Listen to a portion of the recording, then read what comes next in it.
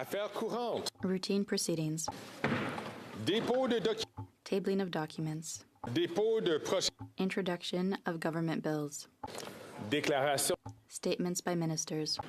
Rapport de Presenting reports from interparliamentary delegations. Member, the Honourable Parliamentary Secretary to the Minister of Labour and Seniors. Speaker, I have the honour to present to you and to this House, in pursuant to Standing Order 34.1, in both official languages, the following reports. The Canada-Japan Interparliamentary Group respecting its participation in the 21st bilateral meeting in Ottawa, Ontario, Canada from August 27th to the 30th, 2023, and the Canada-China Legislative Association and the Canada-Japan Interparliamentary Group respecting their participation at the 44th General Assembly of the ASEAN Interparliamentary Assembly in Jakarta, Indonesia from August 6th to the 10th, 2023. Merci beaucoup. Presenting reports from committees, the Honourable Member from New Brunswick Southwest. Good morning, Mr. Speaker. I have the honour to present in both official languages the 36th report of the Standing Committee on Public Accounts entitled Hydrogen's Potential to Reduce Greenhouse Gas Emissions. I believe there will be a dissenting report coming from the official opposition shortly after I speak. Pursuant to Standing Order 109, the committee requests that the government table a comprehensive response to this report. Thank you. And indeed, the member understands correctly. The Honourable Member from Perth Wellington.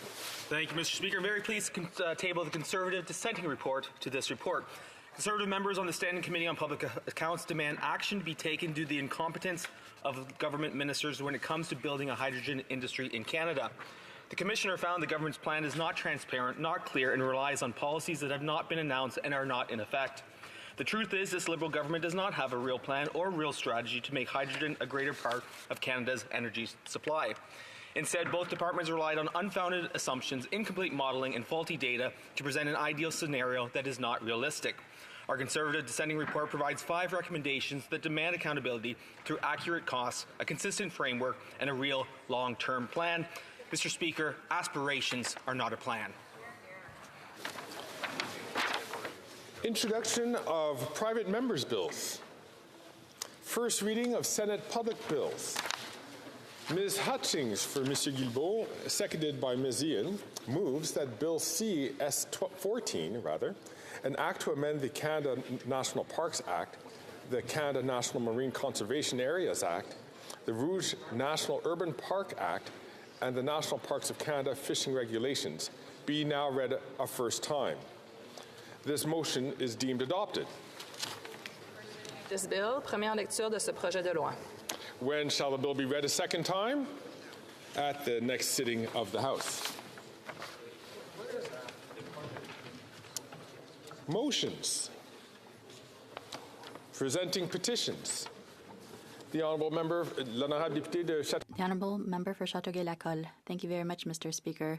It is my honour to present 2 petitions this morning from the people of Châteauguay-Lacolle regarding the fight against online harms affecting children. And people have found that a growing number of reports show that Canadian children are exposed to sexual extortion online in addition to other serious harms through unfiltered access to platforms that directly or indirectly subject children to sexually explicit material, and children may be targeted by child predators online. So people call on the Government of Canada to immediately table comprehensive legislation on harms caused to children online to help parents and guardians to protect children from predators online and against unsought sexually explicit material, and that will hold technology companies accountable so that any platform accessible to children is safe for children. And at the same time, there's a second petition that has the same issue. Thank you very much. The Honourable Member from Willowdale. Thank you, Mr. Speaker. As everyone in this House is fully aware, This weekend marked the second anniversary of Putin's unprovoked and illegal war on Ukraine. Given the unspeakable violence he has unleashed on Ukrainians, and I can speak to it as someone who's been there 3 times since the war started, I am incredibly proud to table a petition today that I have received from citizens across Canada. As members are aware, we have welcomed over 210,000 displaced Ukrainians to Canada, and this was pursuant to the Canada-Ukraine Authorization for Emergency Travel. And I know I speak on behalf of every member of this House when I say that they have been contributing to our communities from sea to sea to sea. So the petition I have been asked to table is to ensure that there is no uncertainty insofar as they are concerned in their future prospects and delays in implementing a PR pathway program for them. So they are requesting that, and they are calling upon our government to provide Ukrainian nationals displaced to Canada in the aftermath of Russia's invasion of Ukraine, a streamlined pathway to permanent residence, which would address those who are not beneficiaries of the family reunification pathway announced on October 23rd, 2023. Thank you, Mr. Speaker. The honourable member from Cypress Hills Grasslands. Well, thank you very much, Mr. Speaker. I've got 2 petitions to table here today. The first one that I'm going to be tabling is in recognition of Mother Language Day, which was celebrated last week. But what I want to highlight is the language of the Sindhi language speakers in Pakistan. There's over 60 million speakers of the language. However, their language is not recognized by the Canadian Consulate in Karachi or the High Commission in Islamabad, and they are looking to have their language recognized, as it is spoken by a great number of people, and it is a beautiful language. Mirbani, Mr. Speaker. Now, the second petition that I have today is in regards to medical assistance in dying. The petitioners are looking to seek the end of the idea of expanding medical assistance in dying to those with the sole underlying condition of mental illness. And the petitioners are looking for the government to not just delay it, but stop it altogether. Thank you very much. The honourable member from Courtenay, Alberni. It's an honour to table this petition today, and it's supported by the Canadian Farmers Markets Association. And I just, Mr. Speaker, also want to thank all farmers and farmers markets from coast to coast to coast. As these petitioners have signed this petition, they're calling on the Government of Canada to support Motion M66 and initiate a national program for all provincial farmers market nutrition coupon programs that would match provinces who already contribute to their farmers market nutrition coupon program, and also help provinces that don't have these coupon programs with program development. They also cite, Mr. Speaker, that farmers markets are a key tool for COVID-19 recovery as small business incubators, domestic system and food security builders, and local economy community builders. And the farmers market coupon programs are a key support for new market development and support for existing markets and their provincial associations. It would create more food security, resiliency by giving vulnerable people access to healthy, locally grown foods, and dietary education while positively impacting the physical and mental health of participants by increasing the amount of diversity of fruits and vegetables they consume. And this has been done in British Columbia. It's been done very well. So thank you, Mr. Speaker. The honourable member from Battleford's Lloydminster. Thank you very much, Mr. Speaker. So I rise to table my first petition here on public prayer in the Canadian Armed Forces.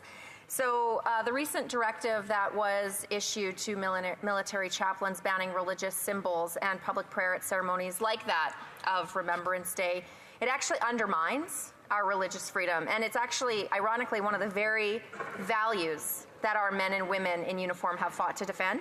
And so these petitioners are calling on the House of Commons to affirm the right of public prayer in our Canadian Armed Forces.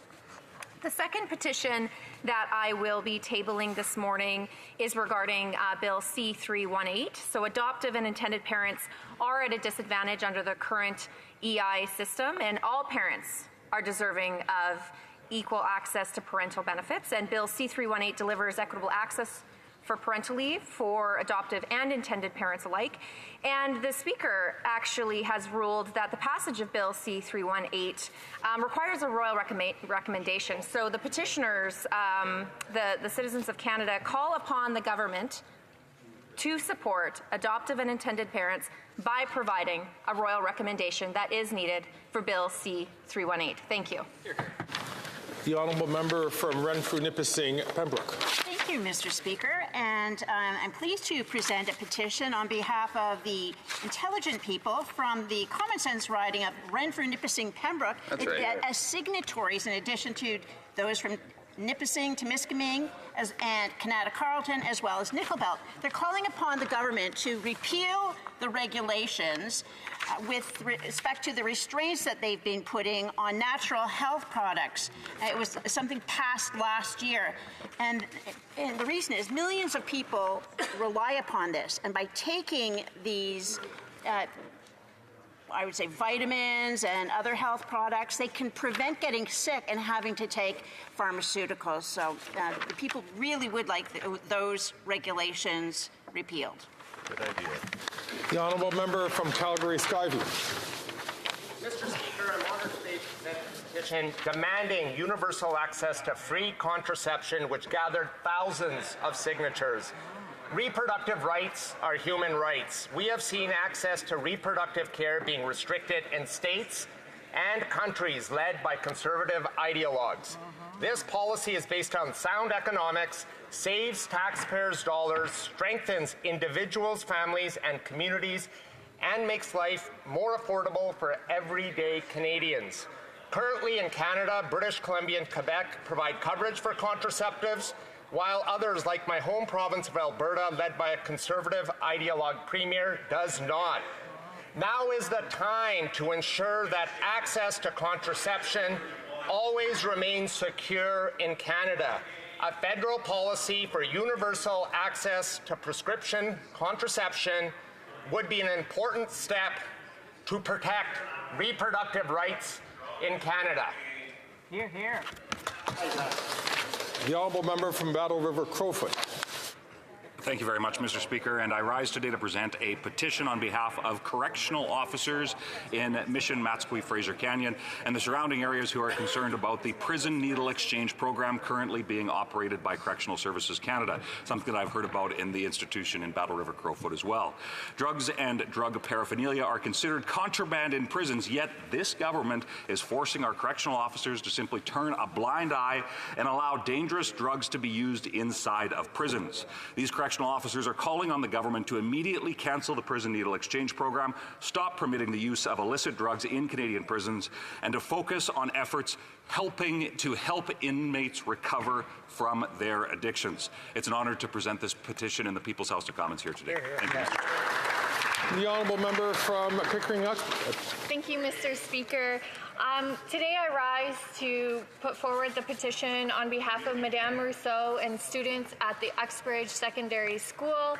Mr. Speaker, we have over 647 signatures. Madame Rousseau and her students learned about Indigenous peoples in this country and specifically wanted to raise to the government calls to action from the Truth and Reconciliation Commission. They specifically wanted to raise the calls to action 2, 9, and 19, which call for data that is necessary to measure the completion of these legacy calls. They also would like to call to action 30, which is asking the government to eliminate the overrepresentation of Indigenous peoples in prison. And Mr. Speaker, they want to ensure that the government is moving ahead with truth and reconciliation in these calls to action. And I'm very proud of the students in my riding at the Uxbridge Secondary School to have raised this and bring it forward to our government. Thank you, Mr. Speaker. The honourable member from Winnipeg North. Speaker, it's with pleasure I table a petition that I have tabled previously, and it's an emphasis on what I believe is the backbone of Canada's healthcare system, our nurses, and they're asking for governments to be able to cooperate in order to deliver better healthcare results and support nurses wherever we can. Interesting enough, Mr. Speaker, it also makes reference to the high costs of pharmaceuticals and the need for government to work with other governments to put into place affordable medications, which I think speaks well in terms of feeding into a national pharmacare program. Thank you, Mr. Speaker. The questions on the order paper. The Honourable Parliamentary Secretary. Mr. Speaker, I'd ask that all questions be allowed to stand at this time, please. Orders of the day. Government orders, business of supply, consideration of an opposition motion standing in the name of Mr. Poilievre on ArriveCAN. Monsieur Poilievre.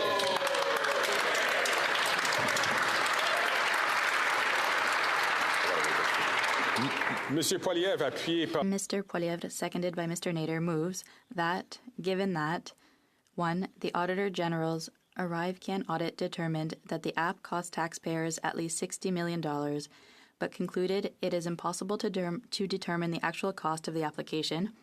2. The Procurement Ombud found that in 76% of ArriveCAN contracts, some or all of the contractors' proposed resources, such as subcontractors and employees, did not perform any work. 3.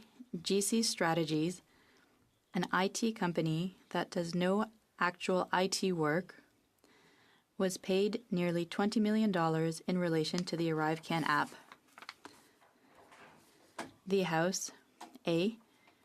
Call on the Prime Minister to table in the House of Commons no later than Monday, March 18, 2024, a report which details the complete, direct, and associated costs concerning the ArriveCAN app incurred to date, including the total amounts paid to contractors and subcontractors, broken down by contractor or subcontractor, and the value of staff time represented by the salary, bonuses, and other expenses paid to all public servants who worked on the app in relation to all expenses respecting 1. Research and development of the app, 2. Management and storage of the data collected by the app, 3. Software development, testing, and maintenance, 4. Training for government employees for using and troubleshooting the app, 5. Call centers used for the app, 6. ArriveCAN-related communications with travelers by email or text message, 7. Market and opinion research, 8. Advertising, 9. Public relations, 10. Merchandise, gifts, and promotional material, 11. Processing of security clearances, 12. Travelers' expenses after being wrongfully directed by the ArriveCAN app to quarantine, 13. The services of legal counsel involved in contract negotiation, litigation arising from procurement, or the use and implementation of the app, and the numerous investigations conducted related to the app. 14. Any other costs related to the ArriveCAN app. And B. Call on the government to collect and recoup all funds paid to ArriveCAN contractors and subcontractors which did no work on the ArriveCAN app within 100 days of this motion being adopted, and for the Prime Minister to table a report in the House demonstrating that taxpayer funds have been repaid. The Honourable Member for Carleton.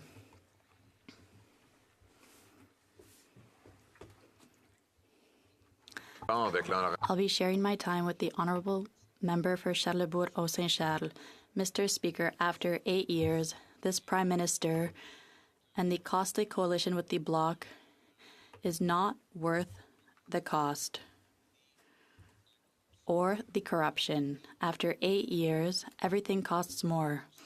Taxes, deficit, and the inflation of this government are pushing up the prices. To the point where 2 million people per month have to depend on food banks.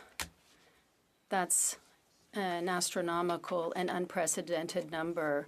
After 8 years under this Prime Minister, it's not worth it. You earn the money and he takes it. After 8 years under this Prime Minister, the cost of housing has doubled and tripled in Montreal, the city that the Prime Minister represents here in the House of Commons. When the federal government prints money, causes general inflation, and it prevents local governments from engaging in construction.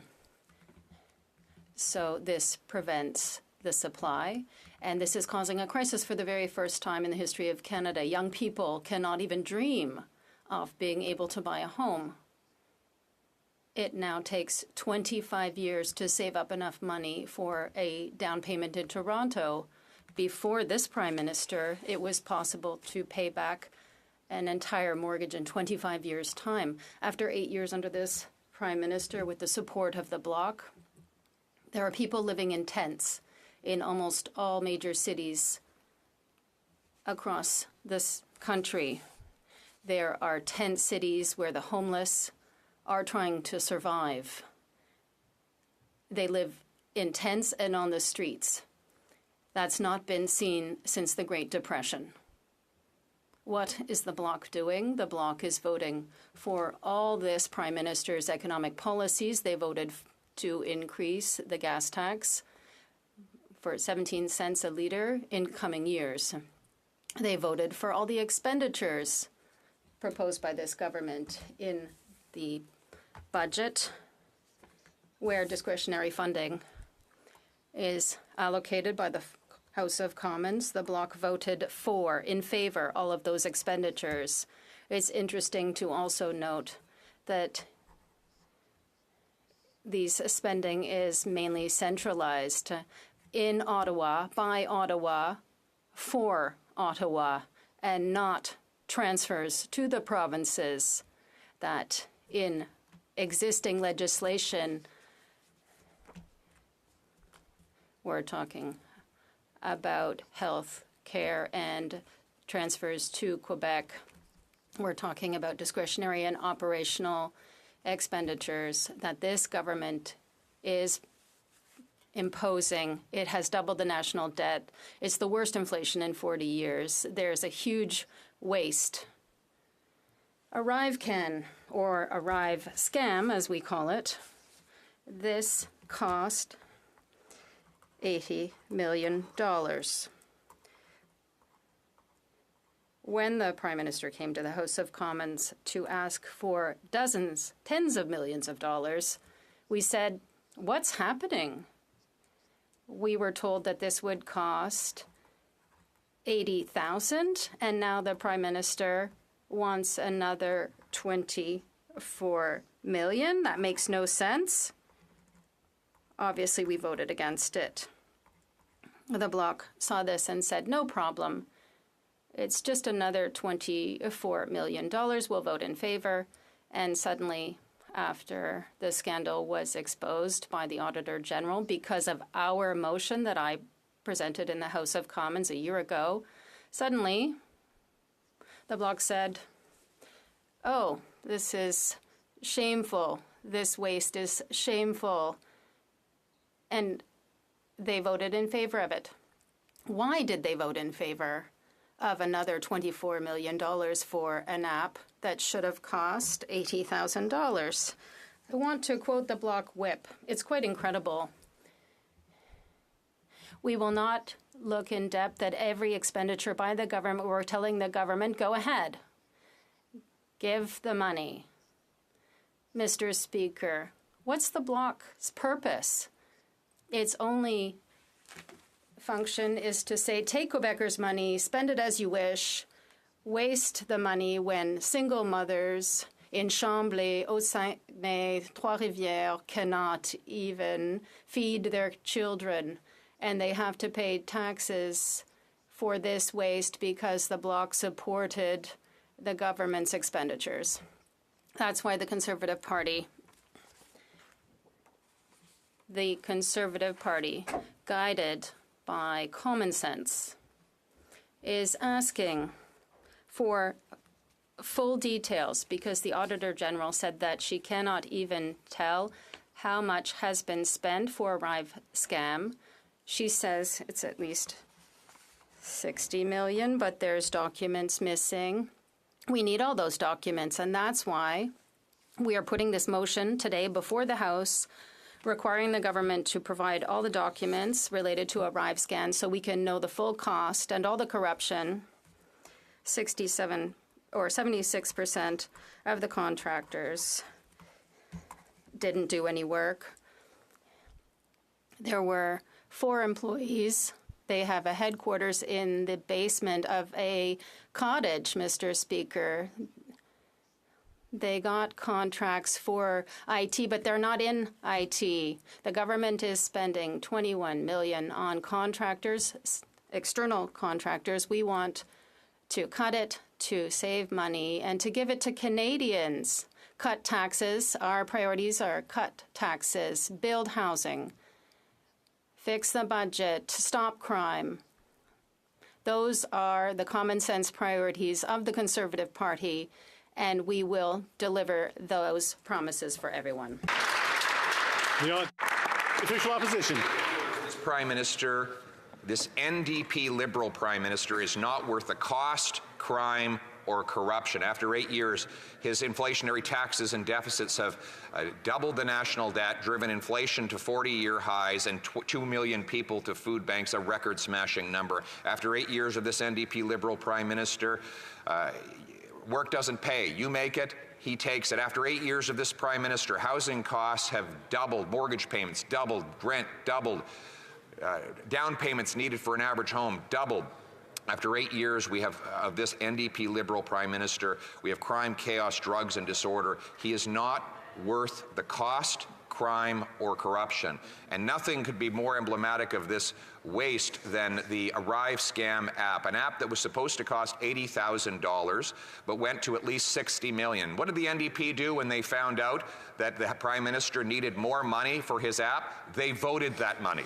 Even though they knew full well the app was supposed to cost $80,000, they voted at least $24 million additional dollars for an app that didn't work, on which 76% of the contractors did no actual work, on which the prime contractor got IT contracts even though they do no IT, and they're headquartered in the basement of a cottage. This is part of a $21 billion boom in outsourcing by this government, a 100% increase in external consultants that costs $1,400 for every single Canadian family. Federal taxes for consultants, $1,400. Mr. Speaker, today we call for all the details in ArriveScam to be released. The Auditor General says she doesn't know how much was spent. It was at least $60 million. That's why we want the government to be obliged by this House to release all the documents, all the costs, tell the truth. We want to know everybody who got rich through this corruption and how much Canadians actually had to pay for it. We're going to get rid of this app. We're going to cut back on outside consultants. We're going to cap spending, cut waste, balance the budget to bring down inflation and interest rates, because our common sense priorities are to axe the tax, build the homes, fix the budget, stop the crime. Axe the tax, build the homes, fix the budget, stop the crime. Axe the tax, build the homes, fix the budget, stop the crime. Axe the tax, build the homes, fix the budget, stop the crime. It's common sense. Let's bring it home.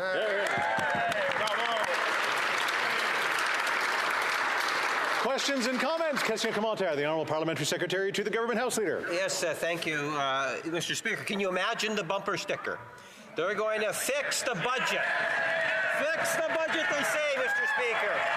But let me tell you, Mr. Speaker, allow me to tell you. Order. I see a few of them in your writing, Kevin. Let's just, I'm having trouble hearing the Honourable Member. The Honourable Parliamentary Secretary. Well, Mr. Speaker, that is actually code for the Conservative hidden agenda. We talk about the mega conservatives, Mr. Speaker, or we can talk about the far right, headed by the leader himself. You know, over the weekend, I hear this YouTube video from Donald Trump And it was something like common sense conservatives. We are common sense conservatives. Look in the mirror, Mr. Speaker. Today we get the common sense conservatives on fixing the budget, which really means the hidden agenda. That means cuts. That means cuts to civil servants. It means cuts to social programs. Will the leader of the Conservative Party be honest with Canadians and tell us exactly what it is he has plans on cutting? Leader of the official opposition. Yes, we will cut the ArriveScam, Mr. Speaker. We're going to cut the $21 billion given to these high-priced consultants, which have gone up by 100%, doubled under this government. We're going to cut the $35 billion infrastructure bank that has not built any infrastructure. We're going to cut the $1 billion green fund that has not actually delivered any green technology, of which $150 million have already been misplaced and misappropriated. I could go on, but I'm being extremely specific because it's so easy to list waste that we can cut. He says that all of these things, axe the tax, build the homes, fix the budget, and stop the crime, should be made into bumper stickers. Mr. Speaker, they will be made into bumper stickers because we have a very easy to understand common sense agenda, and there will be vehicles right across this country that share that agenda. He says it's hidden. How could it possibly be hidden if it's going to be on a bumper sticker?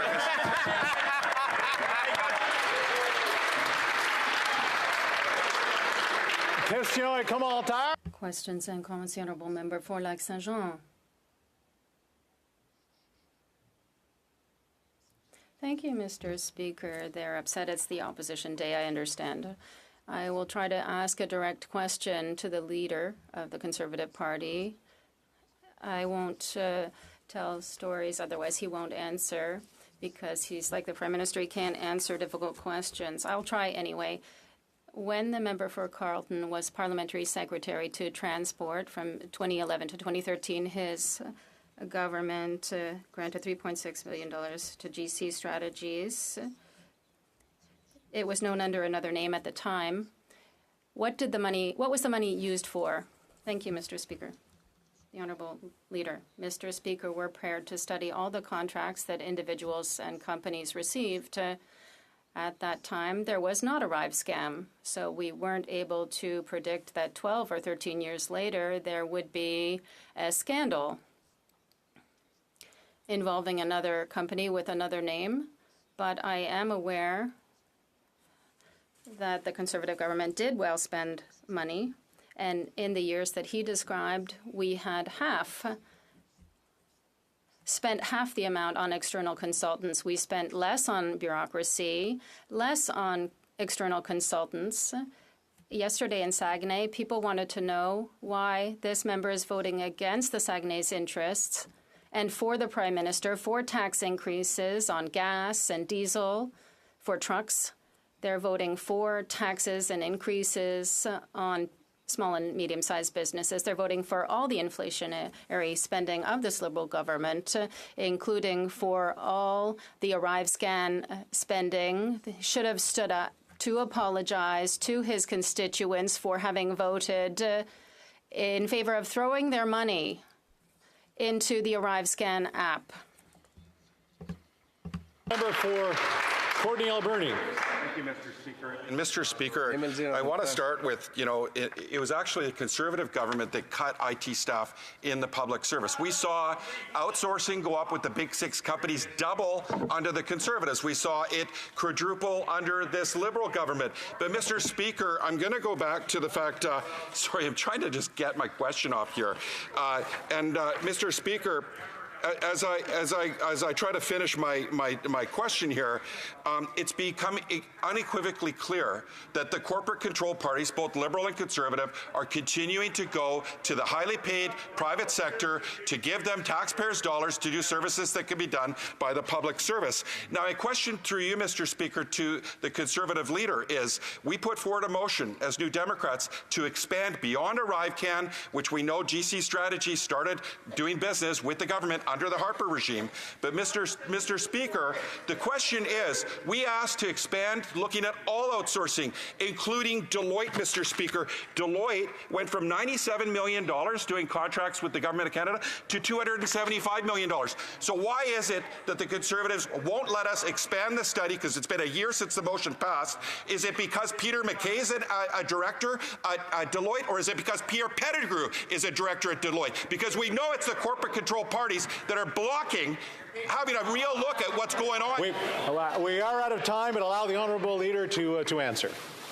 Mr. Speaker, let's start with corporate control. This NDP government is, NDP Liberal government is corporate controlled. They vote together, including that member, to double the amount of money spent on outside consultants. Yep. He voted to increase outsourcing by $11 billion, or 100%. He voted to make his constituents on Vancouver Island spend $1,400 per household on outside consultants. Conservatives voted against every single nickel of that outsourcing. We are the only party in the House that can say that. All three other costly coalition parties voted for those things. We're going to cut the outsourcing. We're going to save the money. Mr. Speaker, we're going to deliver common sense for the common people by axing the tax, building the homes, fixing the budget, and stopping the crime. Reprise du débat. Resuming debate, the honourable member for Charlesbourg, Haute-Saint-Charles.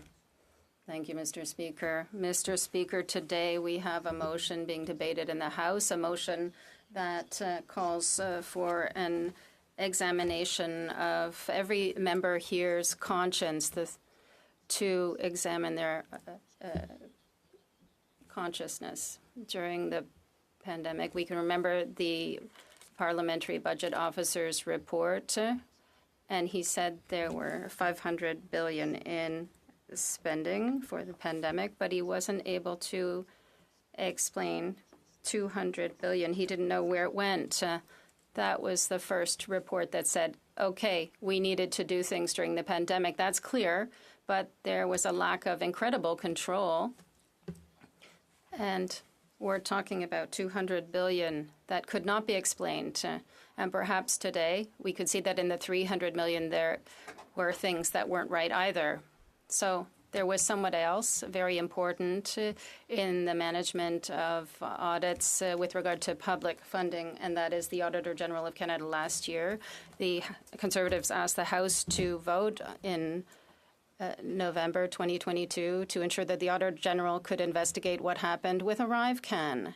ArriveCAN from the very beginning was a bit strange. It was a tool that technically shouldn't have cost too much money, and it was to control travel, people who are vaccinated or not vaccinated and so forth. And at some point we saw that something wasn't working. And we thought, well, it's costing a lot of money, and it wasn't supposed to be that complicated to do. So when we saw the things that came out, the contracts that seemed a bit strange, we said, okay, there needs to be an investigation. The Auditor General did her work and spent almost a year and a half, in fact, to try to get an answer.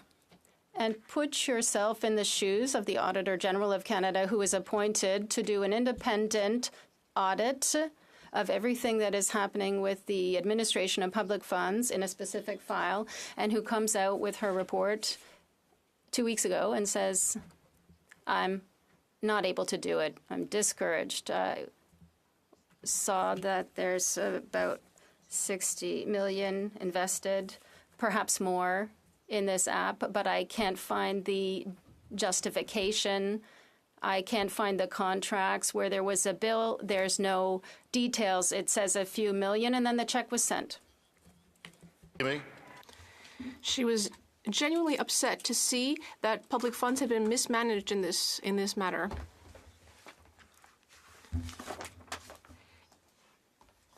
In addition, and this is what our motion is about today, the Procurement Ombudsman also analyzed this and published a report a week before, which said that in the ArriveCAN file, 76% of the contracts didn't do anything, didn't perform any work. 76% of the money went to people who didn't even do anything. It's scandal upon scandal. That's why when I saw the AG's report, I said it was just the tip of the iceberg. I'm sure there's more to it.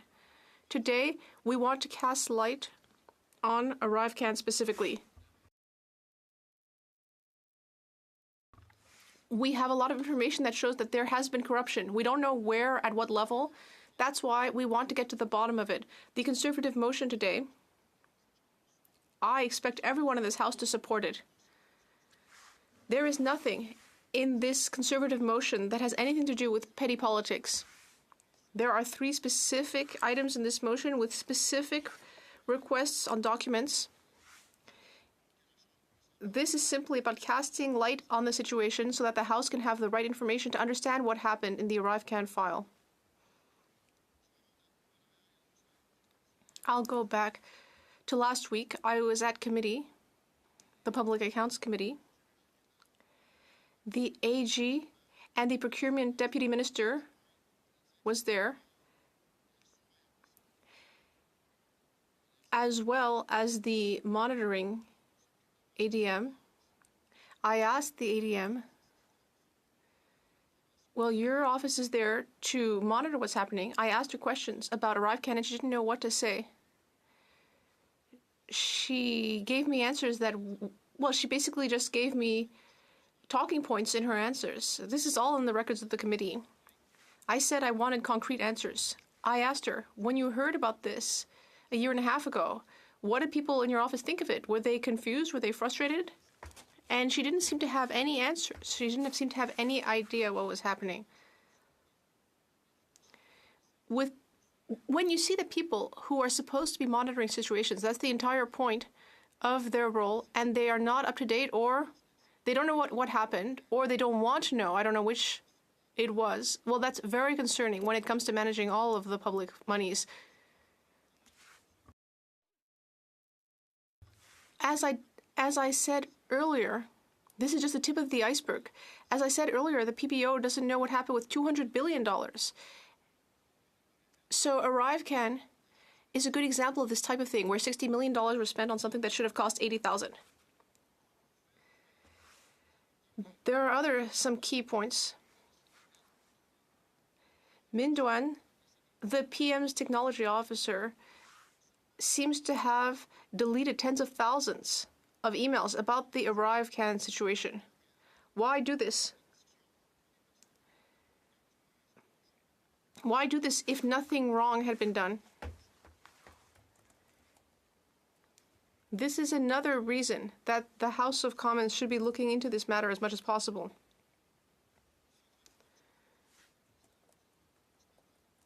Another thing. Last week, I asked the Minister of Procurement, who was previously president of the Treasury Board, and the Treasury Board, by the way, is supposed to regulate and give management directives.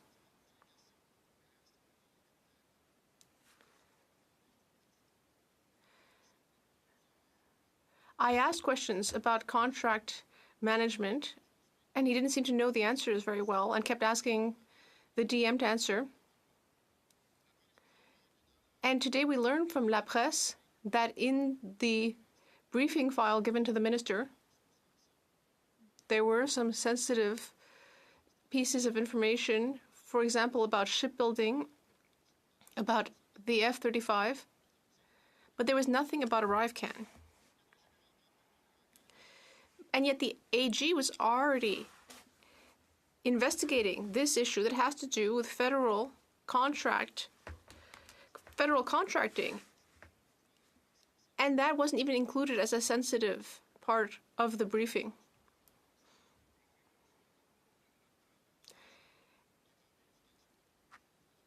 And in addition, this was something that was currently being investigated. That makes no sense that it should have been unfootnoted in the briefing note. So there are so many questions, and that's why our motion is very clear. I would conclude in going back to the mandate letter to the former president of the Treasury Board when he was in that position. In the mandate letter signed by the Prime Minister, it says clearly, I expect that we continue to raise standards on openness, transparency, and effectiveness within government. In other words, I want the government to intrinsically be open and be able to offer better digital services to Canadians. It must be strong and resilient. We must show humility and continue to recognize our errors when we make them. I would like to hear this line of thinking from the government. I'd like to hear them say, we've made mistakes, we recognize that. But we have not heard them say that one single time since the AG's report was tabled. No regret, no apology, nothing. On the contrary, they're trying to sweep this under the rug and just say that they'll do better in the future. It means that the mandate letter didn't do anything because ultimately the other side does not want to tell the truth. So, the Honourable Parliamentary Secretary to the Government House Leader. Yes, thank you, Mr. Speaker. It's not really true what it is that the member is saying when it talks about accountability. What we need to do is to put it into the perspective of what was taking place in a worldwide pandemic, and the governments around the world were responding as much as they could. In Canada, I would like to think that we provided the type of supports to Canadians and businesses that they required, and there was all sorts of government expenditures. We have a civil service, which is second to no other, and there is a process that needs to be followed. Things going through procurement, in particular, Mr. Speaker. And when the government was made aware of issues related to it, the government has been very transparent about it. There has been internal work done. There's been stuff, as pointed out, from the auditor, and the government is working in terms of rectifying the issues that came out of it. Was that not a responsible way for a government to react when they find out is, in fact, to take specific actions? That's exactly what this government has done. The Honourable Member for Charlebourg-Saint-Charles. Well, Mr. Speaker, here from committee at June 16th, 2021, there was a question from a note made in April 2020 saying that the Treasury Board was going to be giving more flexibility for contracting so that things would be quicker during the pandemic. Then in June 2021, the worst of the pandemic was over. So I asked at committee, can we make the rules stricter again? But I was told, no, there are too many investments already being made.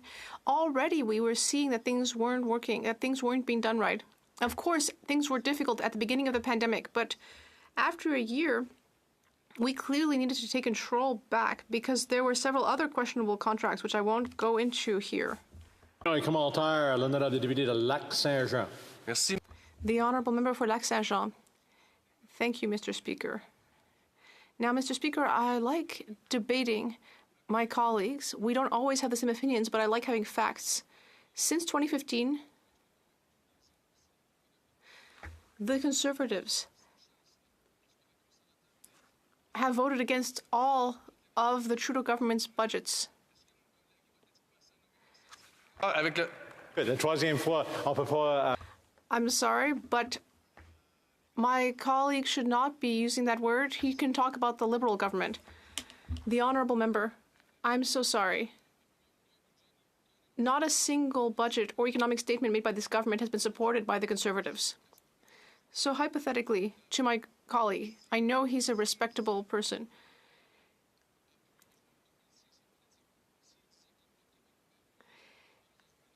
If he were to say that the Bloc Québécois supported every budget that this government has tabled, would he not be lying?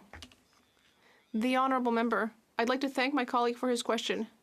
My answer is that in this specific issue, the Bloc Québécois voted for that money, even knowing that it was earmarked for ArriveCAN. And that's why it's odd to see my colleagues react by saying that this is a scandal, even though they voted for the money. And the Bloc Québécois House leader said, oh, well, of course, we didn't have time to look into it. The money had to go out. The Honourable Member for Courtenay Alberni. Speaker, I mean, we saw outsourcing to highly paid consultants double under the Conservatives, including GC Strategies former owners. They were formerly another company operating under the Conservatives. We saw the Conservatives bring in the Phoenix Pay system. It was supposed to save $80 million. But get this, Mr. Speaker, it's cost $3.5 billion. It's $3.5 billion, Mr. Speaker. So we can't take give credit to the Conservatives that they're going to lead the path in terms of taking on highly paid consultants. I brought forward a motion at Government Operations Committee a year ago, Mr. Speaker, to expand the study to include the big 6 corporations, Mr. Speaker. We saw Deloitte go from $97 million last year to $275 million this year. In fact, they did $11 million worth of business in Canada in 2015. Now they're up to $275, but they don't want to look at it. Guess why, Mr. Speaker? Because the corporate-controlled parties, they have a former Liberal cabinet minister, Pierre Pettigrew, as a managing director. They've got a former Conservative cabinet minister, Peter MacKay, as a managing director. So through you, Mr. Speaker, I'll ask my colleague, when will the Conservatives stop protecting their ministers, their former ministers, and their Conservative insiders, and will they start taking a look at all of the outsourcing and actually try to fix this problem?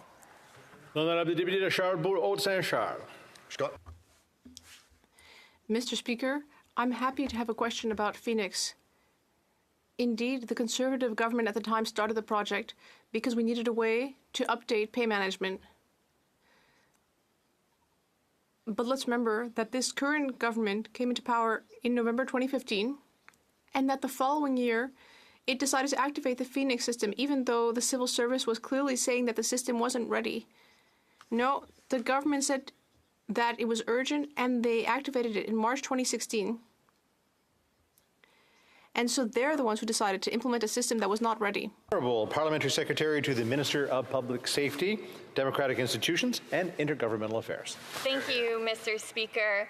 And I'd like to begin by taking a moment to state that this government expects all public servants to act in the manner which represents the values and ethics code for the public service, including the obligation to serve public interests under the law.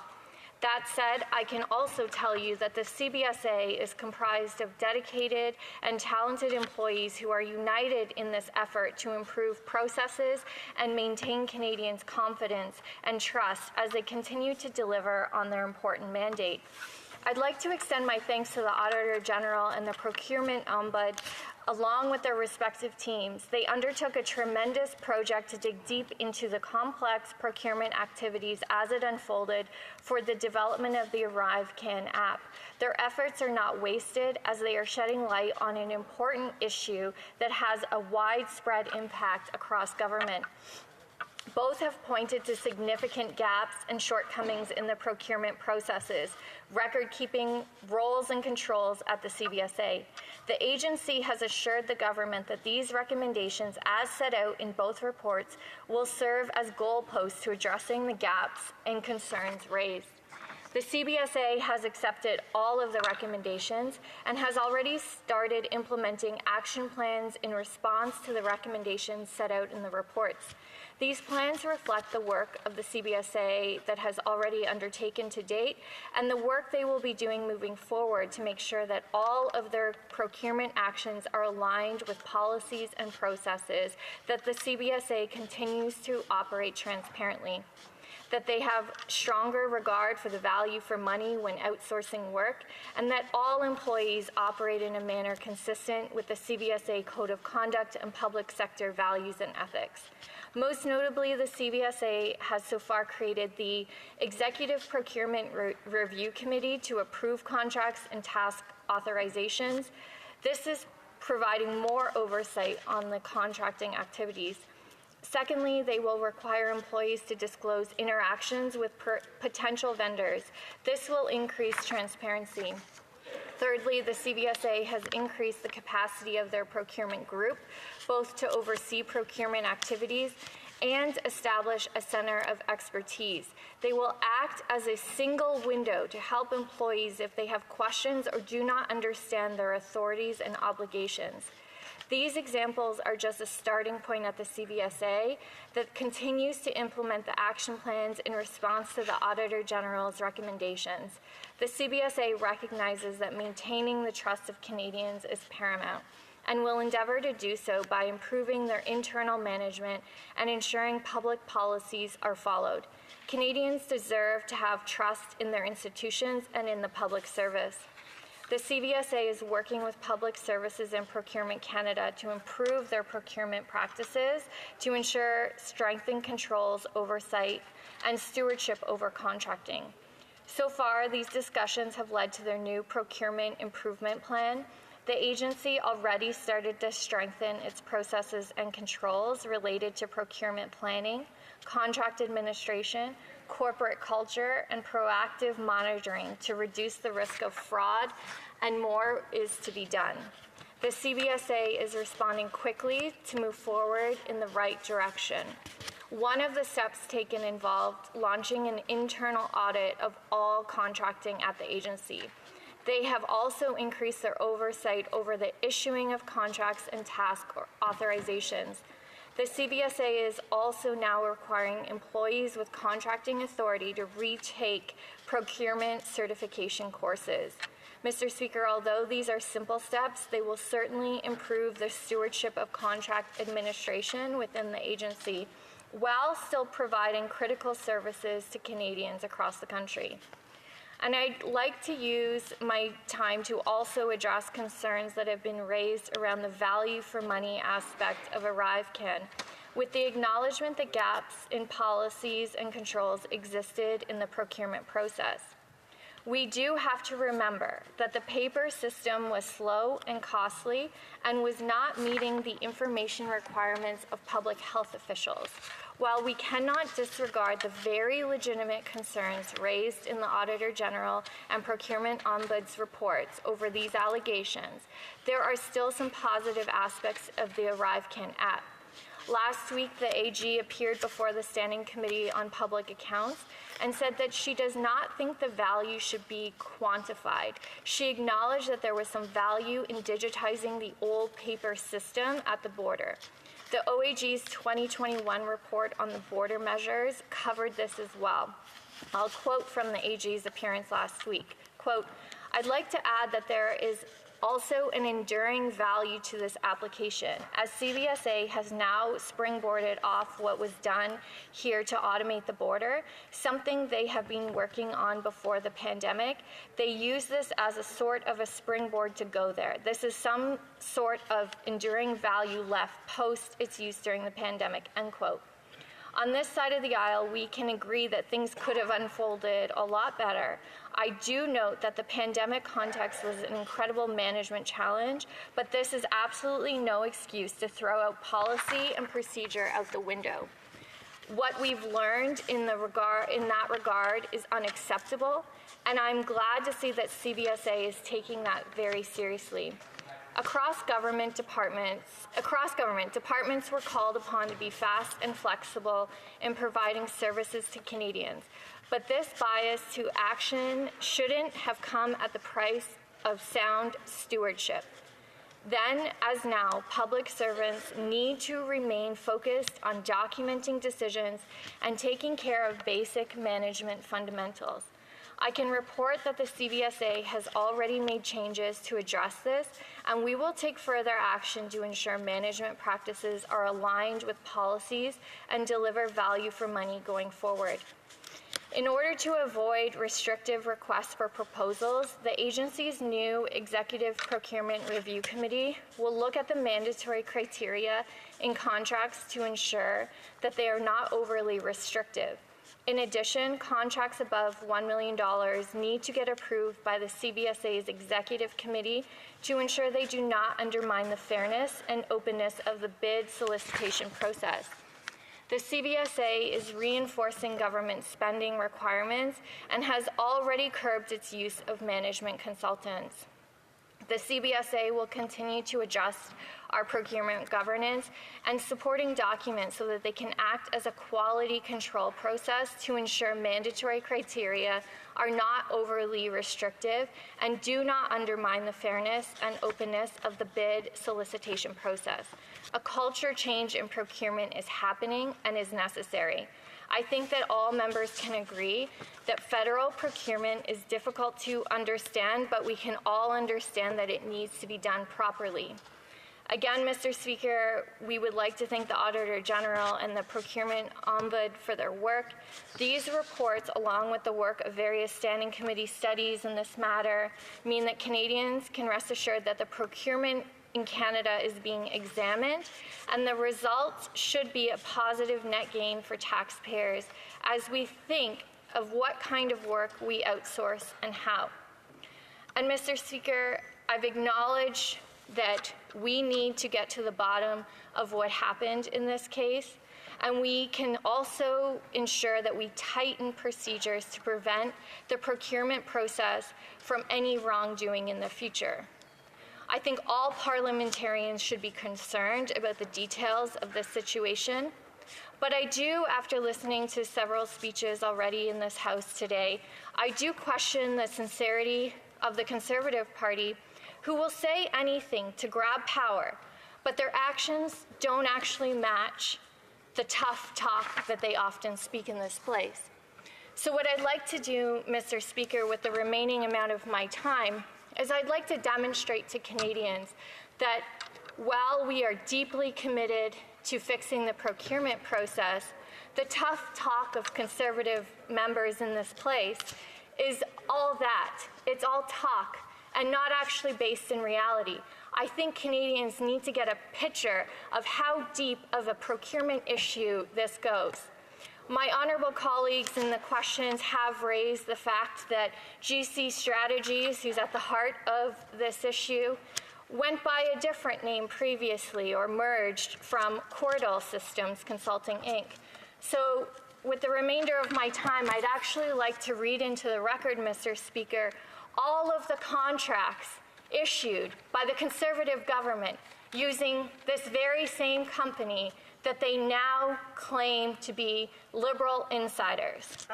Mr. Speaker, April 1st, 2015, total value over $541,000 for technology consultants. March 3rd, 2014, over $2.3 million for Cordell Systems again, for consultants, a programmer analyst. Transport Canada, might I add, while the Leader of the Opposition served as Parliamentary Secretary. March 26, 2013, over $1.8 million, Cordell Systems. Also Transport Canada. November 28, 2012, over $287,000, management consulting under the Conservative government. Contract October 29, 2012, over $968,000 for telecom consultants. October 17, 2012, over $140,000. Other professional services not elsewhere specified. Conservative contracting. October 17, 2012, over $233,000. Other professional services not elsewhere specified by the Conservatives. March 29, 2012, over $213,000. Again, management consulting under the Conservatives. March 1st, 2012, $675,000, information technology consultants. August 9th, 2011, training consultants, over $24,000. Mr. Speaker, it continues. July 29th, 2011, over $24,000, a sole source contract for IT consultants. The same company, Mr. Speaker, that the Conservatives claim don't do any IT work, as I'm reading out all of the IT contracts that they approved. July 29, 2011, over $24,000, again, sole source contract for Transfer Canada. May 24th, 2011, over $129,000, again, for Public Works and Government Services procurement tool. And, Mr. Speaker, October 26, 2010, over $21,000, again, for management consulting at Fisheries and Oceans. Mr. Speaker, I think although this issue is deeply concerning in regards to what happened here, we can see that the procurement issues are pervasive, and it's why this review is absolutely necessary. It's why we've committed to doing the work to fix the procurement process, to put in better oversight, transparency. But, Mr. Speaker, when Conservatives talk tough, Canadians should know that their actions are very different. Thank you, Mr. Speaker. Questions and comments? Question commentaire, the Honourable Member for Calgary Centre. Well, thank you, Mr. Speaker, and I heard my colleague's speech here, and I did hear her make some quotes about $24,000 contracts and $100,000 contracts. This is a $20 million middleman contract. It's absurd, and it was done with no accountability, no contracts, nothing of any sort to show what the money was for. It was a shoveling of taxpayers' money into the pockets of a few chosen so-called IT consultants that are really just middlemen.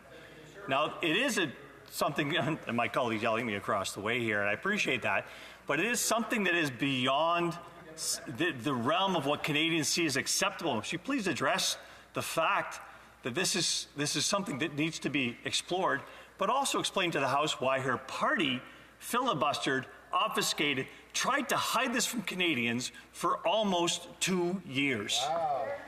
The Honourable Parliamentary Secretary.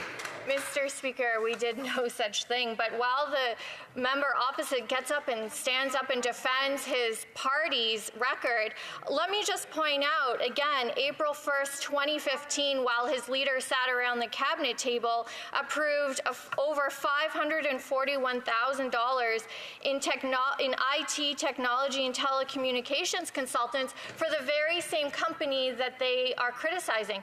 Mr. Speaker, I acknowledge that there is a need to get to the bottom of what happened here and to fix the procurement process. But when Conservatives talk with outrage, Mr. Speaker, we should know that it's very fake given their record. And I would ask for unanimous consent to table in both official languages the Cordell Conservative contracts in this House so the members opposite can see just how much they spend. The Honourable Member has asked for consent to table those documents. Does he have consent? Agree. No, I'm hearing a number of no's. Question commentaire? Questions and comments. The Honourable Member for Montcalm. Thank you very much, Mr. Speaker. Monsieur le Président. Mr. Speaker, can we have a little bit of decorum in this House? Merci. Thank you, Mr. Speaker. So at the outset, I think it's important to note that the Bloc Québécois, out of principle, will support this motion because the leader of the Bloc Québécois was the first to call for an independent investigation for a repayment process, and oversight of the agency. But aside from the smoke and mirrors from the leader of the opposition who said when it was $12 million, we wondered what it was, the truth, Mr. Speaker, is that on this side, there's no one who saw it before the Auditor General made her presentation.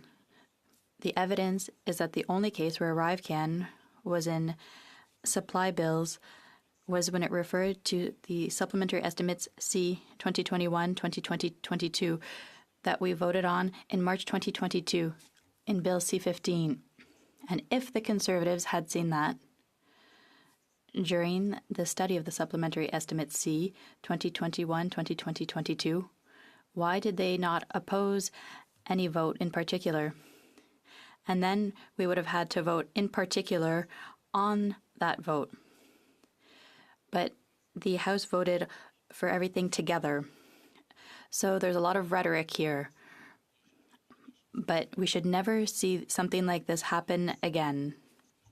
What I'd like to know from my colleague is, will her government finally put in place an independent investigation so we can see all of the ramifications related to these two people? The Honourable Parliamentary Secretary. Mr. Speaker, and I thank my honourable colleague and acknowledge the fact that all parliamentarians should be very concerned about what we've learned. I thank him for his advocacy on this.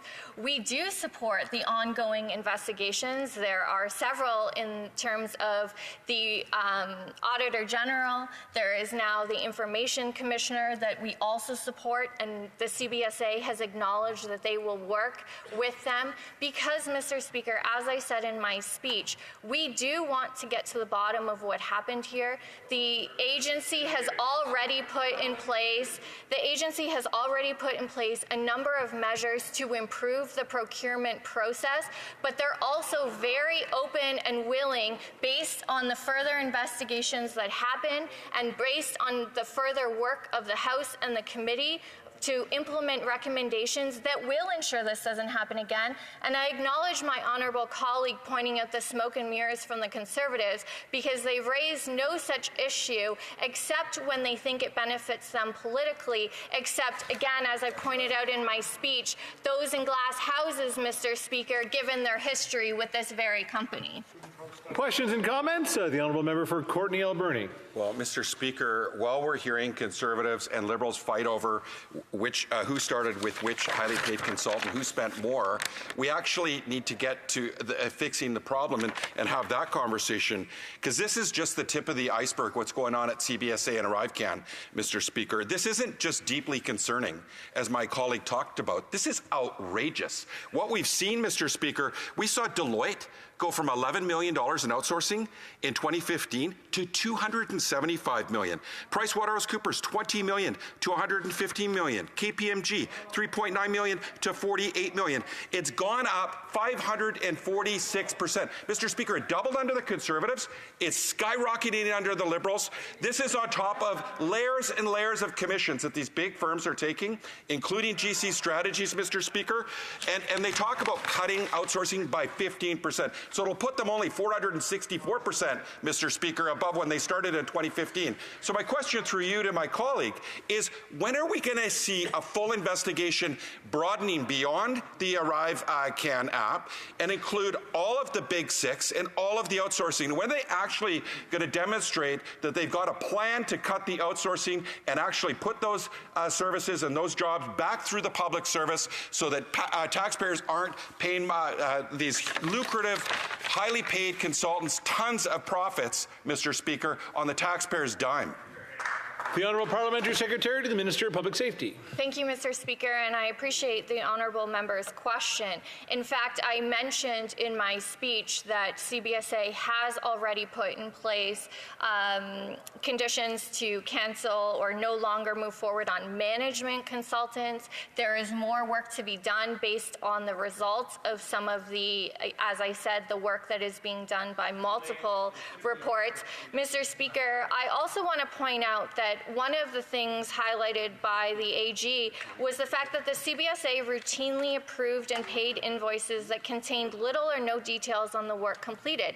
This is a very serious issue, Mr. Speaker, an issue that, again, the Conservatives seem outraged on, yet did themselves with the very same companies. This is why, and to my honourable member's question, this is why CBSA has also initiated a full review of CBSA procurement practices, because we want to make sure, as I said in my speech, that Canadians see value for money and that there's transparency in the system. This isn't something that just happened overnight, but we are committed to fixing it and giving that assurance to Canadians.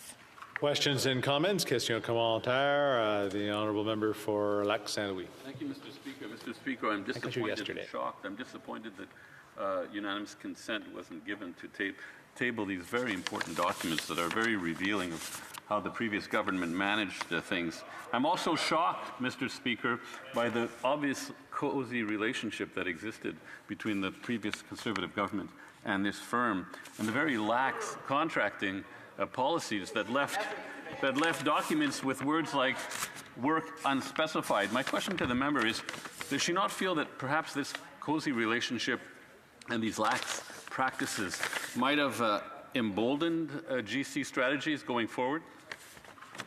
Parliamentary Secretary, 1 minute. Thank you, Mr. Speaker, and I appreciate the question from my honourable colleague. I think what he's posed is yet another question in this situation, and this is why I'm happy to see that the CBSA and the Commissioner is working with all agencies looking into this. In fact, they've also reported any concerning allegations to the RCMP because, Mr. Speaker, as my honourable colleague raised, this company has a long-standing history with the Government of Canada under the Conservative government, and so perhaps they became very used to working in the system. I don't know, Mr. Speaker, but I do think it's important that not only do we get to the bottom of this and look at what happened here, but more importantly, we fix procurement across the system. Reprise. Resuming debate, the Honourable Member for Beauport-Limoilou. Thank you, Mr. Speaker.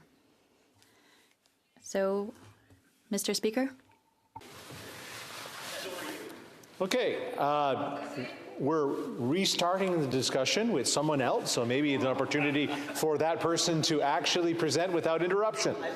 The Honourable Member for Beauport-Limoilou. So, Mr. Speaker, we are meeting today to discuss an opposition motion from the Conservative Party. While we all expected that we'd have an nth motion on the carbon tax, which doesn't apply in Quebec and which represents less than 0.15% of inflation, well, there was a wonderful surprise to see that we were going to talk about something else, which is refreshing. Today's motion concerns ArriveCAN, a subject that has been studied by the Government Operations and Estimates Committee since October 2022. And I've had the pleasure of reading each one of the documents we receive. And the documents, I made a table of contents. To date, there were 27 pages in the table of contents. That will give you an idea. I haven't finished reading all of it. And I'd like to specify that my honourable colleague for Terrebonne is also studying ArriveCAN, and she will be the next to speak, so I will be sharing my time with her. So to date, we've met with 46 witnesses, we've received 2 briefs and tens of thousands of pages of documents. To give you an idea, as I was saying, there's a 27-page table of contents to date, and I haven't finished reading, naturally. Reading is one thing, analysis is another. Relating each of the pieces of information to draw a complete picture, it takes longer than 5 minutes and a 15-second clip on social media. So why have such a motion today if this is being studied in committee? Maybe some of you are asking that question. That's partly what this speech will attempt to answer with an overview of the situation to date. I'll elaborate on what ArriveCAN is exactly and what has happened since 2022, what we've learned. So for a refresher, ArriveCAN is an application that travelers were required to use to declare their vaccination to customs. It's worth noting that the first contracts for ArriveCAN were in 2017, well before the pandemic, and those contracts were to create an application to make customs simpler when we enter Canada. And it was in 2020 that the health component was added to the application, and that's where everything seems to have started going downhill. How much was the application supposed to cost at the beginning? The 80,000 number has been brought up, but in 2022, it was more like $250,000. There was a copy of ArriveCAN that was made by a team of young programmers, and that team told us at committee that yes, copying an application is much easier than creating one from scratch. But even if they had created it from scratch with security codes and updates, it would not have cost that amount. At the time, it was said to have cost $54 million. Now it's $59.5 million. So a part of the veil was lifted with regard to ArriveCAN and its costs. In examining the file, we realized that a number of consultant aid companies had been awarded major contracts. What did those consultants do? Well, basically, they had to open their computers, look on LinkedIn for specialists, make a list of those specialists with daily costs for their work. That was between $1,000 to $1,500 per day that was charged by these consultants for specialists. But we learned from the ombuds that they were IT specialists that were contracted, and 76% didn't actually work on the application. It was other specialists. And we don't know whether they had the same qualifications as those on the original list. I hope you're following. So essentially, that's the work that they did, and ultimately they charged between 15 and 30% for giving those names. 15 to 30% of what? Well, 15 to 30% of the fees charged daily for these specialists that weren't the ones that actually worked on the application. So that reminds me of something. That reminds me of something, indeed.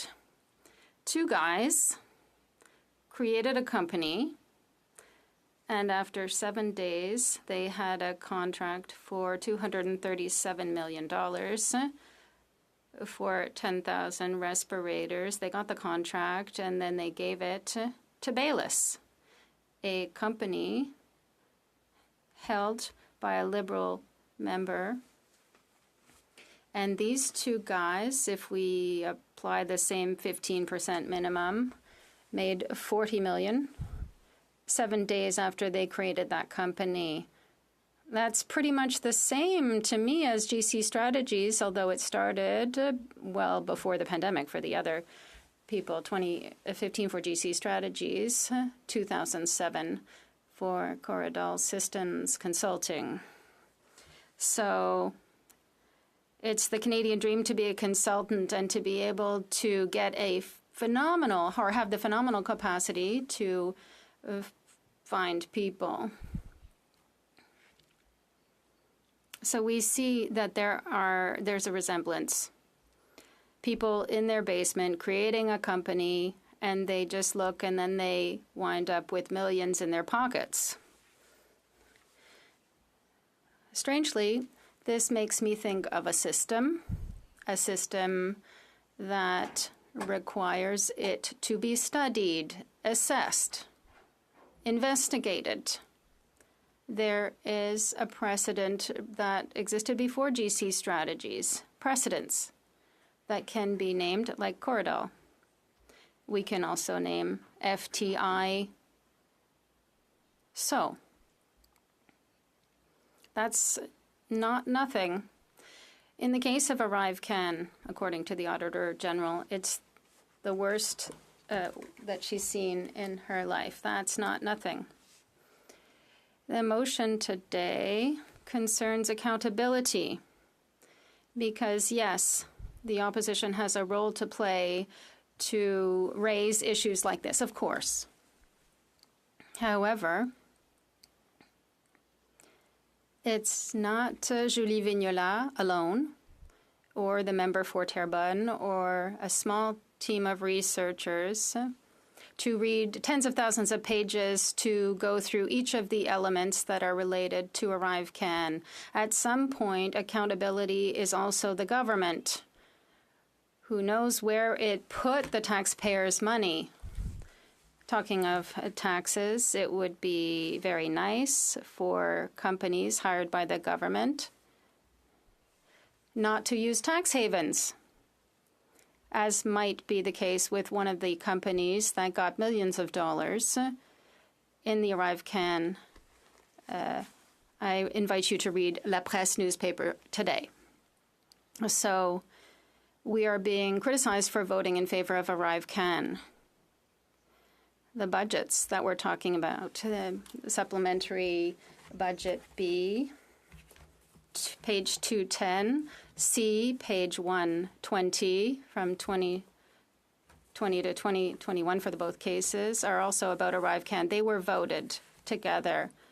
If we had voted against, as the Conservative members did, we would have voted against the construction of shelters for Indigenous women, against financial support for festivals and tourism, against support for communities, mental health supports, and against assistance for Afghan refugees. The member for Charlebois-Saint-Charles was asking for that loud and clear in the House. And we would have voted against the purchase of personal protective equipment. All that to say that there's a problem. We agree with the motion, but we also have to look at CBSA. And the people have been saying for years that there's been a serious problem, not just with the passports, and the Conservative members and the Liberal Party members shut their eyes with regard to those problems.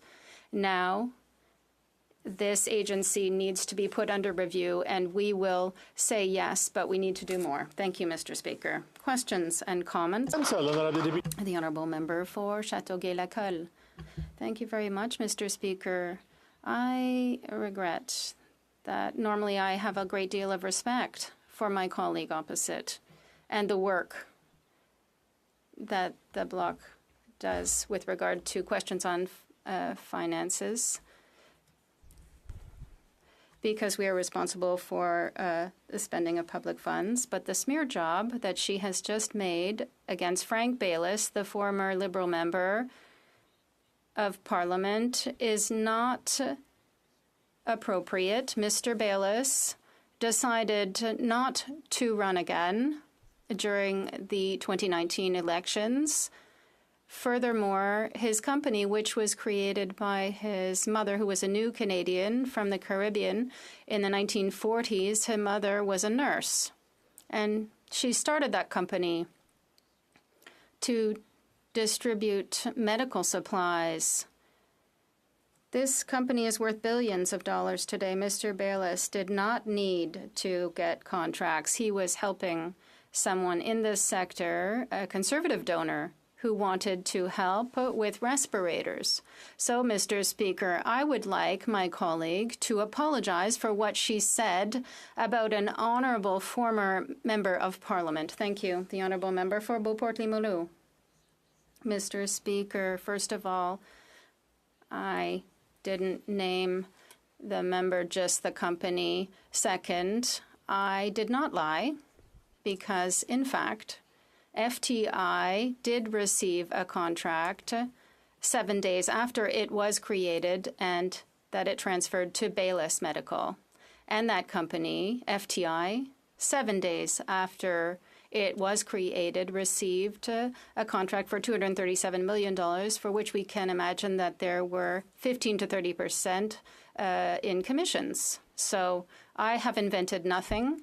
We must simply look back at the records in the newspapers, but these are also contracts that were awarded. Questions and comments? For Calgary Centre.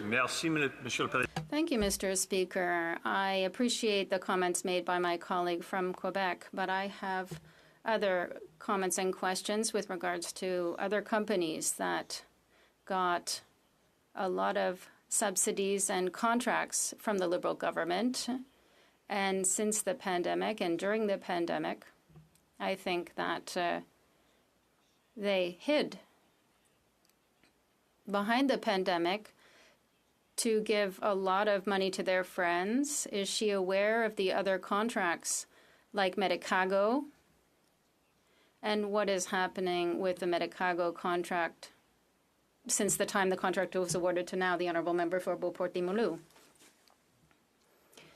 During the pandemic, sir, may I answer the question asked by your colleague? Thank you. At the beginning of the pandemic, we will remember that the federal government had all its eggs in the same basket with regard to the purchase of vaccines. And there was an agreement with the Chinese government, and that agreement didn't work, and we had no access then to vaccines. And the government of Canada then diversified the potential producers of vaccines, which included Medicago, but it also included a risk factor. Some, not just Medicago, but others, did not provide a vaccine for various reasons, and the government of Canada lost the advance payment, unfortunately. Medicago no longer exists due to a decision by Mitsubishi Motors. Sorry, not Mitsubishi Motors, but Mitsubishi Pharmaceuticals. It was a decision that was made. And yes, we did lose money. But it could have also worked. It is just a race to who could produce the vaccine first and have access to the market. Thank you. Comments very quickly. The honourable member for Timmins, James Bay. Thank you, Mr. Speaker. I was on the committee that looked into the spending. We looked at Baylis Medical, we looked at Palantir, we looked at We Charity.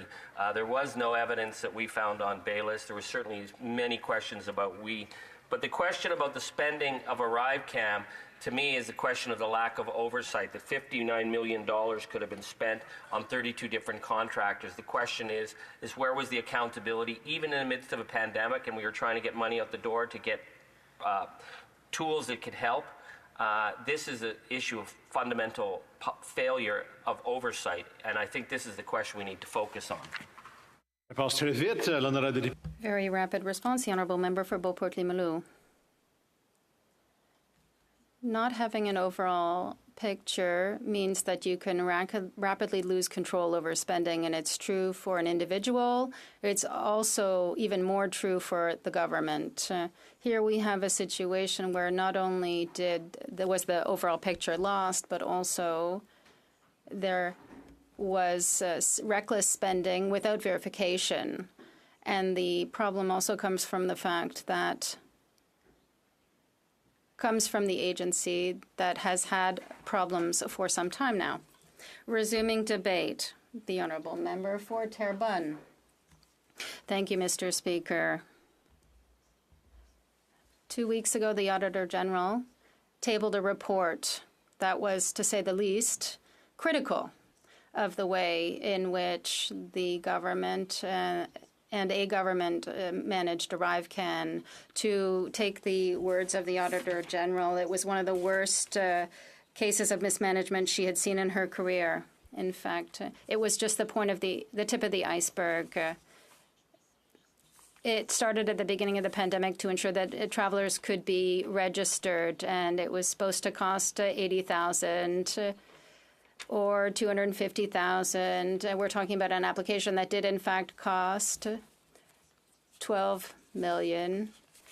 For a smaller population in France, for example, there are many applications that cost less. In other countries, alas, Canada spent $60 million approximately, and the Auditor General wasn't even able, her and her team weren't even able to put an exact figure on how much this application cost. And that's the beginning of the problem. So in a procurement process that was violated, the Auditor General said that the procurement ombud had made serious allegations with regard to the fact that PSPC and other agencies didn't follow the procurement policies that should have been worthy of a G7 country. The daily average costs for the application were approximately $1,090. And we know that the companies that charged the government charged almost the double of what it should have cost. Other examples, 76% of the external consultants didn't, in fact, do any of the work.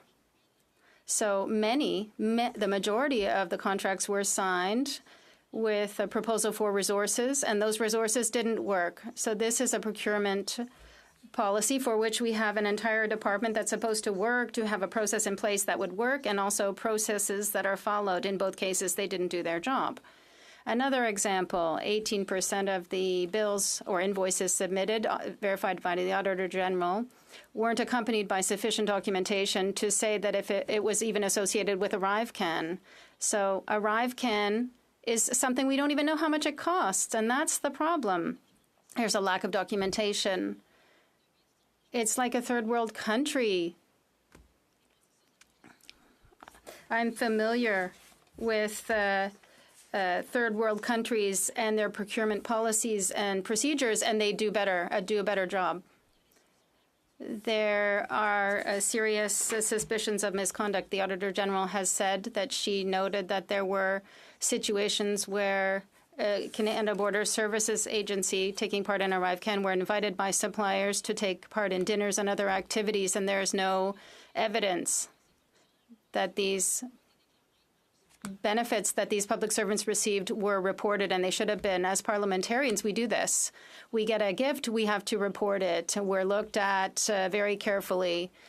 First and foremost, a public servant is someone who serves the state, and they know that when they take or assume their duties, they have to do the best of their, to the best of their abilities, their job. And they have to report the gifts that they get. That's how you work in the public service. Another company worked for GC Strategies. We know it was like GC Strategies, it was Cordell. And there was Diane as well. This morning we learned that Diane, another company that received millions for the ArriveCAN app, the owner, has an account in a tax haven. This is not surprising because when you get this much money for not doing any work, or almost any work, there's something that is related to misconduct. We'll let the RCMP do their jobs, but we also know that the owners of GC Strategies have numbered accounts. Having a numbered account, you can go in many different directions, and I will let the police investigate this because suspicions of misconduct are serious here. One thing is certain, Mr. Speaker. The companies like Diane and GC Strategies had contracts under the Conservatives, be it under GC Strategies or Cordell, they had it. Another thing, however, is that contracts with consultants, and these two companies in particular, exploded starting in 2017. It began in 2016, 2017, and companies like Diane and GC Strategies got in the case of Diane, hundreds of contracts from the federal government. The Liberal government completely lost the control of its public services, of its public servants and departments. Is it through a lack of leadership, not being responsible, being irresponsible? That's what we're trying to understand. ArriveCAN is only the tip of the iceberg. We note, for example, that contracts that were awarded without tender also exploded. So there's a systemic problem within the current government.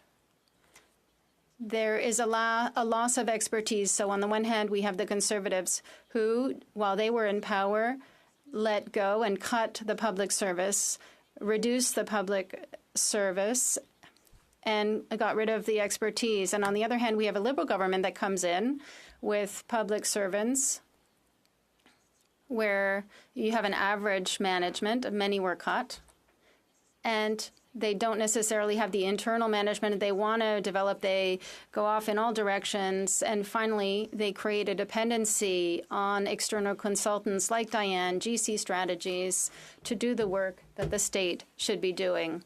And that has increased astronomically, not just to competitive contracts. We're talking about non-competitive contracts that were granted in astronomical numbers. In 2023, 27% of the contracts that were awarded without tender. Do you know in which department? Public Services and Procurement Canada, the department that is supposed to lead by example, that uses the processes and should follow them, but 27% of the contracts granted by public procurement were granted in a non-competitive process. Is the state providing the best services possible at the best value because it's from taxpayer money?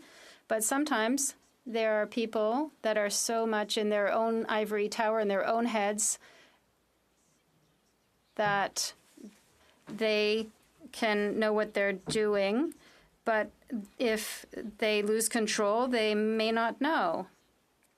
So that's just public services, public procurement. Now, as for the border services, there's a lot wrong there. I've already mentioned that there are concerns about misconduct. ArriveCAN is just the tip of the iceberg. Yes, we will support this motion, but as my honorable colleague for Beauport-Limoilou said, this motion may not go far enough. Our leader was the first to say that we need a public inquiry. We need to investigate the border services, and there may be problems elsewhere as well. We may need to take serious measures. This is a generalized problem.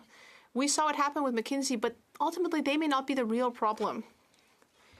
There may just be a total loss of control over their departments from the Liberal government. They've become dependent on external consultants and have completely lost control. That may be the case. And that is partly linked to the irresponsible behavior of the Conservative government that cut the public service and meant that ultimately the government has needed to go to external consultants. Under the Conservatives, there's an irresponsible government, but the Liberals are also irresponsible and not able to manage their departments. I'm glad we have other options in Quebec. In fact, we have the very best option to leave and manage our own matters because there aren't a lot of cases like ArriveCAN in Quebec. The application in Quebec cost a reasonable amount. In the tens of millions, which is not what we had at the Canadian level. We manage things a lot better in Quebec. And if we're between a rock and a hard place, well, we'd prefer to just have our own country. Questions and comments? The honourable member for Châteauguay-Lacolle. Thank you, Mr. Speaker. I appreciated my colleague's speech. At the Public Accounts Committee, she summarized things very well. She summarized what we heard from the AG. And I think she'd agree that this work is very important and must remain independent. My question is the following. She raised the fact that the Conservatives cut the public service and that there's a lack of expertise. Does she agree that we should increase the abilities of the public service with everything that would entail? Or is there a place for consultants? I think she herself has worked with consultants in her previous career. The honourable member for Terrebonne. I'd like to thank my colleague for her question. It gives me the chance to say that the Liberals have already significantly increased the size of the public service. So on the one hand, they increased the size of the public service, and yet at the same time, these roles in many cases were operational and just managing consultants. So they increased their spending, but yet there's a great deal of work that's being done twice. Often, consultants are being hired to do work when an entire internal team could do it. There are inefficiencies everywhere. The problem is generalized. We need to consolidate the public service and offer better services to citizens. Question commentaire, the honourable member for Calgary Centre. Thank you, Mr. Speaker. I have a question for my colleague from the Bloc Québécois.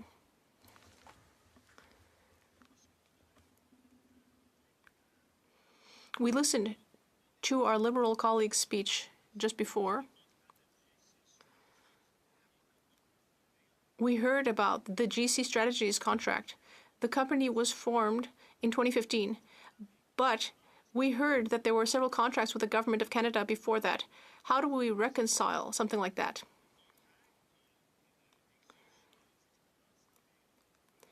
Because there were contracts that took place before 2015, but the company didn't exist before 2015.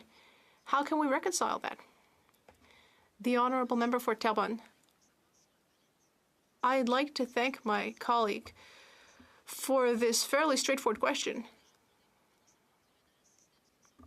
Because the two consultants in GC Strategies already had another consulting company which had contracts with the federal government since 2007. under the Conservatives. And then in 2015, they dissolved the previous company and they formed a new one. It's easy to see on the Open Government website. It's a classic change of name, which is normal to do when there's a change in government. Courtney Alberni. Mr. Speaker, we know this is just the tip of the iceberg, what's happening with ArriveCAN and over at CBSA. And at Government Operations Committee, I put forward a motion to expand the study to include the big 6 highly paid consulting firms. And Mr. Speaker, when I put forward that motion, you should have seen the room. On the corporate control parties, everybody ran to their phone. Hold on. They're checking in with their friends over at the big corporations, including, I'm sure, the managing directors at Deloitte that are, both former cabinet ministers from the Liberal Party and the Conservative Party. But Mr. Speaker, the Conservatives delayed the vote on the motion, not once, not 2 meetings, but 3 meetings. They finally got confirmation and a go-ahead from headquarters at Deloitte, from their corporate-controlled headquarters, Mr. Speaker, that they could go ahead and support the motion. Guess why? Because we knew that the Conservatives would never allow that study to happen and be expanded. So my question through you, Mr. Speaker, do the Bloc agree that we need a full investigation that goes well beyond what's going on over at CBSA and the ArriveCAN app, and we need to look at all of the outsourcing, especially since it's gone up 546%, Mr. Speaker, over the last 8 years, and it doubled under the Conservatives. We need to get to the bottom of it, and we need to fix this problem. And then I have the Deputy de Terrebonne. The honourable member, I'd like to thank my colleague for his question. We are in favour of this. We want to get to the bottom of this.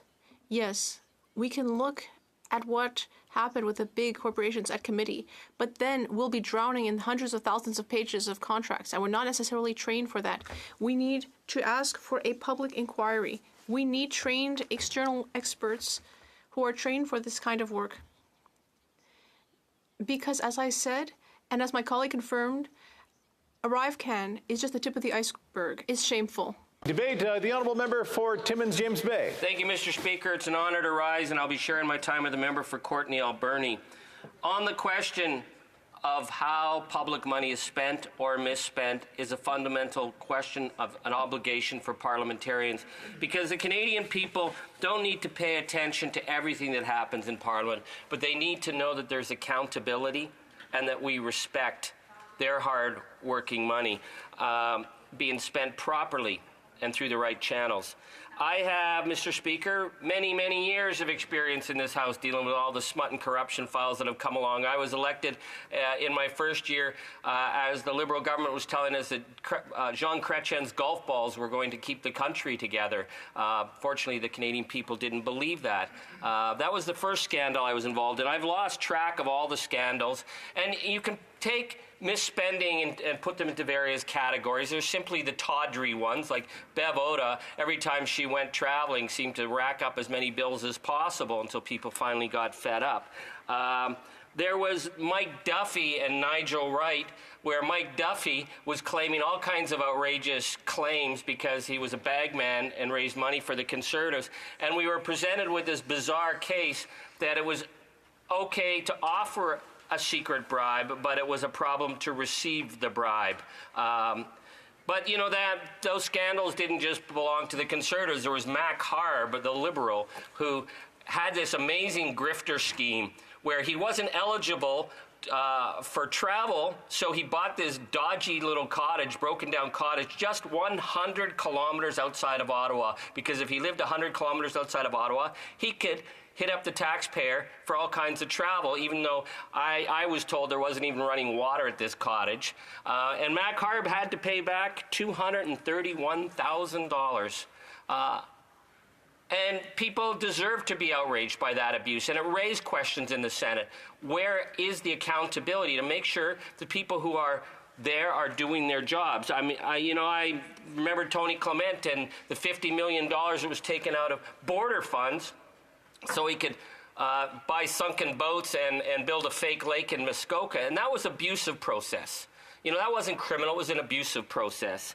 There was Arthur Porter, one of the more concerning scandals that I've been involved in over the years, because Stephen Harper appointed him head of the Canadian Security Intelligence Service and made him a Privy Councillor. And we now, of course, then found out that he was involved in what CBC said was the largest fraud investigation in Canadian history, and he ended up dying in Panama in a jail. So those are elements of criminality, griftership, tawdry, people just misusing the public funds. The ArriveCAN thing, I think we need to put it in perspective of the time and then analyze it from there. When we were hit with the pandemic, we were dealing with completely unknown, an unknown crisis that none of us had faced. And there was certainly a need to get a response out the door quickly. And who did the best job at that was actually our public servants when they basically spent that Easter weekend in 2020 creating a program to get the CERB dollars out to people who were not able to work and keep them going. It was the public service who did good, amazing work during that time. But there were a number of scandals that came up during that period, and I think ArriveCAN fits into that because it's a question of the lack of oversight and accountability. Certainly, Canadians deserve to know how contracts were $59.5 million divided up through 32 companies for a program that didn't work was allowed to go ahead. We ask ourselves, how was that possible?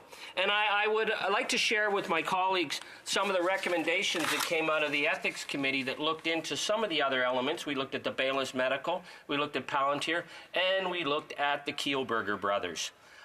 Because at the time, again, the government wanted to get a youth program out, and there was $500 to $940 million that was set aside for the Kielburger operation without competition, without a very clear oversight. And what the committee found was that the incredible access that Mark and Craig Kielburger had into the inner workings of government gave them that advantage that no one else had.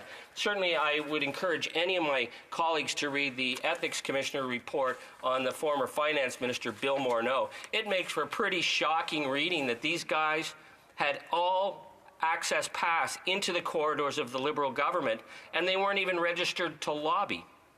That certainly was a major factor in bringing down Mr. Morneau. Now, I want to raise this because it's about, if we have these scandals, we need to learn from them. We need to learn how money was misspent. We need to learn why there was no oversight so that they don't repeat. Otherwise, we become a laughingstock of repetition of failure from insiders, from misuse of public funds, from contracting out.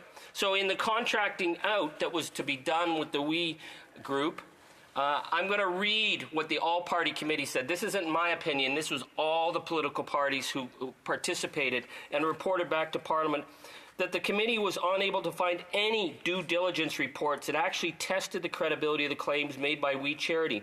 This group had never undertaken a project close to this magnitude, and it remains unclear whether they had the means to ensure students across the country could be put to work with credible results. And yet, they were going to be given initially $500 million. There was no due diligence reports we could find anywhere. And then we found out that the money was going to be funneled to a shell company. A shell company initially set up to deal with some of their incredible real estate holdings. How is it possible that the government of Canada would transfer $500 to $940 million to a shell company? Who was taking the enormous risk then? It was the Canadian people. And again, I'm going to read from the all-committee report. The committee is of the view that the decision of the Liberal government of Canada to sign a contract worth over $500 million with a shell company, We Charity Foundation, is deeply troubling. The We Group stated they used the shell company to limit their liability. In reality, this procedure had the potential risk to put a huge investment of taxpayers' fund at risk because the deal was with a shell company with no assets. I mean, how does a G7 country sign on to something of that concerning? Now, I'm raising this because of the whole thing of ArriveCAN, and the Auditor General has not been able to find anything about how the monies were spent. One of the most disturbing facts was that after 10 months of study, we had to report to Parliament that we actually had no idea how the finances of the supposed children's charity worked. 10 months of parliamentary study, and we couldn't tell the Canadian people who controlled their multitude of corporations. We didn't even know all the companies that they controlled. We couldn't tell the difference between their so-called charity work and their for-profit work and the ownership structure. And yet the government, without doing due diligence, was going to sign over $500 to $940 million. And it says here in the report that the committee notes that over 10 months of its study, it was unable to get a clear picture of the financial structure of the We Group. We were unable to ascertain a clear division between how monies flowed through the charitable wing and their for-profit operations. We were denied information on the ownership structure of their multitude of side companies. If the Government of Canada is to sign future contracts or contribution agreements with We Charities or its affiliates or subsidiaries, such clarifications must be required. And I raise that, Mr. Speaker, because we're looking at a very similar thing that happened at ArriveCAN. Where was the oversight? Now, this is the other question I'm going to end on here, is that we spent 10 months trying to get the CFO of We just to testify, just to tell us what was happening. We were told that he was not only on medical leave, but if we asked him questions, he had this brain aneurysm that might cause his death. So certainly nobody in Parliament was going to wish someone die under the pressure, but they couldn't come up with anybody else who could explain their very complex financial structure. So we received on May 15th, 2021, a letter from Mr. Lee saying he was too sick, he hadn't been doing any work, he was completely uninvolved. And yet we find that in that period, the state of California, there was a registration renewal in November 2020, which he signed off as CEO, a New York State filing, of which he signed off as CEO, an Internal Revenue Service, 2020, Washington State, all these signed off by Victor Lee, and yet they told our committee that this man was so fragile and sick he couldn't even read documents. We were not in a position to do a criminal investigation, but we had to report back to Parliament a major failure of fundamental accountability. So it comes, does this government learn lessons from what happened with the Wee brothers? Or do we just have to repeat these tawdry, dumbed-down abuses of public funds because the accountability mechanisms that should have been there were ignored and the Canadian taxpayer is on the hook? Thank you very much. I'll be here all week. Questions and comments? Question commentaire, the Honourable Parliamentary Secretary of the Government House. So thank you, Mr. Speaker. For me, there's a couple of issues, and if I can very quickly break it down, you have the procurement process, and I'll get ample time to talk about that not too long from now.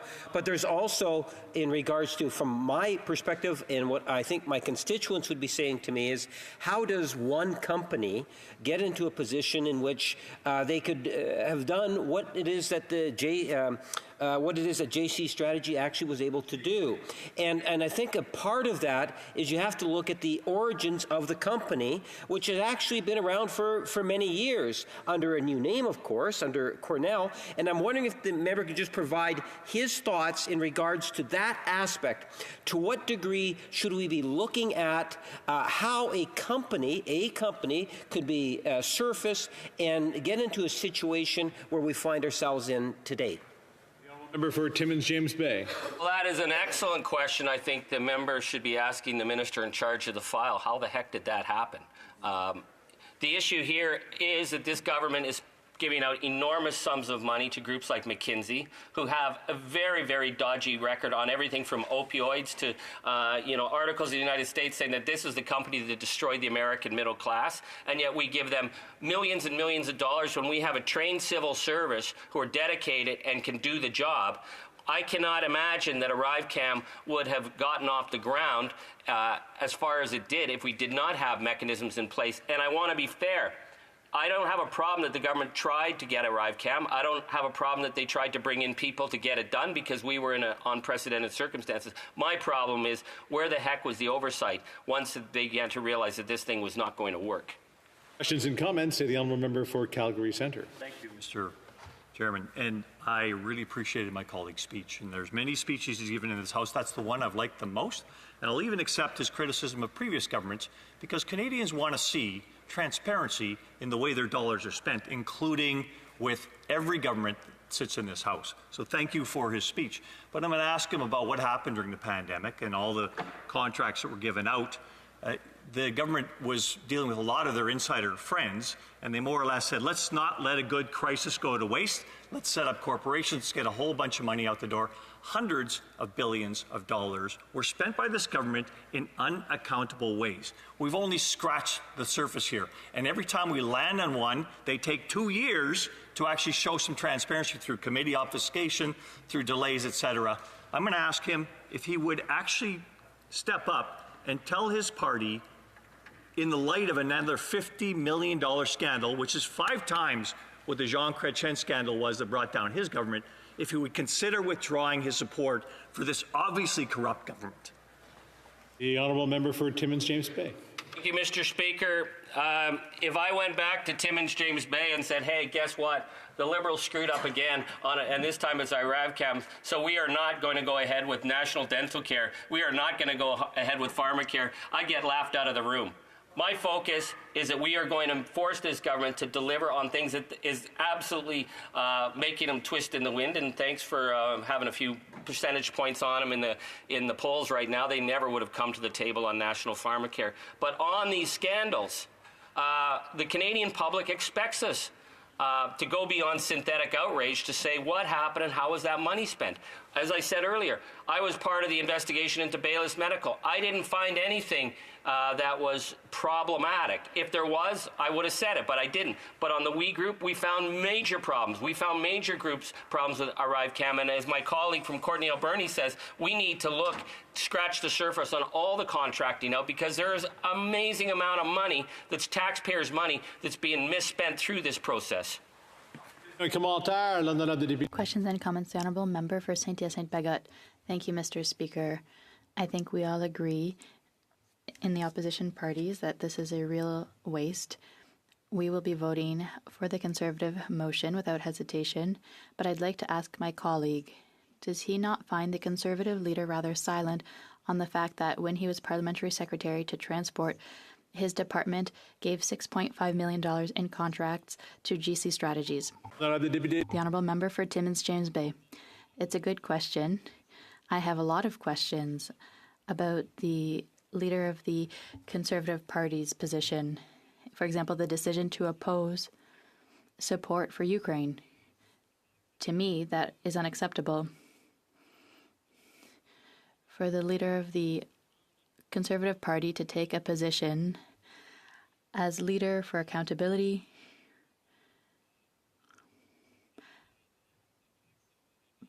but there are connections with lobbyists.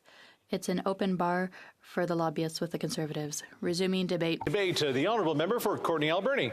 Well, thank you, Mr. Speaker. It's an honour and privilege to support this motion today and to rise in support of it.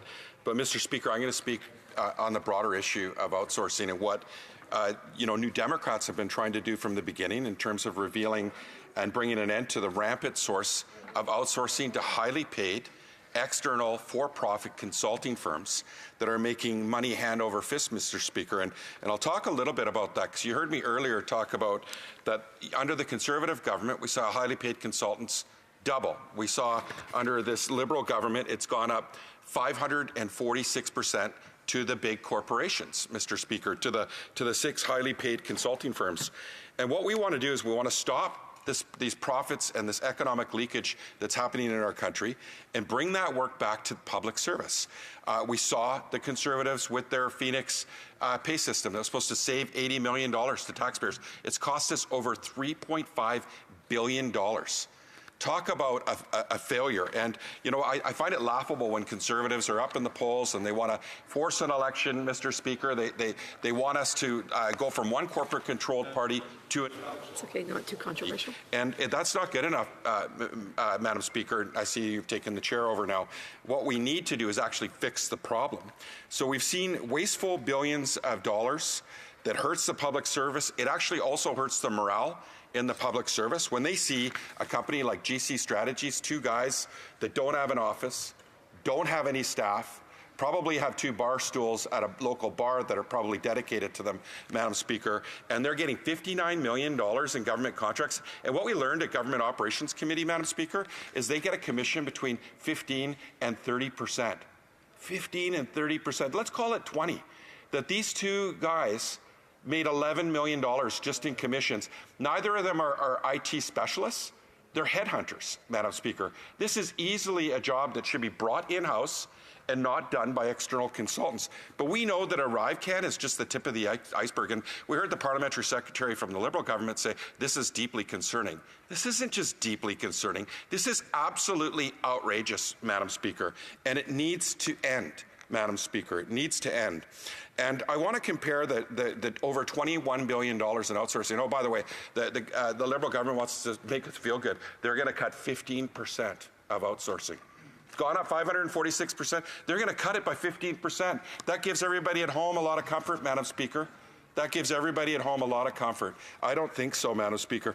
That $21 billion in outsourcing, think about what that could have done in building hospitals or schools, or, Madam Speaker, a pharmacare plan that's going to cost $10 billion, or guaranteed livable income for seniors and people living in disability, the most marginalized people in our society, another $11 billion. $21 billion could have covered pharmacare and guaranteed livable income for the most marginalized. Now, the ArriveCAN cost, you know, we saw what was an $80,000 app skyrocket out of control. And as my colleague from Timmins James Bay cited, there was money that needed to be spent in terms of the emergency response to COVID. Absolutely support that, but not this outrageous runaway train. And we put forward motions and we put forward ideas and try to actually look at the outsourcing procurement problem. You know, we put forward a motion at Government Operations Committee to ask the Auditor General not just to look at ArriveCAN, but to look at all outsourcing and buy and sell decisions by the Government of Canada, Madam Speaker. And the Conservatives, you know, initially were hesitant to support my motion, but they did. And then they took that motion and they brought it here to the House on an oppo day so that we called on the Auditor General in this House just to look at ArriveCAN. But we need to go bigger than that. So I supported that. I'm glad I could work with them on that. But Mr. Speaker, Madam Speaker, sorry, I see you're in the chair again. Let's face it, the Conservatives gutted the public service. This is when outsourcing started. We had Michael Wernick, the former Privy Council chair, show up at Government Operations Committee, and he cited it was cuts in leadership, cuts in training that started leading to the outsourcing that started happening, Madam Speaker, under the Conservative government. And those were critical, huge cuts. They were very costly, as we can see now, as the government goes to outside consultants to provide that leadership and consulting.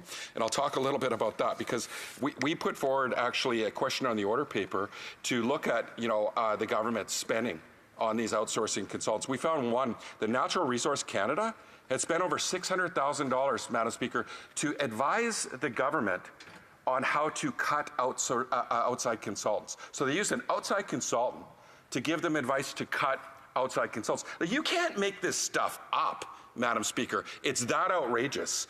You know, this is what we're seeing.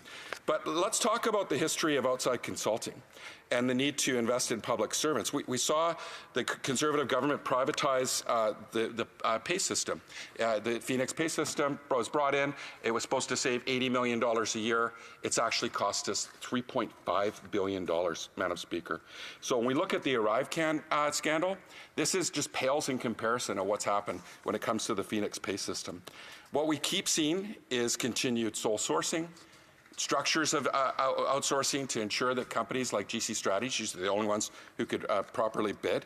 We heard a committee about GC Strategies actually altering resumes so that companies would be able to help them qualify and get task authorizations, Madam Speaker. These are security clearances that are pretty critical and important to the safety of our country.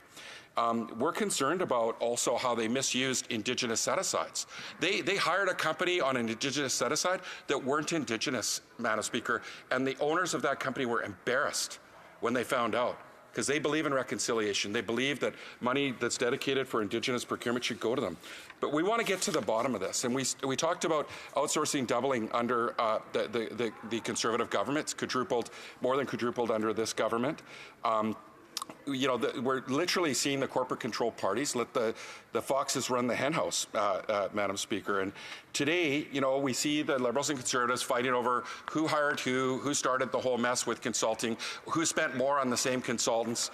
It's a big problem. And what we need to do is stop the layering of commissions. We need to take actions and solve this problem. There should not be layering of commissions. We learned GC Strategies got a contract, and then they subbed it out to another contractor who subbed it out. We saw cases where Dalian and Cordex that got another one of them had a two-person outfit, was making millions of dollars, subbed out to GC Strategies, who subbed out to somebody else. They took commissions along the way. We heard from the Deputy Minister there was no limit on commissions. So you could see the commissions could turn out that they could be 60, 70% of a bid, Madam Speaker. This is an economic leakage that's out of control, and it's a self-perpetuating cycle in terms of outsourcing that reduces public service capacity. And Madam Speaker, I also, I do want to say that layering, it's like the biggest pyramid scheme I've ever seen. You get a contract, you sub it out, you take a cut, then they sub it out to the next person, and they're all friends, Madam Speaker. And these companies with, 2 staff, no offices, it's just this thing that seems to be coming up. This is just with CBSA. This needs to be looked beyond. So we wanted to look at Deloitte, for example, who went from $11 million in contracts in 2015 to $275 million. We wanted to look at PricewaterhouseCoopers, $20 million, $215 million. This is just since 2015, Madam Speaker.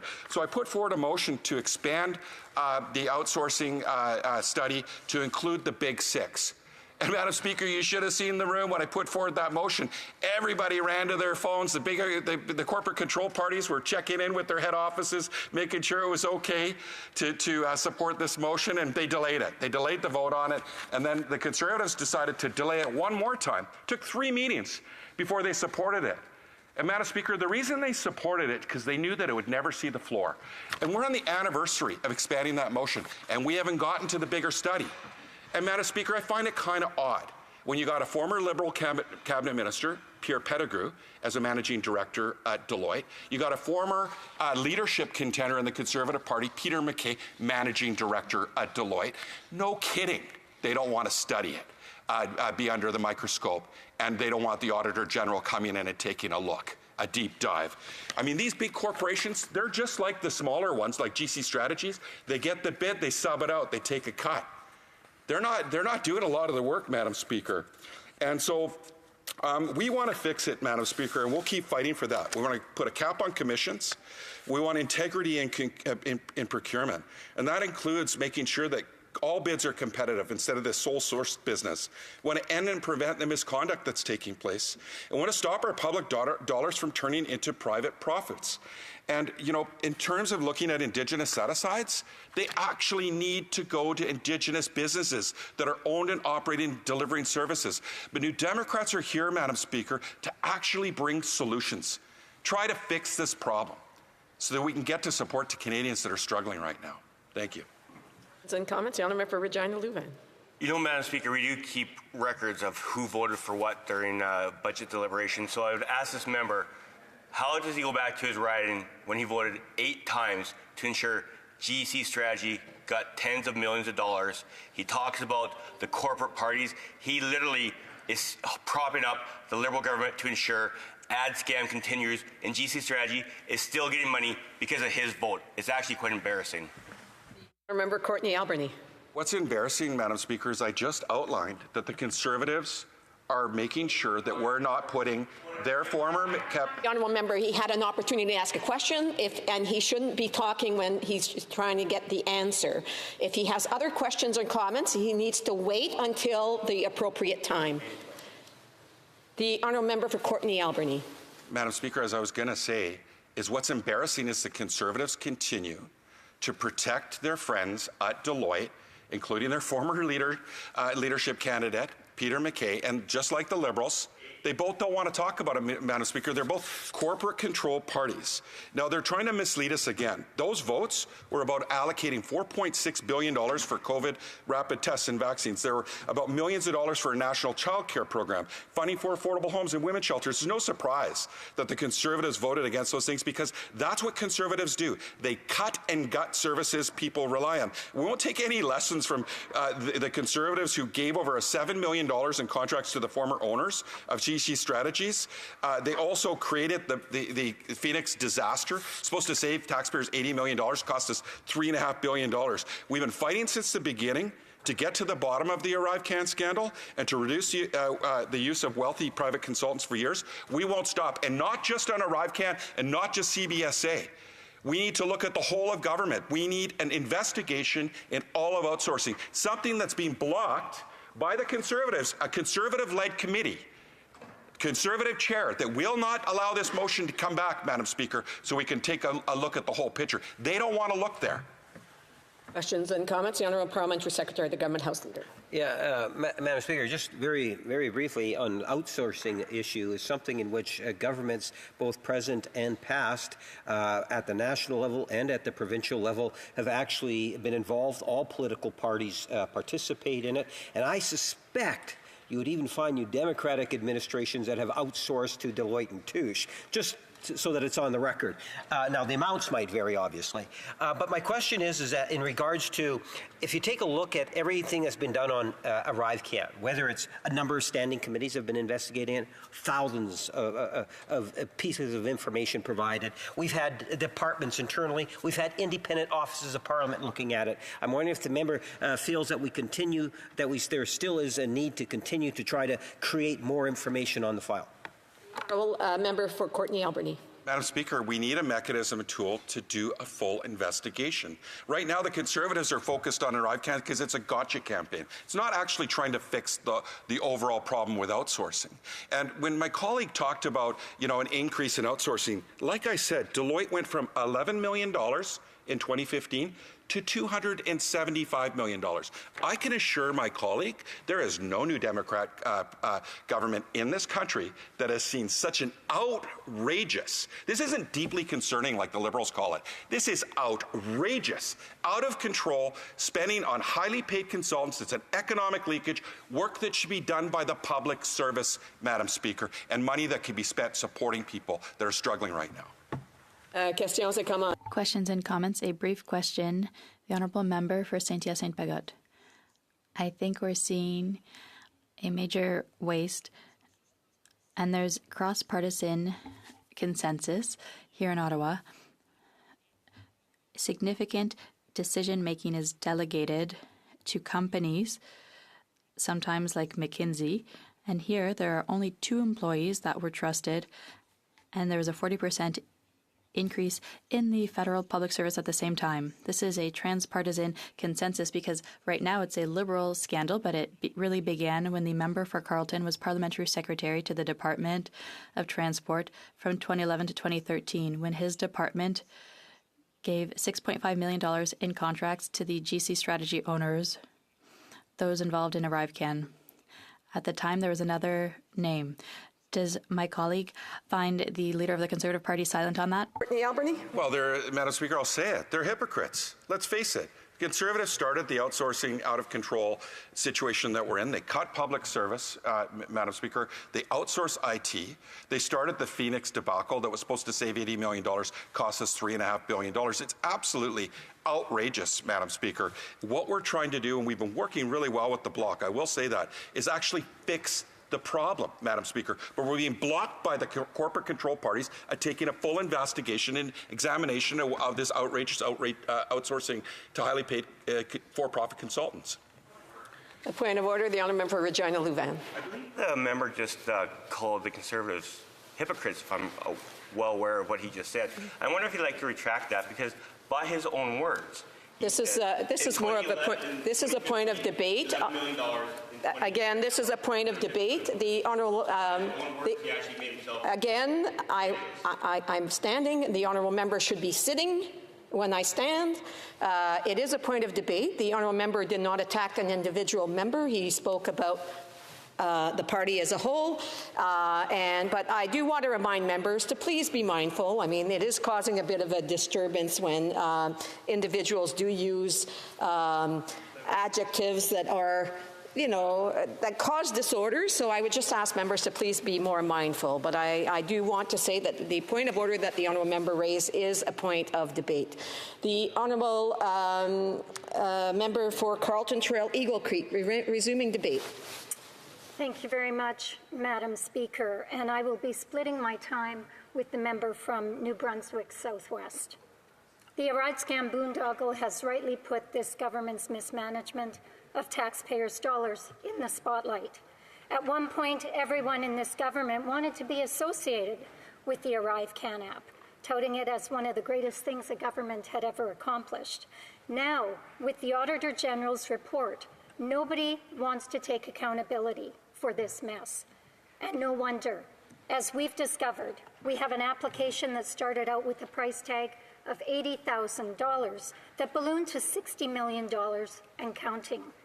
And it now appears, according to the Auditor General, we will never know the true cost of this application given the lack of information available for her to do a proper audit. Add to this the Procurement Ombuds report that found that 76% of all resources proposed by the contractors to do the work, in fact, did not. And finally, that a two-person company that did no actual IT work got paid almost $20 million. Liberal politicians who once championed the app are now backing away from it, pointing the finger at the public service, while senior public servants are all pointing their fingers at each other. When Conservatives introduced the study of ArriveCAN in committee, we knew that there was more to the story than what the government was telling. That is why we introduced a motion in this place calling for the Auditor General to conduct a performance audit, including the payments, contracts, and subcontracts for all aspects of the ArriveCAN app. The audit confirmed our suspicions and went even further.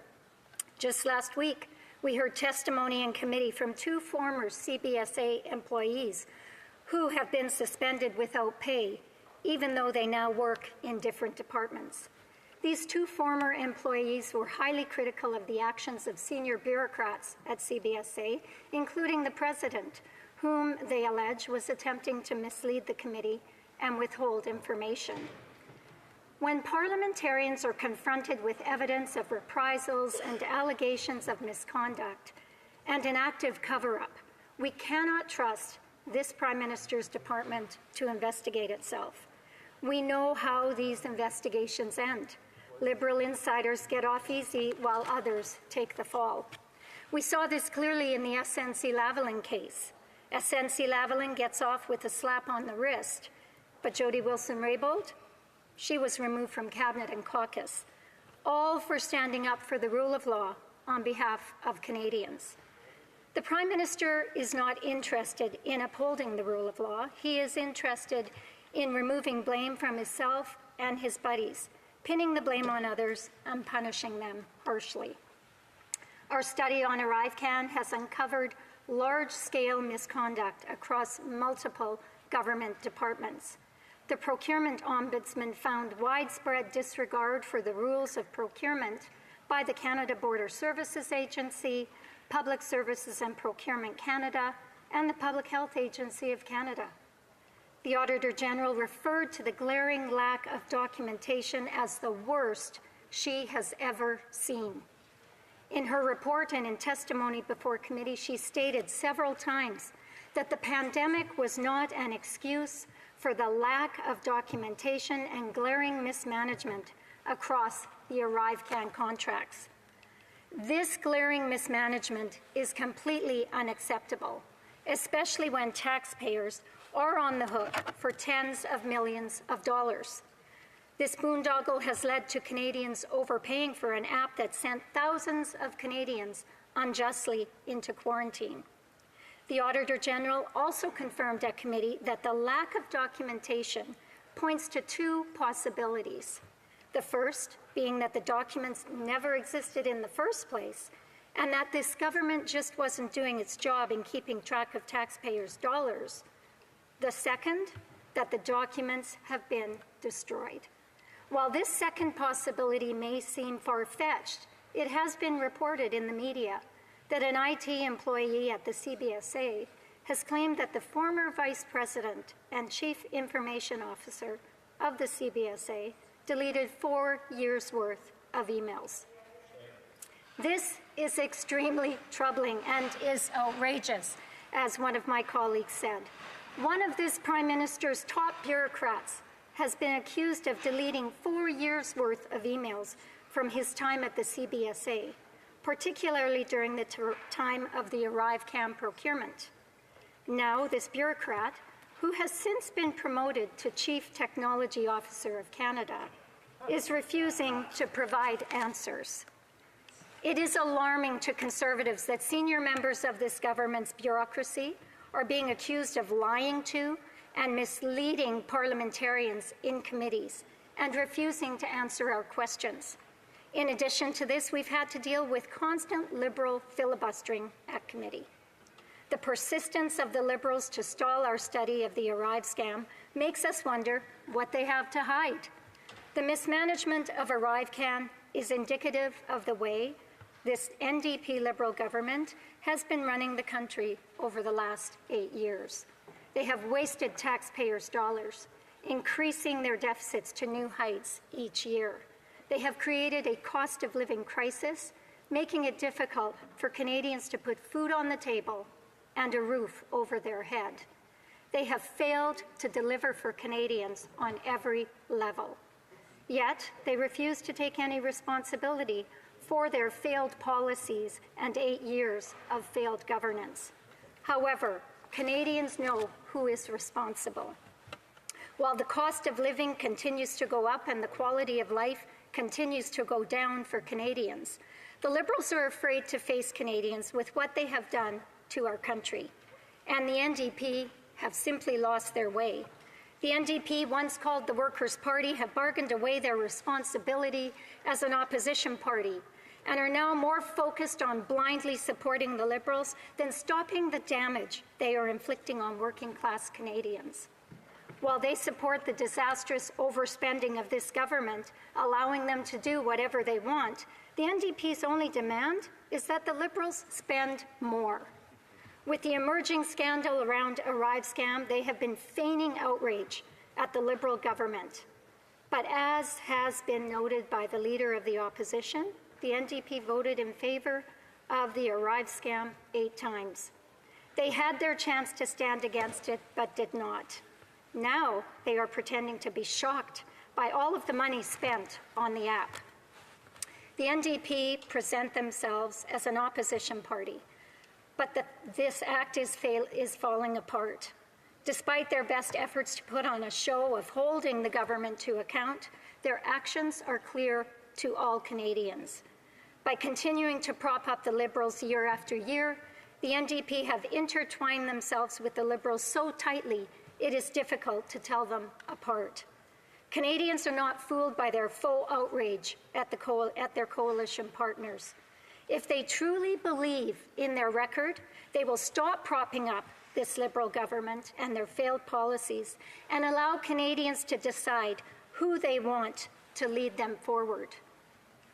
It is important, Madam Speaker, to remember that in the midst of the pandemic, the Prime Minister called an election in a thinly disguised last-ditch effort to recapture a majority government. Failing that, he was then able to fall back on his good friend, the Leader of the NDP, to give him the majority he so desperately needed. Canadians do not support this coalition government. They want change. Canadians want answers for the ArriveScam. Canadians want to end this cover-up coalition. In the face of this corrupt NDP Liberal coalition, Conservatives will continue to fight for accountability and against the waste of taxpayers' dollars. After all, Madam Speaker, that is why we are also calling on the government to collect and recover all monies paid to ArriveCAN contractors and subcontractors who did not work on the ArriveCAN app within 100 days of the adoption of this motion. And we are calling on the Prime Minister to table a report in the House showing that public funds have been reimbursed. This is the ultimate accountability that this government can demonstrate.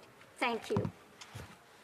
And comments, the Honourable Parliamentary Secretary at the Government House Leader. Yes, thank you, Madam Speaker. And, you know, I can tell the member that there are, for me, 2 issues. There's the one of the procurement process. I'll get into that. But I can tell the member opposite that, quite frankly, my constituents would be very much concerned in terms of how a company would be able to get the type of contracts that it has been able to get, and ultimately question in terms of the real value of those contracts. contracts. And one of the ways in which we can find out, Madam Speaker, is to take a look in terms of where this company actually comes from. This is not a company that just was created in the last few years. It's been around for a number of years. It was created under Stephen Harper. This is actually a company where the board actually received contracts, many contracts, under the Stephen Harper government. Would she not agree that we should get a better sense in terms of... Point of order, the honourable member for Calgary Centre. Madam Speaker, I don't know how to say this loud enough. That member's misleading this House. This country was created in 2015. Its incorporation date is 2015, shortly after this government got elected. This is a point of debate, and I know that the honourable member for... It is a point of very significant relevance. This member is misleading this House, and I'd like you to rule on it, please. Well, on the same point of order. On the same point of order, the honourable parliamentary secretary. Yes, Madam Speaker, just to try to relieve some tension on the other side. I can tell the member he should look up Cordell Systems Consulting, and that is virtually the same company, the same two individuals, and that's what we're talking. Again, you know, although members may not agree about the facts, it is a point of debate, and as I had previously ruled initially before I was challenged, I would just ask members to please wait until it's time for questions and comments. I don't know if the Honourable Parliamentary Secretary wanted to finish his question. I do know that the Honourable Member Calgary Trail Eagle Creek is able to answer. There was a lot of individuals who were trying to speak while the Honourable Parliamentary Secretary was asking his question, but I just want to say that I know that the members making the speeches are very well able to answer the questions, and that's when the interjection should actually happen. I have another point of order, the Honourable Member for Ranchi. Yes, thank you, Madam Chair. And on the same point of order, the member just admitted that it was a company that's similar to, but not the same. Again, this is a point of debate, and I would just ask members to please quote the point of order that, what section of the point of order that they are referencing, in order for us to ensure that it is actually points of orders that are being raised. Again, the honourable member for Calgary Centre is rising on a point of order. It's a point of misleading this House. And I would tell you that if the company didn't exist before... Again, I would just ask members that it's about a disagreement about the facts, and it is not a point of order, it's a point of debate. The honourable member for... the honourable member, parliamentary secretary, can finish his question. He only has about 14 seconds. Madam Speaker, and it was to ask the member if she would agree to provide leave so that I can actually table the document that shows that the same individuals involved there are the same individuals that were involved in numerous contracts that were issued under Stephen Harper. Will she agree and give unanimous consent for me to table? The honourable member for Calgary, Trail Eagle Creek. Thank you very much, Madam Speaker. And that member well knows that it requires unanimous consent of everyone in this place. And it's interesting, I believe the fact that he is misleading this House is simply to cover up the fact that under this Liberal government, outsourcing has absolutely skyrocketed. Even though they campaigned on the promise of reducing the use of consultants in 2015. Spending on outsourcing has increased by almost 50% under this Liberal government. Thank you. Questions et commentaires. Questions and comments. The Honourable Member for Montcalm. Thank you, Madam Speaker. The motion that we have before us today, which was defended by the former Conservative Speaker, said that the government, the government should produce all the documents, reports, so that all light can be shed. We think that we need to go further, given all the allegations of misconduct at Canada Border Services Agency. There should be a guardianship placed on them now, and that there be an external independent inquiry begun. Eagle Creek. Thank you very much, Madam Speaker, and I do appreciate the question put forward by my honourable colleague. I think it's important to remember that the Auditor General has stated in her audit, in her report, that this was the worst that she has ever seen when it comes to glaring mismanagement and the lack of documentation and ultimately undermining value for money for Canadians. I've sat in on all of the meetings when it comes to our study on ArriveCAN and can tell you that it's been extremely difficult to get access to documents, and this is something that we are committed to doing, which is why I believe we have put forward this Opposition Day motion. Thank you. Questions and comments. Well, thank you very much, Madam Speaker. And I do always enjoy when the Liberals and Conservatives have a contest over who the worst managers in government are. And it seems to me quite ironic that the Conservatives are so focused on this one instance of misspending when they were the government who brought in the Phoenix Pay System, which they estimated to cost $310 million, and it's now cost more than $2.6 billion. But my question to the member refers to something she said directly in her speech about how the confidence and supply agreement that we have with the Liberals does not benefit working people. So I'm asking the honourable member, does she not support the dental care plan that we've started? Is she opposed to the pharmacare plan we just received agreement on? And does she oppose the anti-replacement worker legislation? Does she not think that those programs benefit working people in this country? The honourable member for Carleton Trail Eagle Creek, a brief answer. Yes, thank you very much, Madam Speaker, and I do appreciate the question by my colleague. I have to believe that it does smart a little bit to know that your value in this place has been bargained away simply to prop up this failed Liberal government.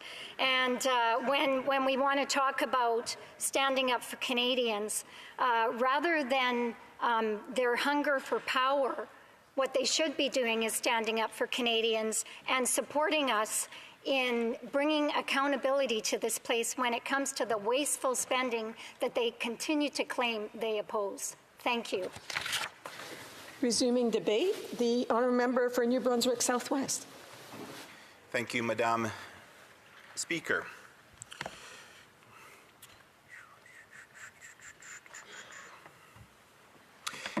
As chairman of the Public Accounts Committee, I have the responsibility of coordinating the oversight of how federal programs and departments are managed by the Liberal government.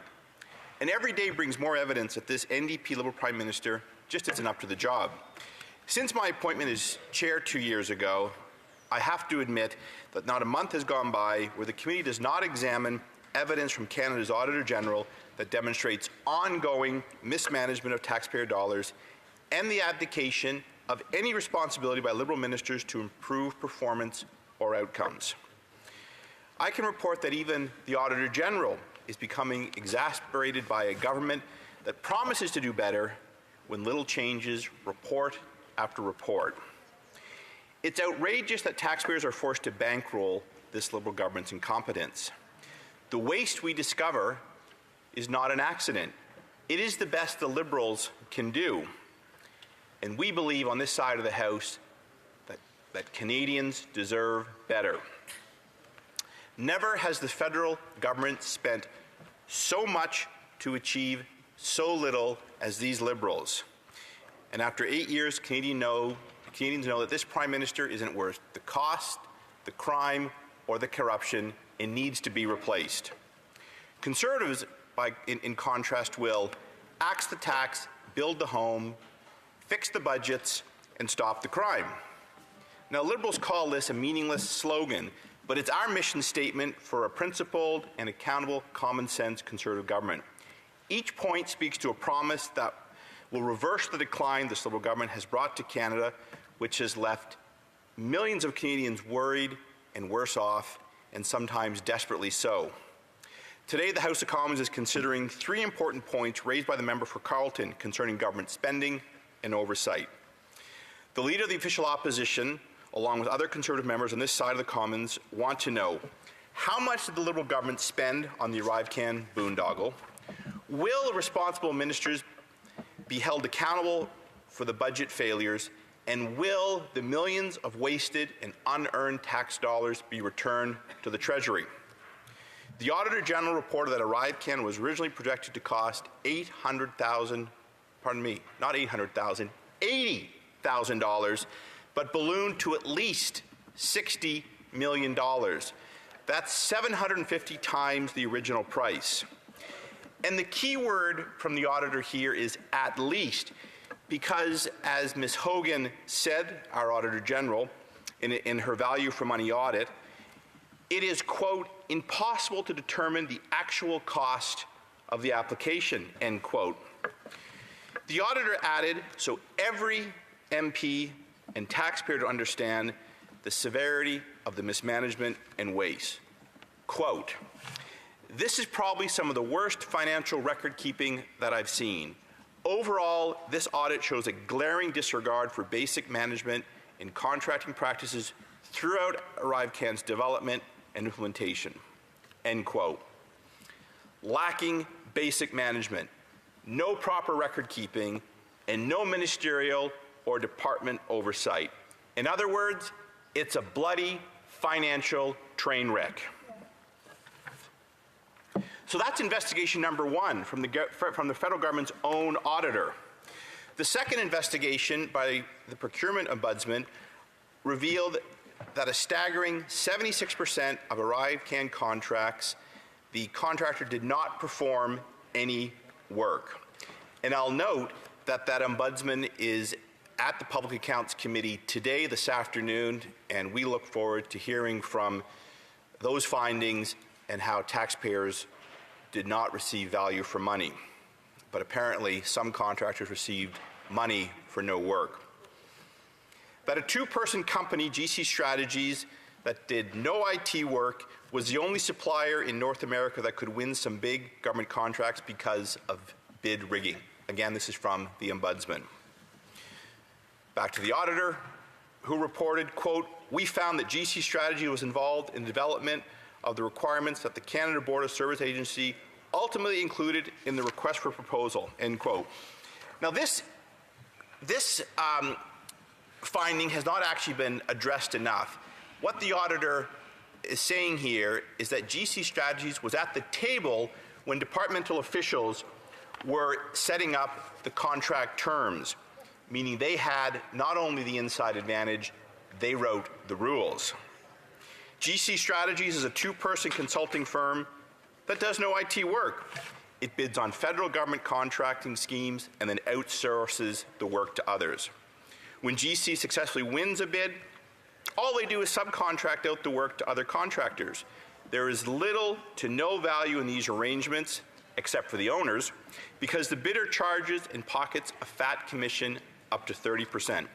Since 2015, this two-person consulting firm has collected over $250 million from taxpayers, according to reports by the newspaper La Presse. In 2022, consultants like GC Strategies were awarded $17.7 billion in contracts, while ordinary Canadians are struggling to pay for groceries and heat their homes. Now, a third investigation has begun by the Information Commissioner into ArriveCAN. This one focuses on allegations of deleted emails by federal officials responsible for overseeing the ArriveCAN program. This is a concern the Auditor General has not dismissed and one that needs to be investigated. And then to wrap all this up, this taxpayer-funded mess, the RCMP is investigating it all. And I believe evidence was heard at the Public Accounts Committee indicating that the police should expand their scope after testimony from officials that reinforced that contracts were fraudulently submitted by contractors, work wasn't done at the value that the taxpayer expected, and this needs to be looked at for fraud. So how did the ArriveCAN waste happen? Well, public servants did not follow the rules. A Liberal government that is not able to manage the bureaucracy or protect tax dollars was in place, and consultants swindled the system and in some cases broke the law. And if you listen to testimony from public servants who appeared before the Public Accounts Committee, there's a trend of excuses. I wasn't there. I don't know what happened. We heard public servants did not sign off on these contracts. It was their predecessors who have either been moved to another department or are now retired, or they just didn't know. No deputy minister has been fired, no minister held accountable, yet bonuses were paid. That's bonuses for outsourcing work that the public service was responsible for doing in-house. 3 years ago, Conservatives called on the Prime Minister to end their ArriveCAN. Instead of listening to common sense, these Liberals went ahead and wasted tens of millions of dollars. In the Auditor General's report, it clearly shows that the majority of spending on ArriveCAN happened after the 2021 election. And the truth is, this is a scandal that could only happen under the Liberal government. For those of you that have been around this place long enough, or in many cases even longer, ArriveCAN combines the worst of two previous Liberal scandals, ArriveScam and their long gun registry.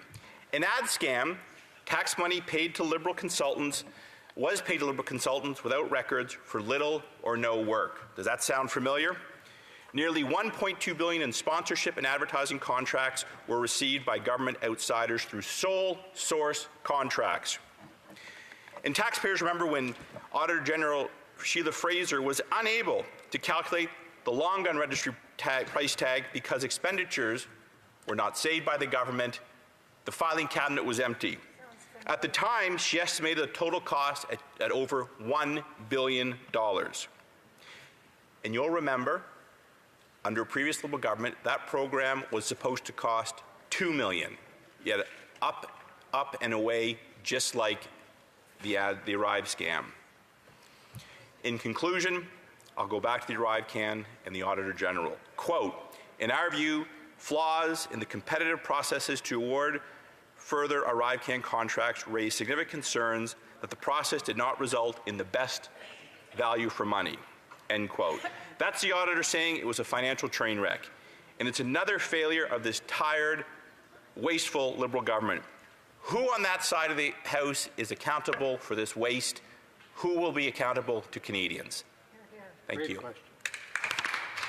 Questions and comments? The Honourable Parliamentary Secretary, the Government House Leader. Yes, thank you, Madam Speaker. And I want to go back to the question I had asked the member's colleague, and that is for many of my constituents wanting to get a better understanding in terms of what actually is, how does one company, or there's two same people, if I can put it that way, able to get themselves into a position where ultimately they were able to do what they did in a very questionable behavior. It goes all the way back to when they were on the directors for Cordell, where they actually received numerous contracts under the Conservatives. And I'm wondering if he would not agree that on the specific ArriveCAN or that particular company, we actually should be looking at the origins of the company and how it is that it ultimately developed. And to support that, I'm wondering if he would agree that we should be tabling the document that clearly demonstrates the grants that were received by that company at that time.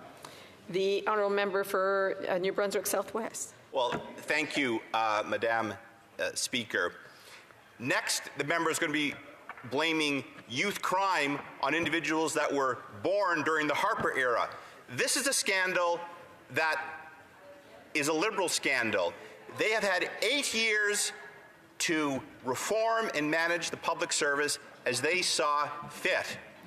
And I think that those questions need to be directed to the government. How is it a company under their watch was able to fleece taxpayers by nearly $250 million? That's a question for you. If you can't ask it, voters will get you out of the way. I'm assuming the Honourable Member wasn't addressing that directly to me, but he should address his questions through me. The Honourable questions et commentaires. L'Honourable. The Honourable Member for Montcalm. Thank you, Madam Speaker.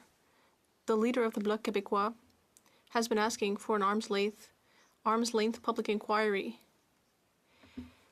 And he's been asking for a number of other measures.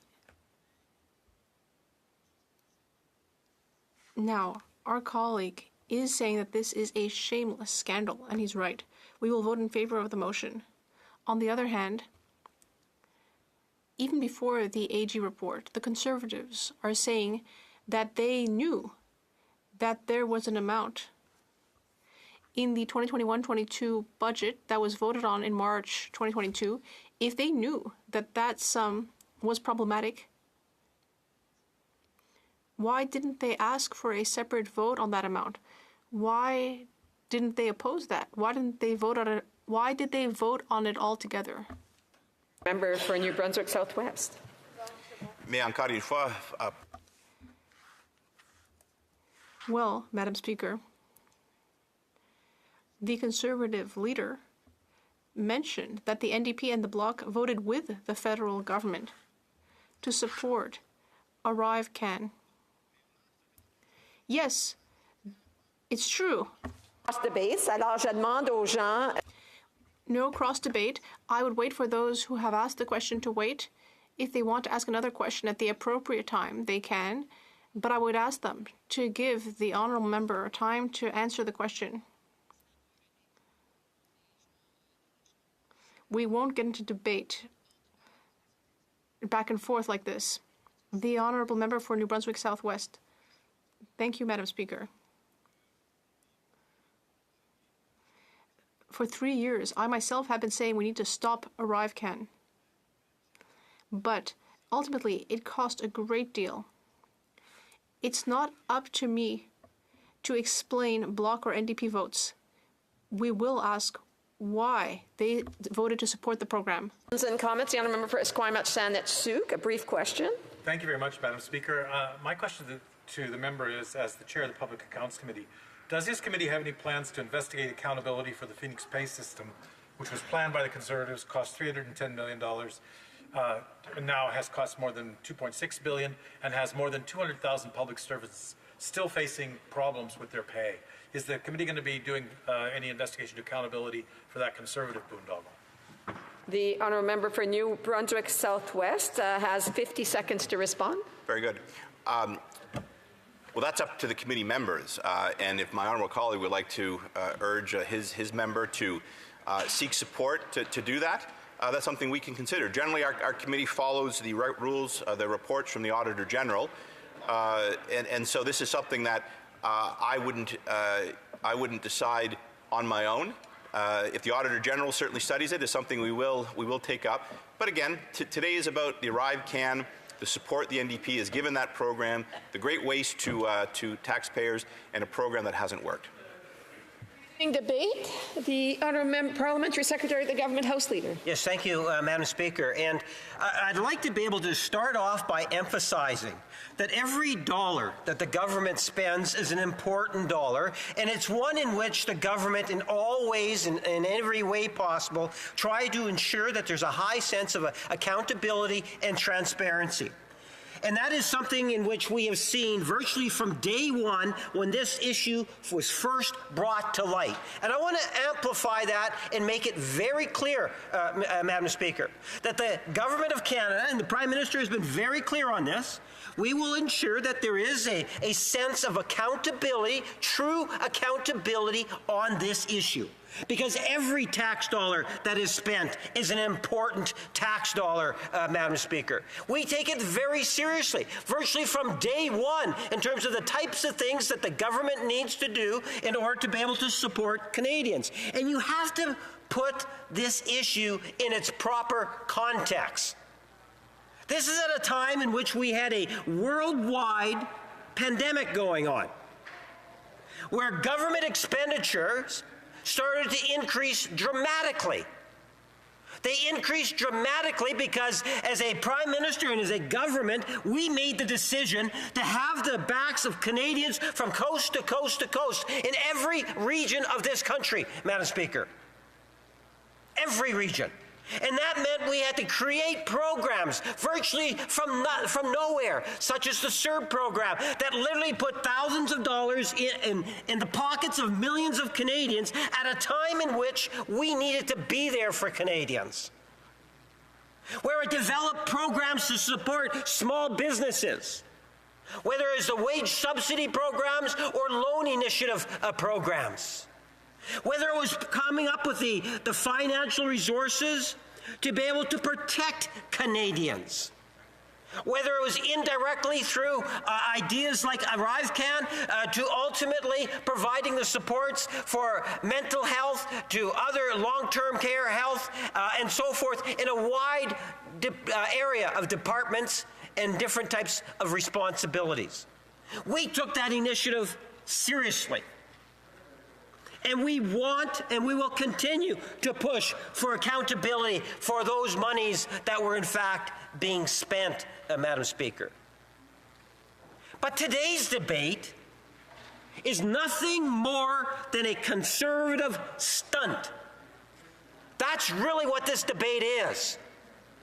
And I would challenge the Conservatives in terms of why it is that they are taking this whole cut, paste, and post mentality on social media to mislead Canadians on important issues, Madam Speaker. There's no doubt procurement has always been an issue. Even when I was an MLA in the Manitoba legislature, procurement has always been an issue, Madam Speaker. There's no surprise there. We have to ensure that there is more accountability in the ways in which the government acquires the things that it requires, Madam Speaker.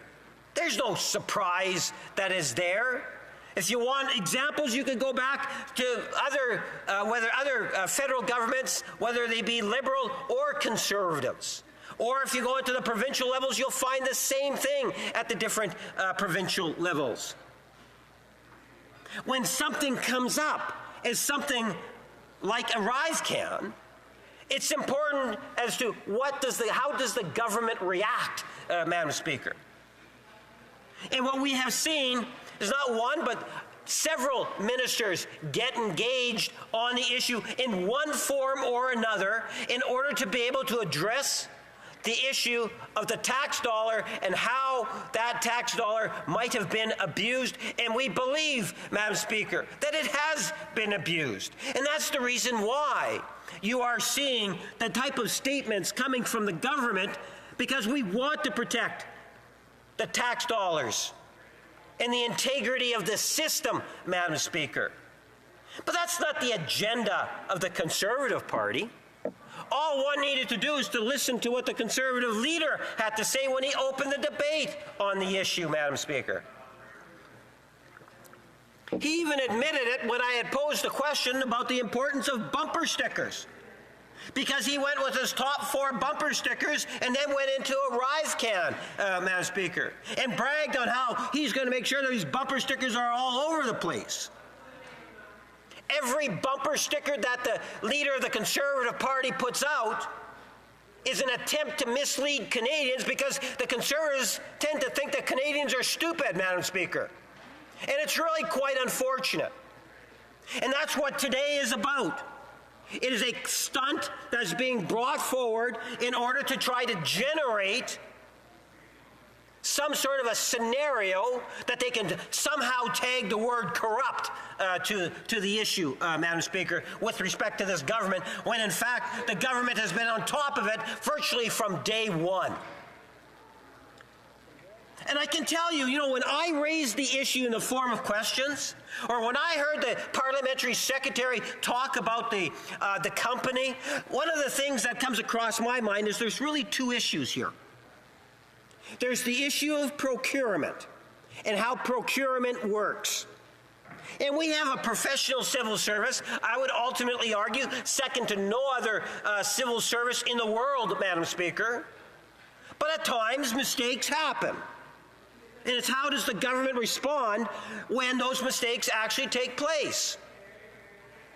But at the end of the day, Madam Speaker, that is one of the issues that I think that is important for us to be talking about.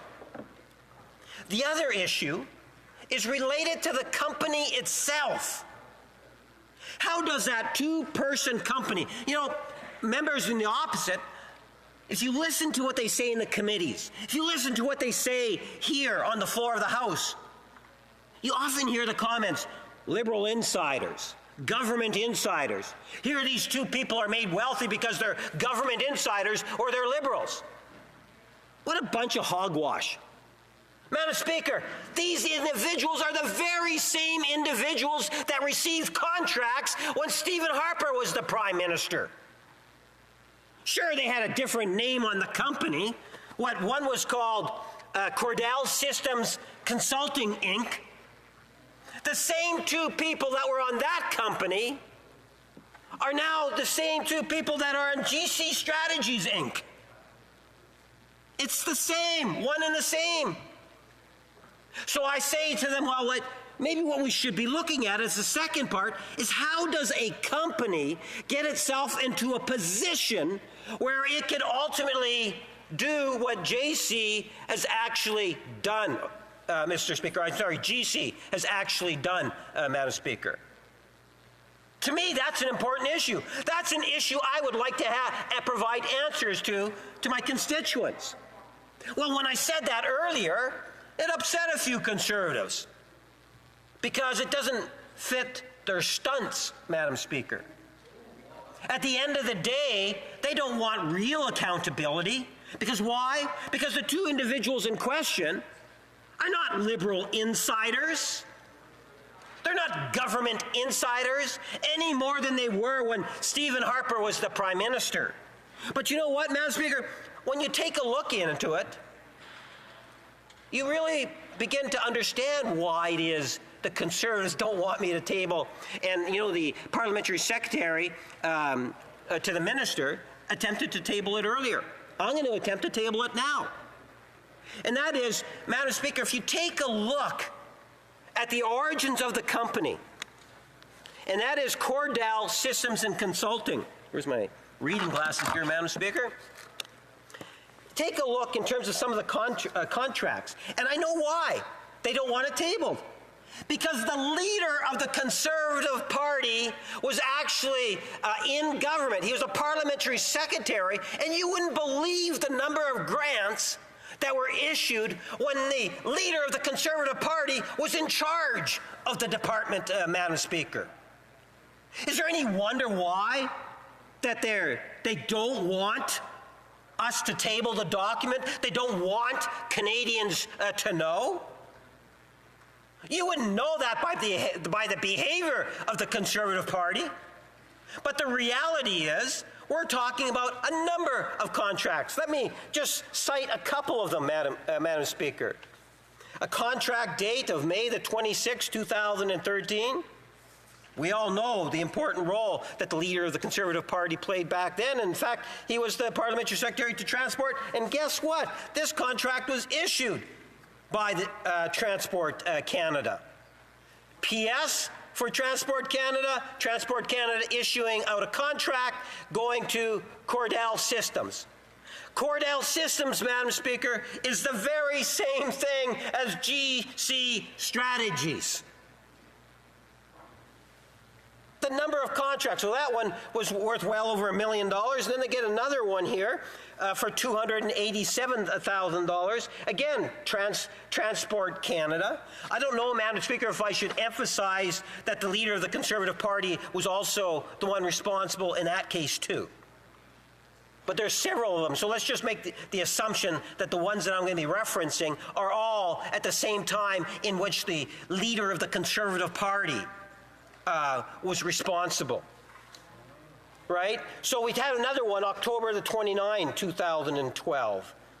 That one just under $1 million, $968,000, Madam Speaker. You know, then if we continue on, and I'm just going to list off the ones in which the leader of the Conservative Party had a role to play. March 29, 2012. Well over $200,000. Again, Transport Canada. Here's one for well over $500,000.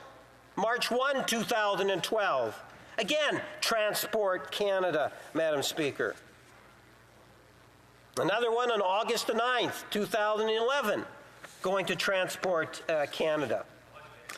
Madam Speaker, you know, here's another one, July 29, 2011. Again, all going to Cordell Systems. The Conservative member is asking me, well, how much were they? You know, the member doesn't quite get it.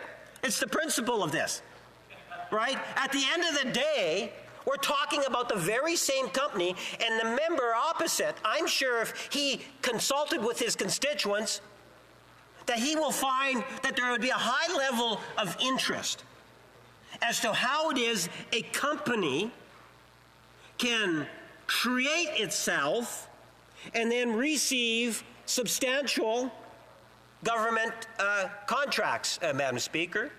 To the degree in which we go on through the years into a worldwide pandemic, where there's a great deal of money being spent in order to protect the interests of Canadians, and it would appear that there is substantial abuse, Madam Speaker. And when I say substantial, I cannot underestimate the potential of how the taxpayer was being taken advantage of. And that's why it doesn't matter what side of the House one sits on.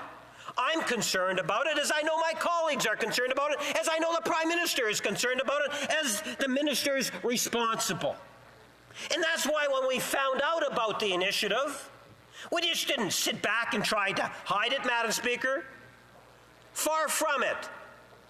We initiated a number of studies into what had taken place. You know, as I say, this is an example of something in which the government at times needs to take actions in order to be able to ensure the integrity of the system. I'm concerned about the system. I like to think that whether it's national procurement process or provincial, territorial, or any other form of tax dollars that are used during procurement processes, that there is integrity in the system. And that is why we have had not one, but several standing committees look into this issue. Not one, but several independent offices of the Parliament look into this issue, Madam Speaker. That is why we have more than one department taking a look into this issue. There are literally tens of thousands of pages scattered all over the place on this issue, Madam Speaker. So to try to give the impression, the false impression, that the government doesn't take this serious is absolute balderdash, Madam Speaker. This government understands the true value of every dollar that we receive. Because we understand by using tax dollars in an appropriate fashion, we are able to provide the programming that Canadians want and expect of the government, and we have seen ample demonstrations of that over the years. Whether it's at the same time of the pandemic, where we, as I pointed out, created the CERB program, to the small businesses programs, to the post-pandemic, the grocery rebate, Madam Speaker, to the investments in housing, infrastructure, the nonprofit groups that are out there. We hear about the PharmaCare program, a program in which I have been advocating virtually since 2012 through petitions and other means, Madam Speaker, to the dental program. We understand the true value of social programs, and that's why we put a high value on accountability on tax dollars, because we want to support Canadians through these social programs. Now, I commented at the beginning that the Conservatives are more concerned about the bumper stickers. And we saw that today when the leader of the Conservative Party, who has virtually mandated every Conservative that stands up to recite, and I write it down, and I guess I should have it by memory by now, because all of them like to say it. You know, it's the bumper sticker sale that's going on the other side. They have to say cut taxes. That's a must. That's their big bumper sticker. What they're referring to, Madam Speaker, and this is what the leader of the Conservative Party was just saying in introducing the motion today, just in case some people might be wondering in terms of relevance, I'm actually quoting what it is that the leader of the Conservative Party said today in his speech. He says he's going to cut the taxes. But what he doesn't tell Canadians, Madam Speaker, is he's also going to cut the rebates. And when he cuts the rebates, Madam Speaker, he's literally taking money out of the pockets of the residents of Winnipeg North, over 80%. And I can tell you the residents of Winnipeg North are very much the working class of Canada. and it's very reflective of ridings across Canada. He is taking more money out of the pockets. But you think that that would stop him from using that bumper sticker? Oh, geez, no. The other talking point or bumper sticker that he made reference to earlier, he's going to build more houses. Canadians need to know he was the Minister of Housing, and he was an absolute total disaster, Madam Speaker, when it came to housing. He didn't do anything on housing. For the first time in 50 years, we have a national government that's investing in housing. No government in the last 50 years has invested more money in housing than this government, Madam Speaker, nor worked with other jurisdictions. And we are building tens of thousands of new homes over the next number of years. I'll compare housing any day. You know, when he talks about the whole issue of the third, fix the budget. Fix the budget is code for a hidden conservative Tory agenda. The far right, the mega conservatives coming out, Madam Speaker. That's really what that's all about. You want to get a sense? Someone made reference to the Phoenix disaster. When we first came into government, what did we experience? The Conservative Party had just cut hundreds of civil servant jobs. They said they were going to save millions of dollars and create this Phoenix project. That Phoenix project ended up costing taxpayers hundreds and hundreds and hundreds of millions of dollars, going into billions, Madam Speaker. Absolute waste. And then, of course, they talked about their final point. What is it now? Stop crime. Well, Madam Speaker, this is the same party. We come up with the bail reform bill, consensus across Canada, all different political parties. What does the Conservative Party across the way do? They filibuster. That's how they're going to stop crime? Not initially, it did not. The Conservatives are the ones that actually held it up. This is what the Conservative Party is all about, Madam Speaker. Stunts. And that's what today is. It's a giant stunt, Madam Speaker. And everything that they do and they say is ultimately at one goal, and that is for the vote. And that's it. On the other hand, Madam Speaker, we will continue to work day in and day out to support Canadians pre-pandemic, post-pandemic, and during the pandemic. There's many different things I could talk about. Thank you for the opportunity. Questions and comments? The honourable member for Oshawa. Thank you, Madam Speaker. I must say how offended I am with this member's speech that he says that this is a stunt today. Madam Speaker, we could try to win a debate by using partisan rhetoric, but the purpose of the debate today is to recognize a horrible thing happened and we want to prevent it from the future. If we look back to ArriveScam, how it started in 2021 during the election, it was used to say to Canadians that unvaxxed Canadians were a danger to vaccinated Canadians. It was the demonization of millions of Canadians. And in the summer of 2021, we knew the Delta variant, the Omicron, both vaccinated and unvaccinated people could get and spread the disease. Our own public officials from the Public Health Agency of Canada did not have the science to support this policy. So the government initiated a study with a guy named David Fisman at the University of Toronto. And this study was so bad, Madam Speaker, that there's a book called Fisman's Fraud, The Rise of Canadian Hate Science.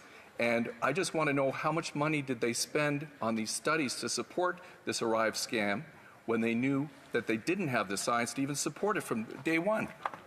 The Honourable Parliamentary Secretary. Well, Madam Speaker, the mega conservative far right is coming out. These are the anti, these are the ones that still deny the pandemic. And at the end of the day, thank goodness it was that Canadians and the majority of the people in the House saw the value of protecting the health and well-being of Canadians, and that the far right was marginalized back then, Madam Speaker, because as a direct result, more people are living today in Canada.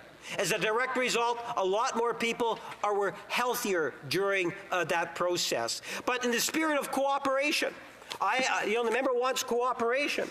Well, I can clearly demonstrate. I have a wonderful document that clearly demonstrates. Ask the member not to point to the document as he's doing. And I'm going to go to another question and comment. If he wishes to table the document, he can rise in the House and propose a motion.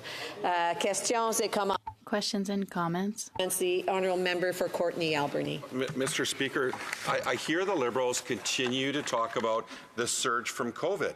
But, Madam Speaker, the reality is they had $8.4 billion in outsourcing the first year they were in government that they inherited from the Conservatives. Now they're at $21.4 billion. In terms of the big six consultant firms, they had $119 million pre-COVID.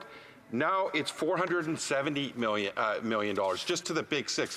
The argument about the surge from COVID no longer holds water. And I'll tell you what it's like in my riding. In the Comox Valley Search and Rescue helicopters, which are flown by Canadian Forces members, their maintenance and upkeep of those helicopters has been contracted out to a private company, IMP Aerospace, a private company. And they're seeing substantial staff shortages due to the low wages paid for by the company, resulting in concerns for safety by the public. And D&D is not ensuring that the contractor is following through with the terms of the contract. Will my colleague ensure that when it comes to outsourcing, when it comes to public safety on the coast, that they'll ensure that those workers are getting paid fairly and that they're being treated properly and there's some actual accountability that's happening? Honourable Parliamentary Secretary. Yes, thank you, Madam Speaker. I think it's important to recognize that all governments, both present and past, Liberal and Conservative, here in Ottawa have used contracting out, as has all political parties at the provincial level, Madam Speaker. Even New Democratic governments will contract out consistently. And now, there's varying amounts of money in which they will contract out. There's different sizes of budgets and so forth. But let's emphasize, or I would like to emphasize, that all political parties at different levels of government see the true value of contracting out, and at times of different cycles, worldwide pandemic, recessions, or whatever it might be, at times there's more contracting out done than other times. And I'm sure that the Government of Canada, who's a great supporter of our civil service, will continue to support the civil service the best we can. Questions and comments? The honourable member. The honourable member for Thérèse de Blainville. I was just seeing if you're in the right place. Yes, correct. Yes, it is me. I'm in the right place. Madam Speaker, through you, I'd like to ask a colleague. It's too easy. It's very easy on this file. The ArriveCAN scandal, to issue all sorts of accusations against the Conservatives, just like the Conservatives accuse the Bloc of things that are false. It's very easy, but it doesn't take the current government off the hook from being accountable with regard to the ArriveCAN scandal. This is not a small measure. At committee, we are working for hours on end. The Auditor General came in before the media and explained how this has never been seen before in terms of the management of public funds. This is about accountability. The accountability of this government, Madam Speaker. And rather than waiting for question period, what initiative will this government take with regard to the ArriveCAN issue so that all light is shed on external contracts that are issued without accountability in terms of public management? That is what I'd like to ask. I pointed out, and I'll reinforce, that whether it's not one or two, I believe it's 3 standing committees have been looking at the ArriveCAN issue. You have different departments, internal departments, that have been looking at it virtually from day one when it was first discovered, Madam Speaker. You also have at least 2, going on to now 3, independent offices of Parliament that are also have investigated, provided reports, and there's ongoing looking into the matter. The House is deeply engaged on the issue, and we, like me, like the member opposite, want to see answers, and we'll continue to push for answers until, Madam Speaker, we can ultimately get the answers that we're looking for. Questions and comments? The Honourable Parliamentary Secretary to the Minister of Public Safety, Democratic Institution and Intergovernmental Affairs. Thank you, Madam Speaker. My honourable colleague spoke about the Conservatives' behaviour today in the House and their speeches, and I found it interesting because the government has acknowledged there was a problem and procurement practices need to be improved, and we need to get to the bottom of this. And we've even implemented solutions already to put in place to protect from this happening again. But the Conservatives don't offer any solutions. And my honourable colleague in his speech spoke about a stunt. And I found it interesting, Madam Speaker, that when I went to Conservative Twitter accounts speaking about this issue, it linked to the Conservative Party page to then donate. Madam Speaker, should Canadians be concerned about the fact that Conservatives are trying to use this to fundraise instead of protecting transparency for Canadian dollars? The Honourable Parliamentary Secretary.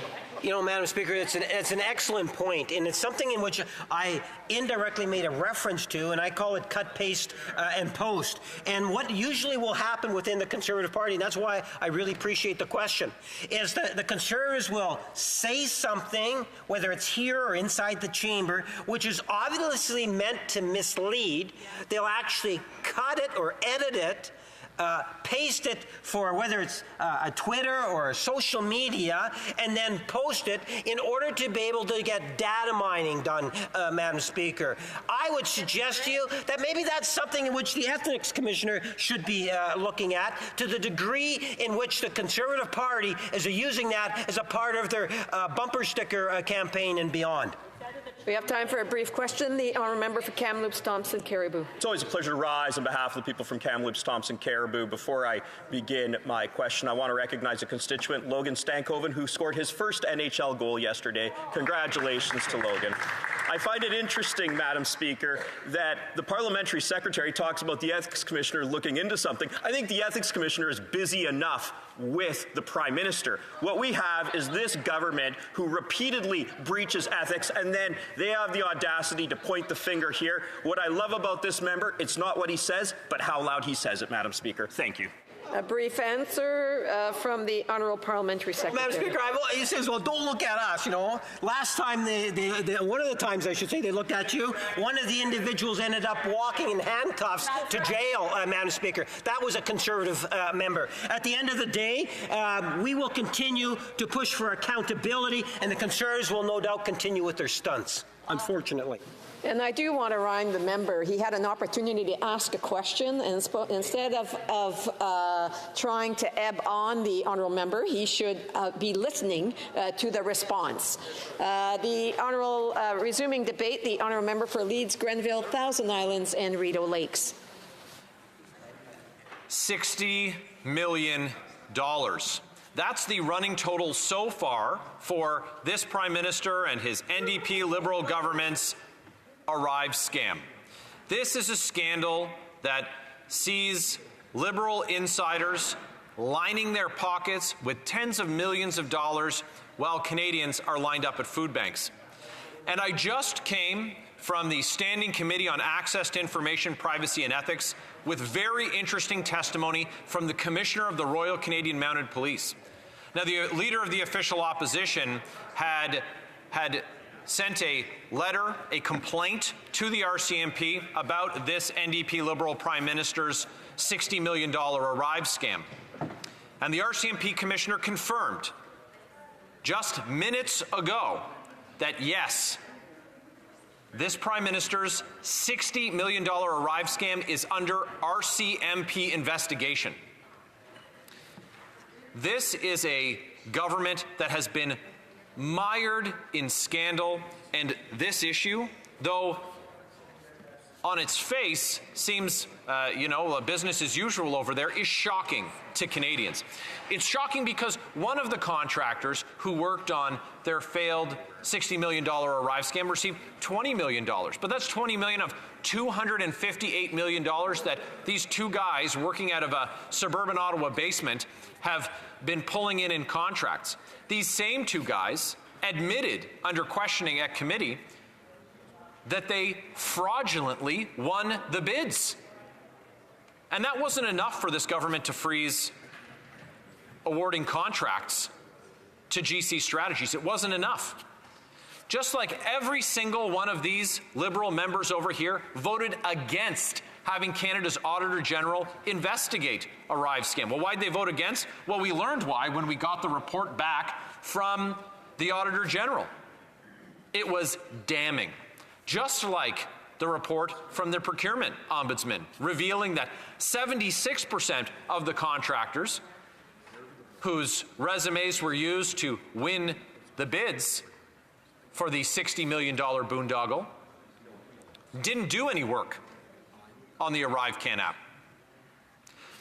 The accountability that these Liberals look to apply to this measure is the same as having the fox guard the henhouse. They want internal processes. They want the CBSA to investigate themselves.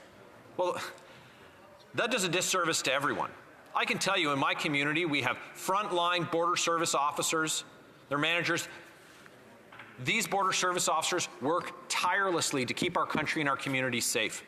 They are appalled by what they've seen from this Prime Minister's senior bureaucrats, the President, former President of the CBSA, in this shocking waste of taxpayers' money. And it is a waste. Well, I did have a parliamentary secretary in this place one day say, oh, it saved tens of thousands of lives. They've had to walk that back. The parliamentary secretary had to walk it back. No data. They just make stuff up. But also under questioning, their officials at committee confirmed the same. This scandal has seen explosive testimony at committee. Allegations of bribery, extortion, evidence of corruption, forgery, fraud, and threats.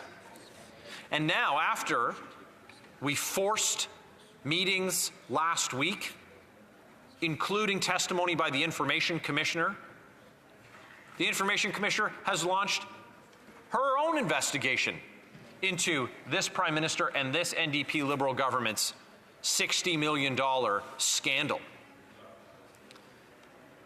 Today's motion is incredibly important because this is going to require the government to report on actual costs. It says something about the complete absence of transparency. And these Liberals, committed to being the most transparent government in history and having sunshine be the best disinfectant. Well, I tell you, they need a lot of disinfectant over there because every step of the way they have tried to block the answers and the accountability that common sense Conservatives have pressed for on this massive scandal. So we want the actual cost. The Auditor General, and let's just break down her name for a second, a general who has an army of auditors, couldn't even get the true costs out of this government. Why? Well, wait, can you not hear that? It's the sound of the paper shredders working overtime every time anyone takes a look at these Liberals and their well-connected friends. So we're going to get all of the costs, all the way down the line. And we're going to call on the government to recoup the costs. Last week at committee, senior officials confirmed when I asked that there is a mechanism to get Canadians' tax dollars back in this egregious scandal. It's unbelievable when we have officials lying at committee, when we have clear evidence of criminal acts, when all of this evidence continues to pile up. And the app was originally billed at costing $80,000. And you'll hear the hue and cry, it was never going to cost $80,000. Oh, it couldn't have been built in a day. I have yet to hear testimony of all of the hours at all of the committees that are looking at this, that $60 million is good value for money. And in fact, the Auditor General confirmed that this wasn't a value for money project. And that, in fact, there was gross mismanagement. And that thousands of pages of documents are missing. And they don't know, just like they don't know the true cost of the app, they don't know how many documents are missing. It's a bit of a problem there. And this issue is one that we've been attuned to for more than a year.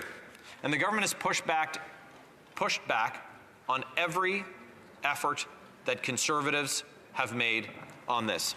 And I'm pleased that I'll be splitting my time, Madam Speaker, to allow for another common sense Conservative to speak to this egregious scandal.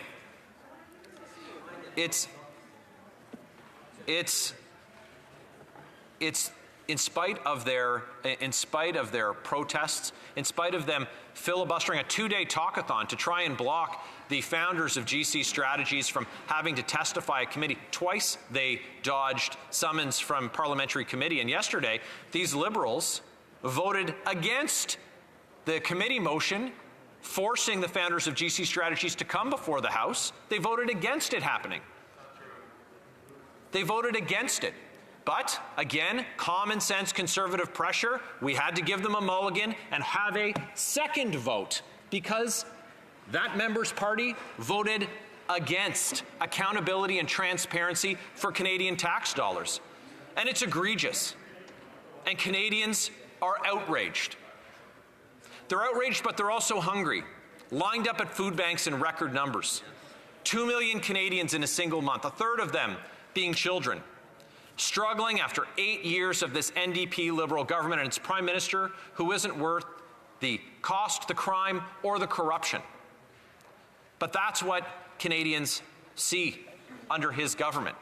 But the good news, Madam Speaker, is that it wasn't like this before, and it won't be like this after. And common sense Conservatives have a very straightforward plan.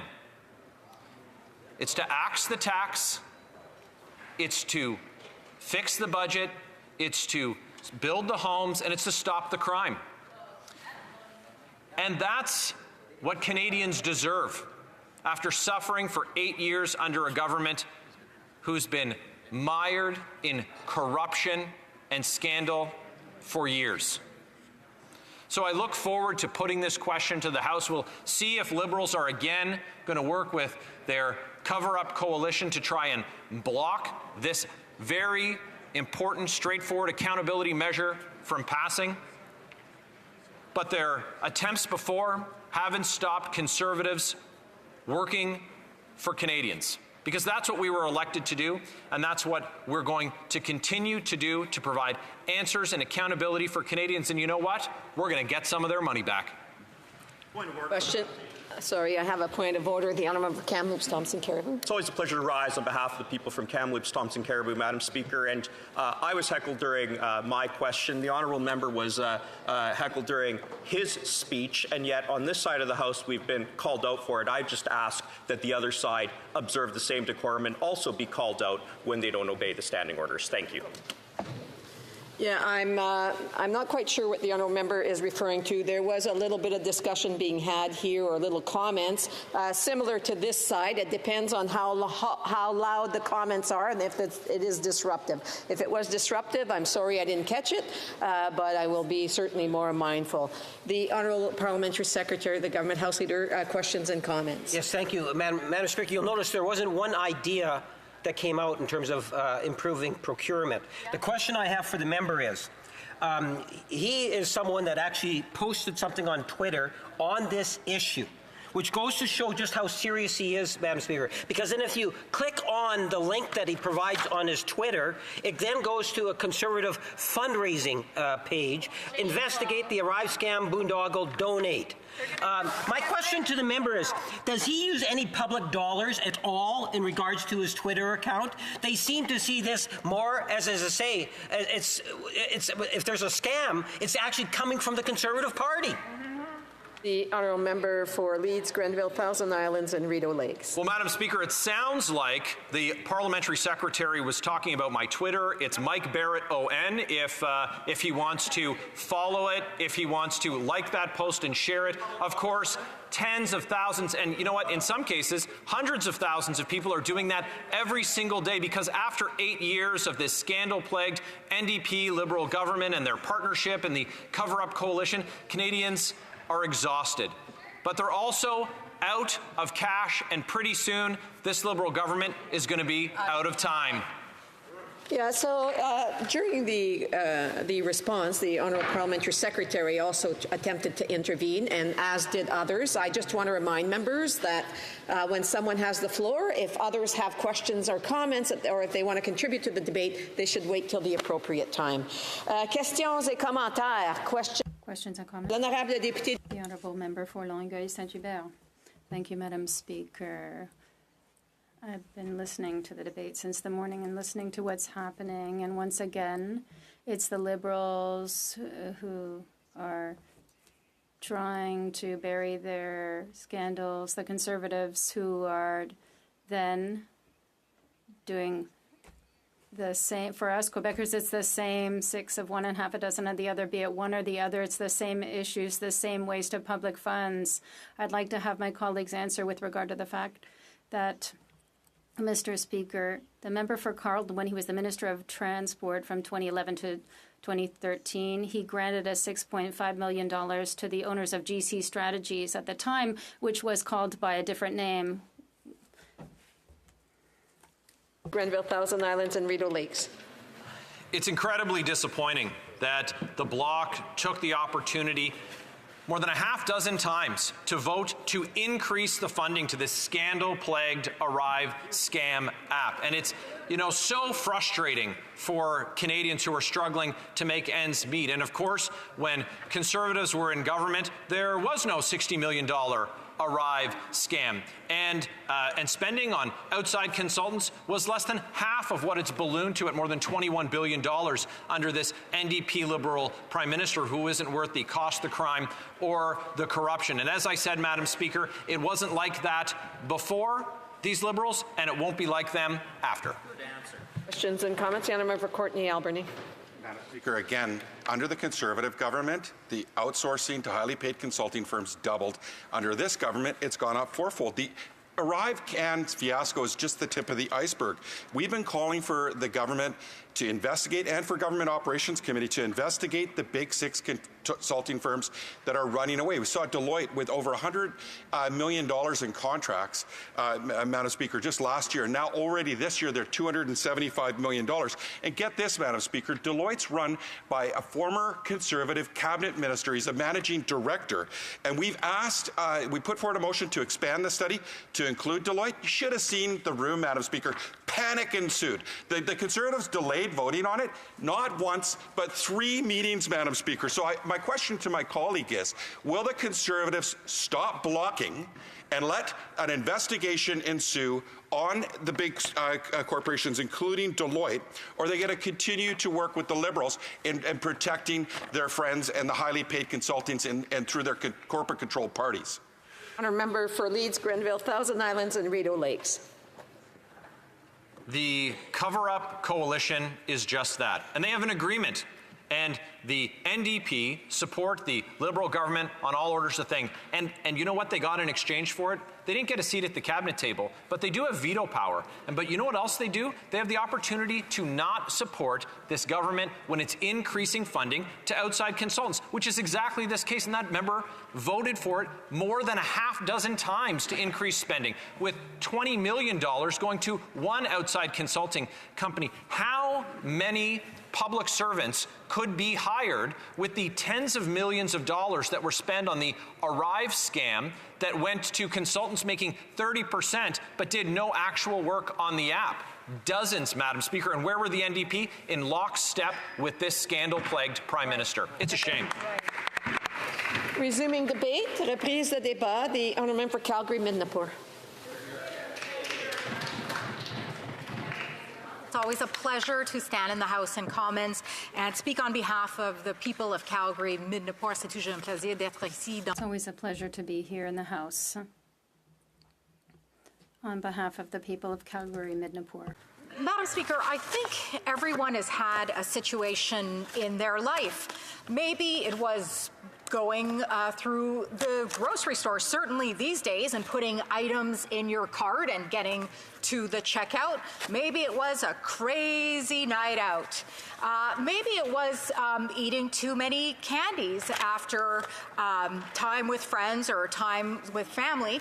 But I think we have all had a situation where we are at with the ArriveScam today, and that is, how did this even happen? How did this even happen, Madam Speaker? That is the big question for today. And that is why, Madam Speaker, we, the official opposition, are asking this Liberal government to table a report by March 18th showing the complete costs of ArriveScam. To this date, we have no idea what those really are, and to collect and recoup all of the funds paid to contractors that did no work. And we certainly know that there were many, certainly one in particular, for sure. But this is why we have this Opposition Day motion here today on ArriveScam. It's because Canadians are all asking the question, how did this even happen?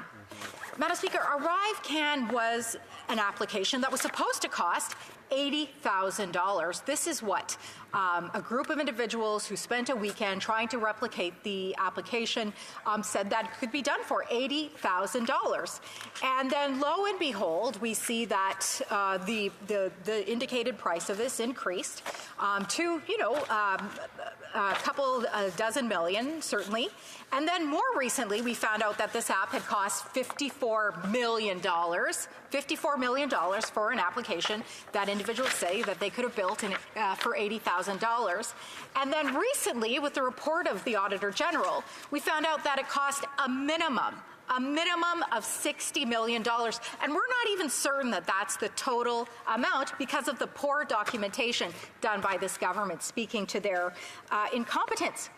Now, Madam Speaker, the main vendor behind this, of course, is the infamous GC Strategies, the two-person outlet working out of their basement that we thought got paid originally $11 million.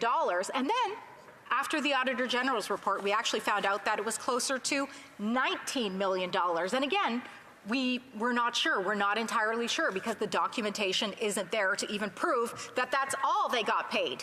But as you may know, it was recently released in the press that this company, this two-person company, working out of their basement that doesn't even do any work, has been given $250 million in contracts by this NDP Liberal coalition, by this Liberal government, an incredible amount. We have within the ArriveScan application and its vendors the possibility of collusion, of price fixing, certainly inflation of prices, all of these things, whereby one of my colleagues, the member for Sherwood Park, Fort Saskatchewan, his questioning of the witnesses, they couldn't even respond when he said over and over and over, what do you do? What do you do? They weren't able to answer it. GC Strategies, as you may know, Madam Speaker, was also determined to have forged resumes in an effort to get these contracts. Madam Speaker, we all know the penalty for doing this. For example, if you are applying for a private position, if you are certainly applying to a university, for example, to forge your transcript, something like this, these are things that are unheard of. Yet it was done by this vendor that's been paid $250 million by this Liberal government. We have the destruction of documents by the Chief Information Officer at the time of ArriveScan. You can't even make this stuff up. Again, I say, how did this even happen? How did this even happen? Canadians are wondering that. And it gets worse from there, Madam Speaker. The head of the CBSA didn't even report the RCMP investigation of GC Strategies to the Auditor General, who found out about it in the Globe and Mail. That's how dysfunctional this government is, that the right hand doesn't know what the left hand is doing. And then we have the integrity director within the CBSA investigating the situation. So what is happening here, Madam Speaker? We're seeing what happens time and time again with this government. The government is investigating itself. I'm not sure really where this holds up to be evident. I certainly would love this opportunity. I think many people would, where you determine yourself if you've done wrongdoing or not. Unfortunately, democracy isn't supposed to work this way and Canada isn't supposed to work this way, but this is the way that ArriveScam is. And so I ask again, how did this even happen? Madam Speaker, I will tell you, those who have evaluated what happened here, and we haven't even gotten to the RCMP investigation, have not found out good things. We had the procurement ombudsman review ArriveScam, and his words were very damning. He found out that out of 41 ArriveCAN related procurements, 23 contracts were issued using a competitive process, but 31.7 of all contracts were non-competitive sole source contracts, 31%. That's a third. Terrible. We also found out that 43.5% contracts were from disincentive bidders using lower rates and encouraging bidders to pick a less risky higher rate. You may have also heard, Madam Speaker, that GC Strategies, this firm that we've talked so much about here in the House of Commons, even won a bid because they wrote the terms for winning the bid. So they were making up the rules so that they could win the bid. It goes on and on and on. And Madam Speaker, I'll just point out that everything that we see with ArriveScam, we see the incompetence of this government. We see the government not accepting responsibility. We see the complete lack of respect for the taxpayer. No value for money here, and I'll talk about that a bit more in a minute, as a microcosm of this government and how they have spent the last close to 9 years now. ArriveScam is sadly a microcosm of that. It gets worse after the review of the procurement ombudsman who gave ArriveScam a failing grade. We had 2 weeks ago, the Liberal government didn't want for this to happen, but we had the release finally of the Auditor General's report. And whatever excuse they try to use for ArriveScam, the crisis situation, she herself used the words saying that this is not an excuse to not get value for money for the Canadian taxpayer.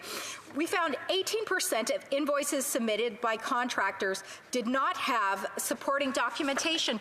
20% of documentation almost did not have supporting documentation. We know now that task authorities were issued and paid for not even having tasks assigned to them. So essentially, people could have gotten paid for work that they didn't even complete. It's absolutely unbelievable. In addition, in her report, $12.2 million she couldn't even associate to ArriveCAN, ArriveScam, I should say.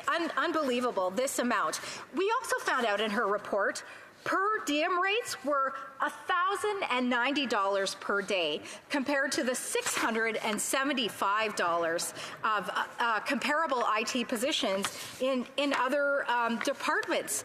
And, it's just astounding that these things could happen with ArriveScam, that there could be such blatant disregard for the taxpayer. But this is happening by this Liberal government in this day and age, a government that just had a $23.6 billion deficit between April and December of last year, a government that is sending over 2 million Canadians to food banks, a government that is allowing 1 in 5 Canadians to skip meals. ArriveScam is a complete microcosm of this government and this failure. But good news, as we found out today, the RCMP investigation has now been extended to include ArriveScam. And I think that this is a big victory for us on this side of the House. Our tenacity, our quest for the truth, our not wanting to give up on finding the truth for Canadians, on getting value for Canadians. But the final question remains, which I started my speech with,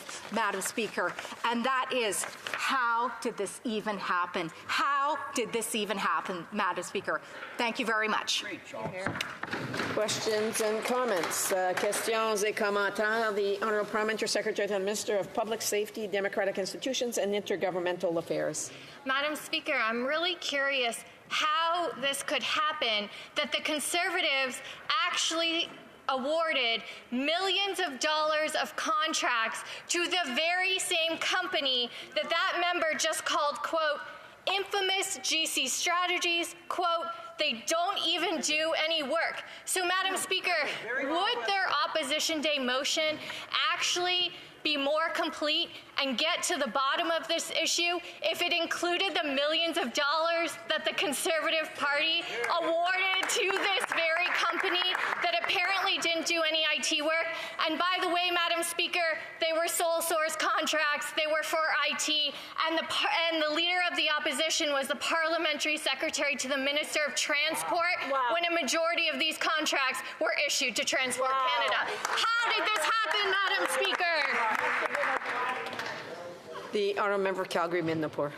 Yeah, thank you very much, Madam Speaker. You know, this would be impossible because what year was GC Strategies Incorporated? 2015. 2015. 2015. Madam Speaker, the Canadians need only look at the $23.6 billion deficit. Contracting is up 60% with this government in the last 8 or 9 years. I refuse to accept their attempt to, once again, cover up their use of such a company. And again, the facts speak for themselves. This company wasn't even incorporated until 2015 when...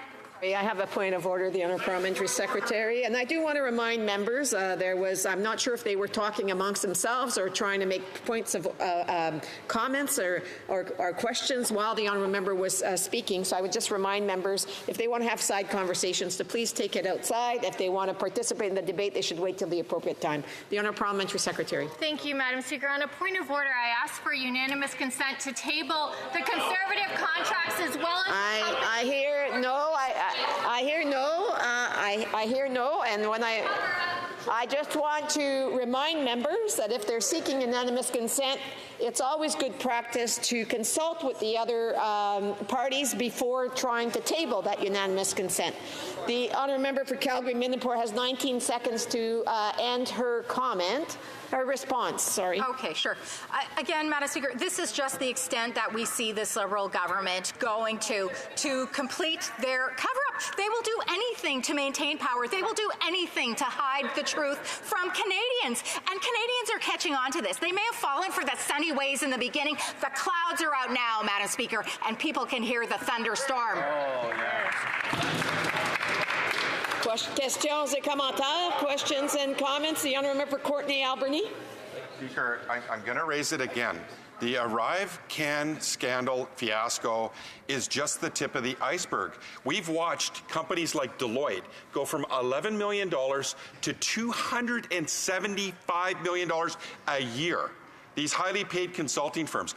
The NDP put forward a motion to expand the investigation to look at all outsourcing, including these big corporations. I've asked Conservatives all day long why they won't talk about expanding it and actually moving forward with an investigation.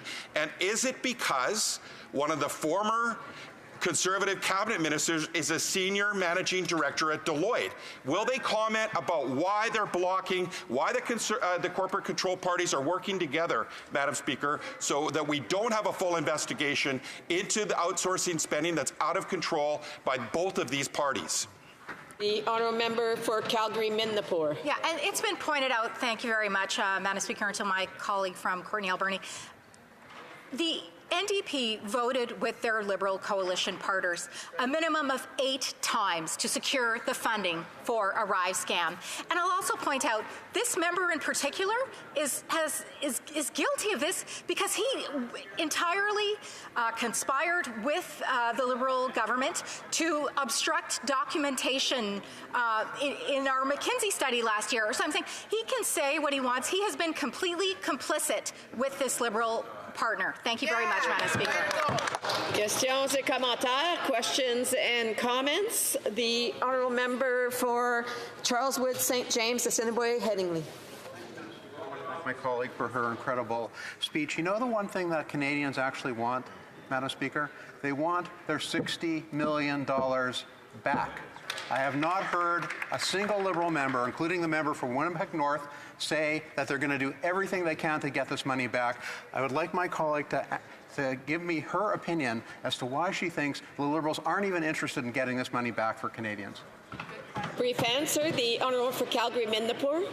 Thank you very much, Madam Speaker. It's because, frankly, the Liberal government doesn't care. They're completely tone deaf to the desperation of the average Canadian. There is one solution for Canada, and that is a Conservative government led by the member for Carleton, Madam Speaker. Resuming debate, and I do want to remind the honourable member that unfortunately we will have to interrupt him at some point to get to the question period, but he'll be able to finish after. The honourable member for Calgary, the honourable member for Richmond Hill, debate. Thank you, Madam Speaker. Madam Speaker, I'll be sharing my time with the member for Vaughan Woodbridge. Madam Speaker, as members of this House, we share a profound duty to ensure that public funds are used effectively and for public good. This principle is paramount, especially in the times of crisis when swift action is necessary and resources are stretched thin. The COVID-19 pandemic presented unprecedented challenges requiring urgent and innovative responses. Among these was the development of ArriveCAN app, a tool swiftly implemented to manage the risk associated with international travel during the pandemic. It is crucial to recognize the context in which ArriveCAN was developed, a period marked by uncertainty and the urgent need to protect public health. ArriveCAN was instrumental in mitigating the spread of virus by international travel by simplifying the submission of travel and health information for individuals entering Canada. It made a substantial contribution to our effort to manage the public effectively.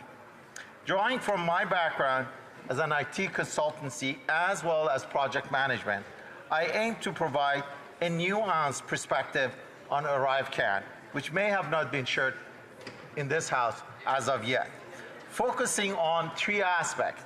It's on development process, the cost avoidance, and its true valuation.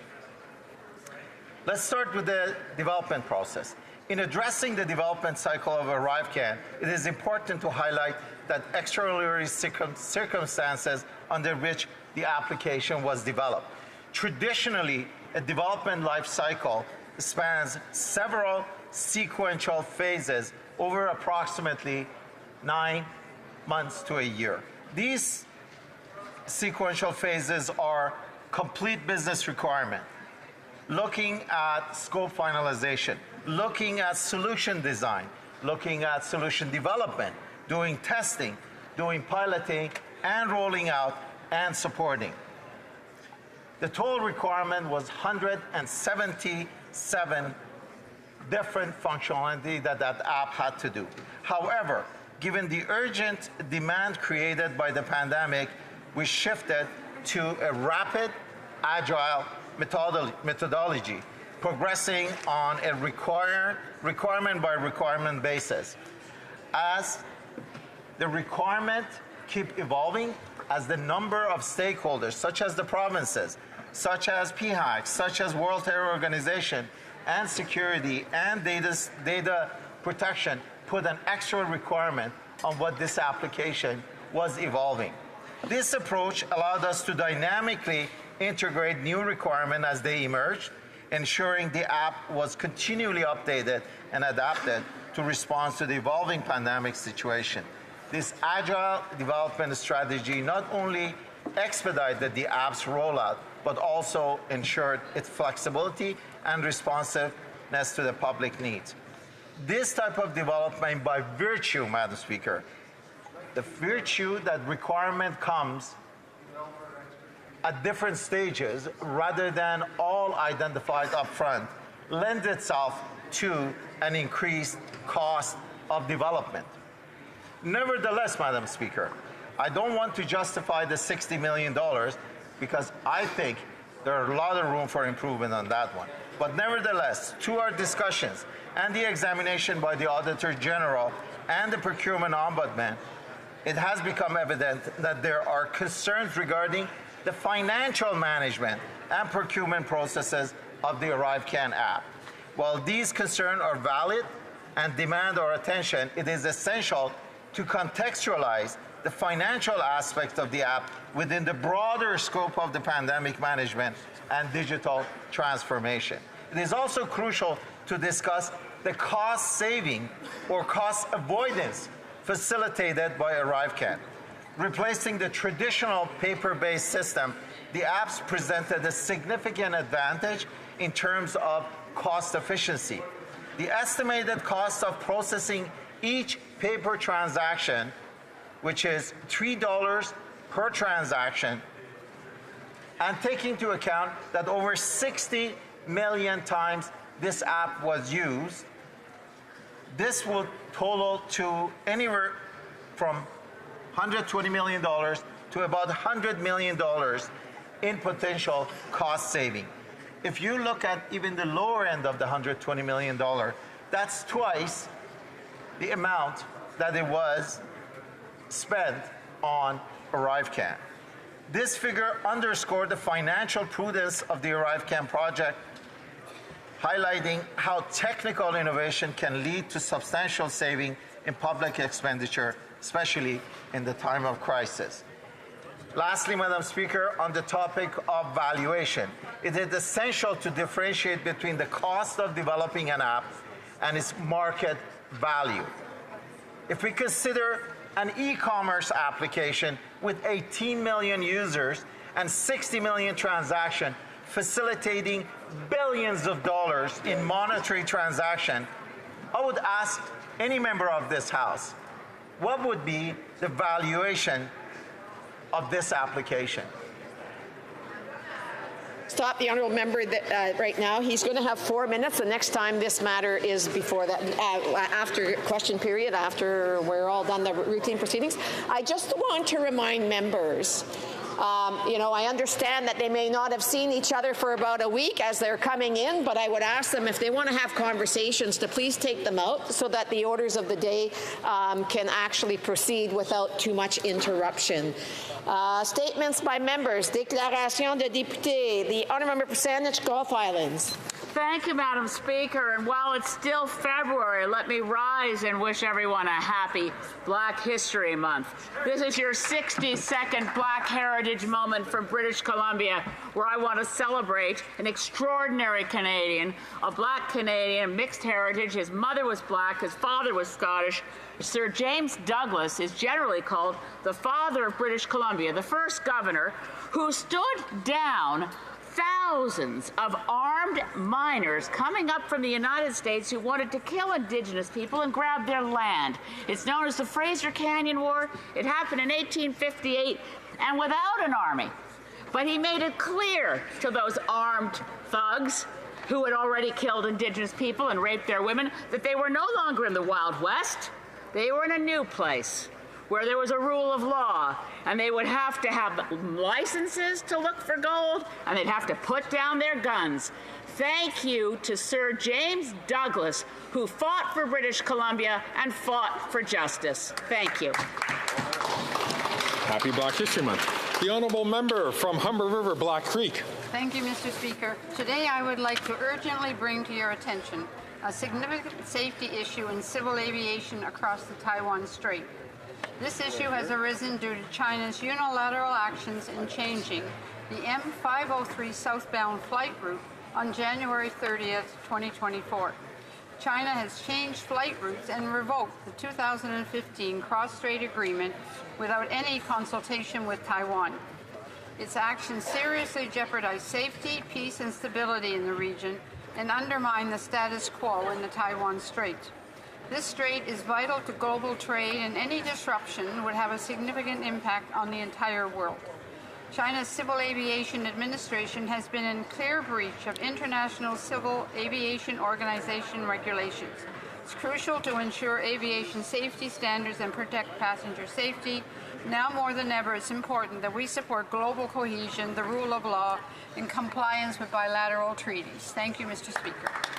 The honourable member from Central Okanagan, Similkin Nicola. Mr. Speaker, I want to thank all Canadians who have helped taking Ukrainian families fleeing the illegal invasion of their homeland. This support comes from so many individuals, families, churches, community groups, and local businesses that have put aside their own challenges to help out. The generosity we've seen has been amazing, with donations, housing, offers of work. They've not only offered material support, Mr. Speaker, but also the priceless gift of friendship. Many Ukrainians in central Okanagan, Smilkameen, Nicola appreciate every assistance they've received. However, the ongoing devastation of their homeland raises concerns about their future and whether or not they may continue to stay and work in Canada until the war ends. It's my hope that the government will address these concerns, providing these families with much certainty as possible. We must continue supporting these Ukrainians who are worried about their family and friends back home. We must continue to support the Ukrainian people as they bravely fight for their national sovereignty against Vladimir Putin's illegal invasion. We stand with them now. We will stand with them until they're victorious and free. Great. The honourable member from Coquitlam, Port Coquitlam. Thank you, Mr. Speaker. Mr. Speaker, it is with great pride that I recognize a few remarkable young constituents from Coquitlam, Port Coquitlam. Through the GLOCAL organization, these constituents won microgrants by creating educational and engaging projects to empower civic awareness and democratic literacy.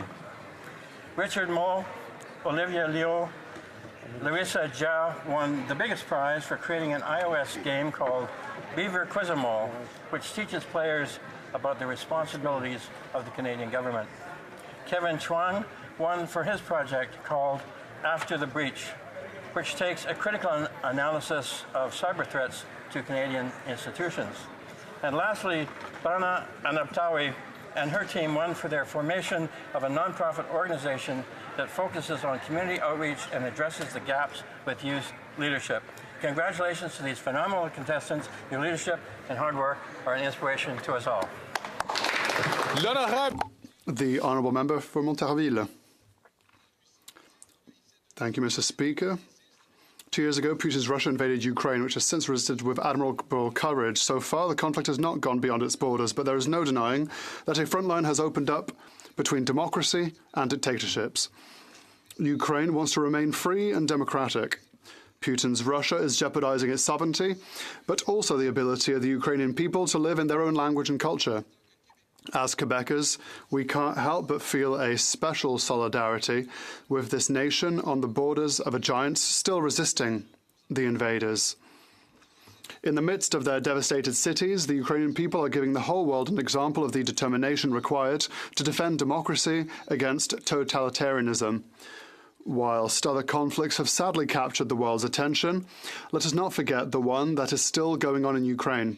Let us reiterate more than ever our full support for the Ukrainian nation, because the defense of its territory and its freedom is also ours. Nothing is decided yet. Slava Ukraini. The honourable member for Sherbrooke. Thank you, Mr. Speaker. Enjoying a good cup of coffee in the morning is part of everyday life for many people. But it tastes so much better when you know that the coffee is fair trade and green. Sherbrooke-based Cafe William has made it its mission to produce the fairest coffee in the world. Thanks to the construction of its new 100,000 square foot plant, a $40 million investment financed in part by Canada Economic Development, Cafe William has been able to triple its production, driven by their desire to grow the business, but concerned not to increase their carbon footprint. The owners have installed the world's first electric roaster. This will enable them to save 20% of their greenhouse gases produced by their operations. They have also decided to adopt a fair trade transport system by importing some of their raw materials by sailing boat. They are also working on an electric land transport project. Well done to Cafe William, a Sherbrooke company that has succeeded in combining economic development with environmental protection. The honourable member from Tobique-Matiquac. Mr. Speaker, after 8 long years of this Liberal government, Canadians from coast to coast have had enough, especially in rural Canada, like those from back home in New Brunswick. The urban-rural divide in Canada has only deepened under this government, and when the Minister of Environment states that they will not be investing in any new roads, rural Canadians feel unheard, overlooked, and once again left behind. Rural Canadians do not have the luxury of a metro or subways, so when this government quadruples the carbon tax, rural Canadians are disproportionately disproportionately affected. When this Liberal government insists on some of the most anti-agricultural and anti-natural resource policies in the world, rural Canadians see their economic potential shut down and their dreams trampled. They should remember that it's rural Canada that keeps us all fed, keeps our lights on, keeps our land, and keeps our country moving. We need every part of the country, both urban and rural, at its best for Canada to reach its full potential. A Conservative government will do just that by axing the tax, balancing the budget, building the homes, and stopping the crime. Let the builders build. Let the farmers farm. Let the truckers truck. Let the workers work, and let Canadians live again. The honourable member from Whitby. Speaker, as we celebrate the achievements of Black Canadians throughout Black History Month, it is imperative that we acknowledge the resilience and innovation demonstrated by Black entrepreneurs. This past week, I had the honor of visiting Whitby's Geek Speak Commerce, a hub in our downtown, where they have just wrapped up filming the Black Business Catalyst program. I was thrilled to pop in and chat with entrepreneurs, including Isaac Wanzama, Richard Bacart, Lisa Kaiser, Kanisha Lewis, Michael Masuwafu, and Zachariah Thomas. Feeling the buzz of Black entrepreneurship in action in my local community reminds me of the meaningful work our government has done to improve access to capital and opportunity for Black innovators and entrepreneurs, whether it's through the Black-led Philanthropic Endowment Fund or the Black Entrepreneurship Program, the Social Finance Fund, or the Black Business Procurement Pilot. Canadians can be sure that our government will continue to recognize and elevate Black entrepreneurs. Happy Black History Month. The honourable member from Notre-Dame-de-Grâce, Westmount. Merci, Monsieur le Président. Today I rise to mark the 150th anniversary of the city of Westmount. Since 1874, Westmount's beautiful parks, bustling schools, cégeps, synagogues, churches, community centers, and outdoor rinks, as well as our 125-year-old library, the first publicly funded library in Quebec, have all helped to foster a deep sense of community and identity. Westmount is like a small town in a big city. I'd like to thank the many volunteers and municipal employees, as well as Mayor Christina Smith and the Municipal Council, for all their leadership and commitment to Westmount's past, present, and future. Happy 150th anniversary, Westmount. The honourable member from Hastings, Lennox Naddington. My dad loved this place. He loved the role, he loved the rush, the responsibility, the privilege to represent. He loved the history, the relationships, the potential, the people. I miss my dad. I'm heartbroken and so sad that he's no longer here, but also grateful for the beautiful impact he had on me and countless others. With an infectious optimism and innate ability to lift others up, Darryl Cramp raised the bar for everyone around him. An extraordinary man, a respected member of Parliament for 11 years, MPP, business owner, police officer, fastball pitcher, husband, papa, and dad. He was an avid reader, writer, leader, and patriot. He was an empathetic, generous man who valued character over pedigree. His unwavering drive for success was matched only by his kindness and humility. A true mentor. My dad died February 8th, leaving behind a legacy of love and strength. My amazing mom, sisters, and I were all blessed to be by his side. The bond that my dad and I share is unbreakable, and although he has taken a step back, I know he remains an integral part of my journey, smiling and cheering me on every step of the way. God bless.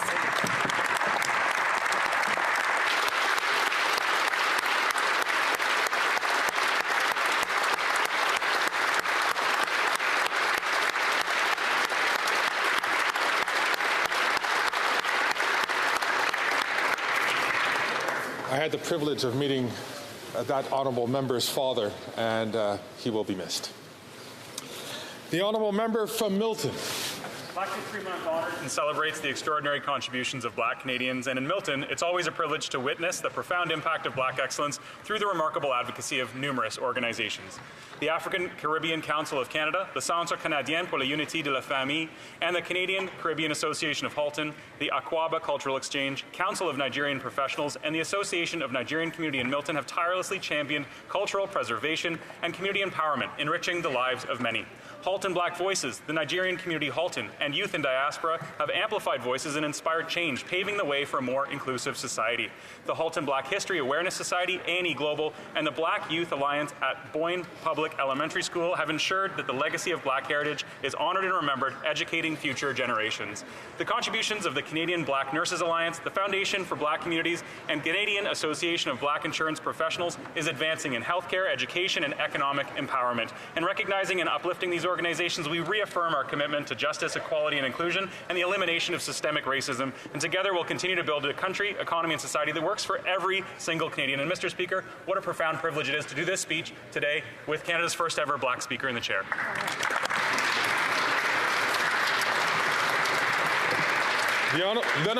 The Honourable Member for Charlesbourg-Haute-Saint-Charles. Mr. Speaker, good sense Conservatives will build housing, will repair the budget and stop the crime. This Prime Minister, with the support of the Bloc, are simply not worth the cost. Speaking of crime, the RCMP is going to be investigating ArriveCAN. The House needs to support our motion because the Auditor General has determined that the application cost at least $60 million to the taxpayer. The Procurement Ombudsman found that 76% of ArriveCAN contracts saw no work done. GC Strategies was paid nearly $20 million with regard to this application. Unfortunately, Quebecers cannot rely on the Bloc to scrutinise government spending. It's their leader that admitted this. They also voted 8 times to support this exorbitant spending. The parties have a chance to recover the immense sums lost in the matter by supporting our motion. 2 things we want to do. We want the Prime Minister to collaborate with the RCMP, and we want them to vote with our motion. The Honourable Member from Red Deer Lacombe. Mr. Speaker, common sense Conservatives will axe the tax, build the homes, fix the budget, and stop the crime. And after 8 years, this NDP Liberal Prime Minister is not worth the cost, corruption, cover-ups, or crime. Only this Prime Minister could turn an $80,000 app budget into a $60 million boondoggle. And when tasked with holding the government to account, the NDP voted to keep on funding ArriveScam. Not once, not twice, not 3 times, but 8 times the NDP voted to give tens of millions of tax dollars to 2 guys in a basement for money-for-nothing contracts. Common sense Conservatives voted no. Had the NDP and Bloc done the same, ArriveScam funding would have never happened. Conservatives know how hard Canadians work for their money, and we won't award contracts to Liberal insiders so they can hold whiskey tastings and private dinners with government officials. After 8 years, it's time to fix what this Liberal NDP coalition has broken. It's time for a common sense Conservative government. The Honourable Member from Cape Breton-Canso. Mr. Speaker, while lobster is Canada's most valuable seafood export, the industry is more than just numbers. It's about people, hard-working men and hard-working women who brave the seas, provide for their families, and support their communities. Atlantic Canadians understand the importance of supporting the sector and promoting it on a world stage. That's why initiatives like the Minister of Agriculture's recent trade mission are so crucial. They not only showcase our world-class products, but also open up new opportunities for growth and prosperity in the Atlantic region. It's truly unfortunate that some Conservative members of this Parliament, don't think Atlantic Canadian products are good enough to promote abroad. They're truly out of touch with Atlantic Canadians. It's wrong and it's cynical. Our government remains focused on promoting our products from Atlantic Canada and across the country, increasing demand and driving economic growth for agriculture and the fisheries sector. Thank you, Mr. Speaker. The Honourable Member from Skeena, Bulkley Valley. Mr. Speaker, men's sheds are groups of mostly retired men who come together regularly in the spirit of mutual support. There are now almost 100 men's sheds across Canada, and just last month, the Canadian Journal of Community Mental Health confirmed that men's sheds provide clear and significant mental health benefits by generating opportunities for camaraderie, a sense of purpose, and a sense of inclusion. In Northwest BC, the Fraser Lake Men's Shed has been up and running since 2018. Its members run a small second-hand store, and they do odd jobs around the community for folks who couldn't otherwise afford a professional. I want to give special recognition to John Fenema and John Stafford from the Fraser Lake Men's Shed, who recently traveled to the neighboring community of Houston to share with residents there their men's shed experience. At a time when mental health and social connection are more critical than ever, the men's shed movement is a grassroots response that is making a difference, and it's good to see. Thank you, Mr. Speaker. The Honourable Member from Manicouagan. Today I have the great pleasure of welcoming a delegation from my constituency, Côte-Nord.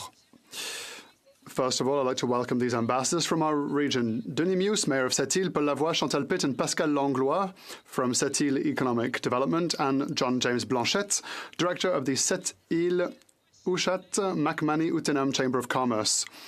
So today I won't be alone in extolling the virtues of our region, which is the size of a country where resources abound and opportunities are endless. We have a deep water port responsible for nearly 50% of the traffic on the St. Lawrence, which is our pride and joy. A region bursting with great and welcoming people, with projects and ambitions that are part of a drive for sustainable development, for a better future for all. Today, these voices will join mine to remind us that the key role that Sept-Îles and Ouchat McManny Utenam can play in our future. Thank you, Chinashkin Kumitin, to this passionate delegation. The Honourable Member from Barrie Springwater Oro-Medonte. Mr. Speaker, after 8 years, the NDP Liberal Prime Minister is not worth the cost, crime, or corruption. Only common sense Conservatives will axe the tax, build the homes, fix the budget, and stop the crime. Right. Canadians deserve answers about how the Liberal government's useless ArriveScam app went from costing $80,000 to at least $60 million. Wow. Just last week, the national president of the CBSA's union said that the $60 million that was squandered on the ArriveScam app could have been used to hire 600 frontline border agents. Right. This Liberal NDP coalition is not worth the cost. We now know that this reckless abuse of taxpayer money and blatant corruption is just the tip of the iceberg. 4 years of emails have vanished in an apparent attempt to cover up the corruption and destroy records related to this scam app. The NDP voted yes at least 8 times to give tens of millions of dollars for cost overruns and money-for-nothing contracts to shell companies. Common sense Conservatives voted no every time. The NDP now has the chance to stand up and vote to release all the missing documents. The Honourable Member from Sydney, Victoria. Mr. Speaker, I rise today to recognize the significant contributions of Indigenous tourism in Canada. Studies show that 8 out of 10 Canadians are craving an authentic Indigenous experience during their travels. Whether it be visiting a powwow, a local heritage park like Wanuskewin or Membertou, or taking a trip to Eskasoni's Goat Island cultural journeys, Indigenous tourism continues to thrive in Canada. Indigenous tourism is an integral part of our tourism growth strategy, and we are proud to have launched the Indigenous Tourism Fund. This $20 million investment is not only reviving the sector, but ensuring its sustainable growth. Mr. Speaker, the world's largest Indigenous tourism conference is being held in Ottawa this week to gather community leaders, entrepreneurs, and partners dedicated to promoting and celebrating the vibrant world of Indigenous tourism. Please join me in wishing them a productive conference and continued success in building a better Canada. Oral questions, questions orales. The Honourable Leader of the Opposition. After 8 years, this Prime Minister is not worth the cost or the corruption. Today, the Conservatives received a letter from the RCMP Commissioner confirming that there is now an investigation, a police investigation underway on ArriveScan.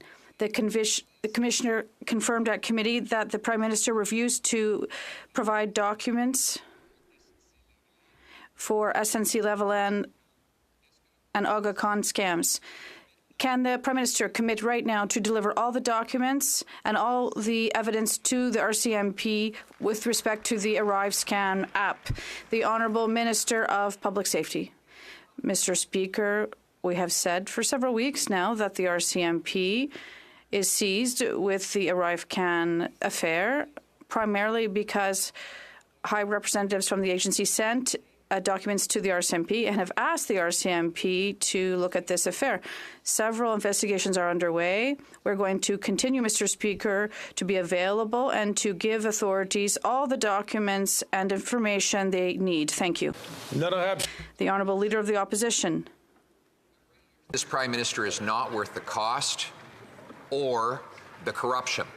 Today, Conservatives got a letter from the Commissioner of the RCMP indicating that the National Police Force is now formally investigating the ArriveScam and the Auditor General's report into it. Now, we know that the Auditor General the government deprived the Auditor General of key documents to calculate the full cost and the breadth of the scandal. We also know that the Prime Minister refused to hand over documents in the SNC-Lavalin and the ArriveCAN Island scandals. Will the Prime Minister commit here and now to giving the RCMP all the documents and evidence on ArriveScam? The Honourable Minister for Public Security. Mr. Speaker, again, the Leader of the Opposition seems to be impressed with some information that's been known in the public space for many weeks. The RCMP have confirmed previously that they're looking into the circumstances around ArriveCAN. We have total confidence in the RCMP to do this important work. I'll remind the Leader of the Opposition that the President of the Border Services Agency referred these questions proactively to the RCMP, and we'll continue to do whatever we need to do, Mr. Speaker, to cooperate with the National Police Force and every other ongoing investigation. The Honourable Leader of the Opposition. Other investigation. How many police investigations are they facing, Mr. Speaker? After 8 years, this Prime Minister is not worth the cost of food. Today, we got a terrible report from the charity Second Harvest, which reports that this year they expect 1 million additional visits to food banks, and that last year 36% of charities had to turn people away because they were running out of resources. Will the Prime Minister reverse his inflationary carbon tax on farmers and food? The Honourable Minister for Innovation. Mr. Speaker, when it comes to fight for Canadians, we will take no lessons from these conservatives, Mr. Speaker. Today, I just appeared in front of the Agricultural Committee, and Mr. Speaker, it was shocking to see that one of their members was defending the profit margin of foreign food processor, Mr. Speaker, at a time when we should all be fighting in this House for Canadians, Mr. Speaker. If the Leader of the Opposition want to do something for Canadians, vote for C-59, increase competition in this country. More competition is more choice, better price for Canadians, and more innovation, Mr. Speaker. Canadians understand that. Will he understand? The Honourable Leader of the Opposition. Speaker, what I understand is that after 8 years, this Prime Minister, this NDP Liberal Prime Minister, is not worth the cost of food. And if you thought that grocery profits were too high, after 8 years, you'd think he might have done something about it. But instead, we now have a massive increase. Let's get this straight. Second Harvest predicts there will be 1 million more visits to food banks this year than there was in last year's record-breaking year. In fact, many charities can no longer give people food because they've actually run out. In light of the failure of the carbon tax and the pain it is causing, will they axe the tax so that Canadians can afford to eat? The Honourable Minister for Innovation. One thing Canadians know, Mr. Speaker, is that the Leader of Opposition, the preferred verb is cut, Mr. Speaker. We all know he would be cutting. When you're looking at the record on both sides, Mr. Speaker, let me tell you what we have done in the last few months to fight for Canadians, Mr. Speaker. We have launched the largest reform on competition nation in this nation history. We have made sure that we have a functioning Consumers Bureau of Affairs, Mr. Speaker. We have made sure that we have now in this country more measures to fight for Canadians. Mr. Speaker, every member of this House should be fighting for Canadians. The question is, will the Conservative fight with us for Canadians? The Honourable Leader of the Opposition. Mr. Speaker, after that answer just proves that after 8 years, this NDP Liberal Prime Minister is not worth the cost. It's not just that 1 million more people will visit food banks this year than in last year's record-smashing year. It's that now there's a large Facebook group of 800 people, 8,000 people, who call themselves the Dumpster Diving Network. So desperate are they that not only can they not afford groceries or find it at food banks, that they're literally jumping into garbage cans to find food.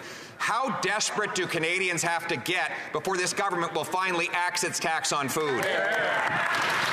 The Honourable Minister for Housing, Infrastructure and Communities.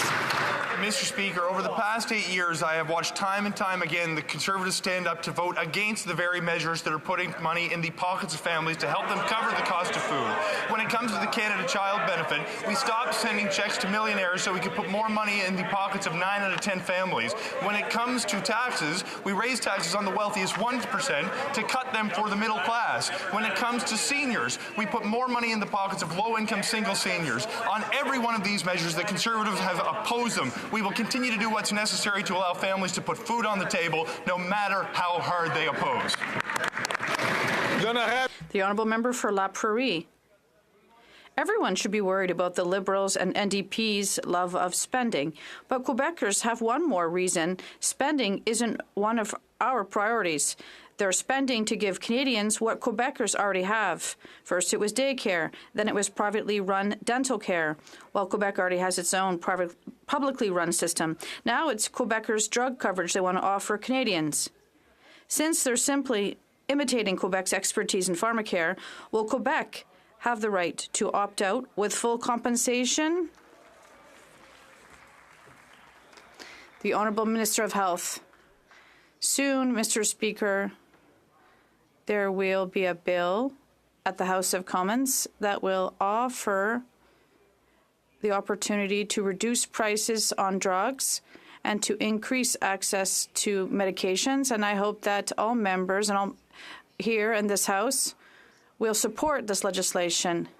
But it's important not to criticize something that hasn't come out yet. We need to wait for the bill to be presented.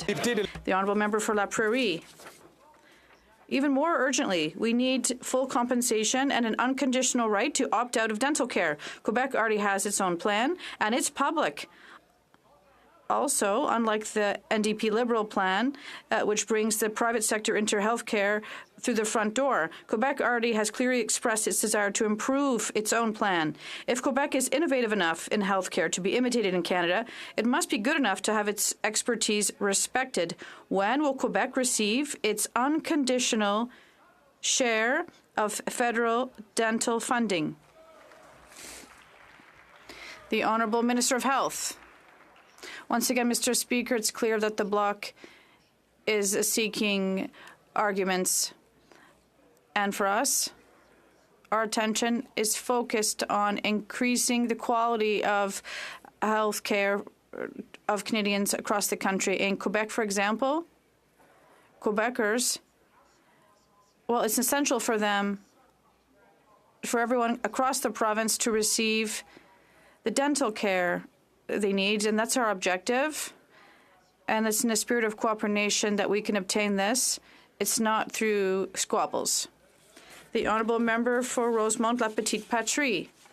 Mr. Speaker, a recent report has revealed that 30% of Quebecers don't have a GP. 1 out of 3 don't have a family doctor. The Prime Minister promised to invest and provide healthcare providers, but people still don't have a family doctor.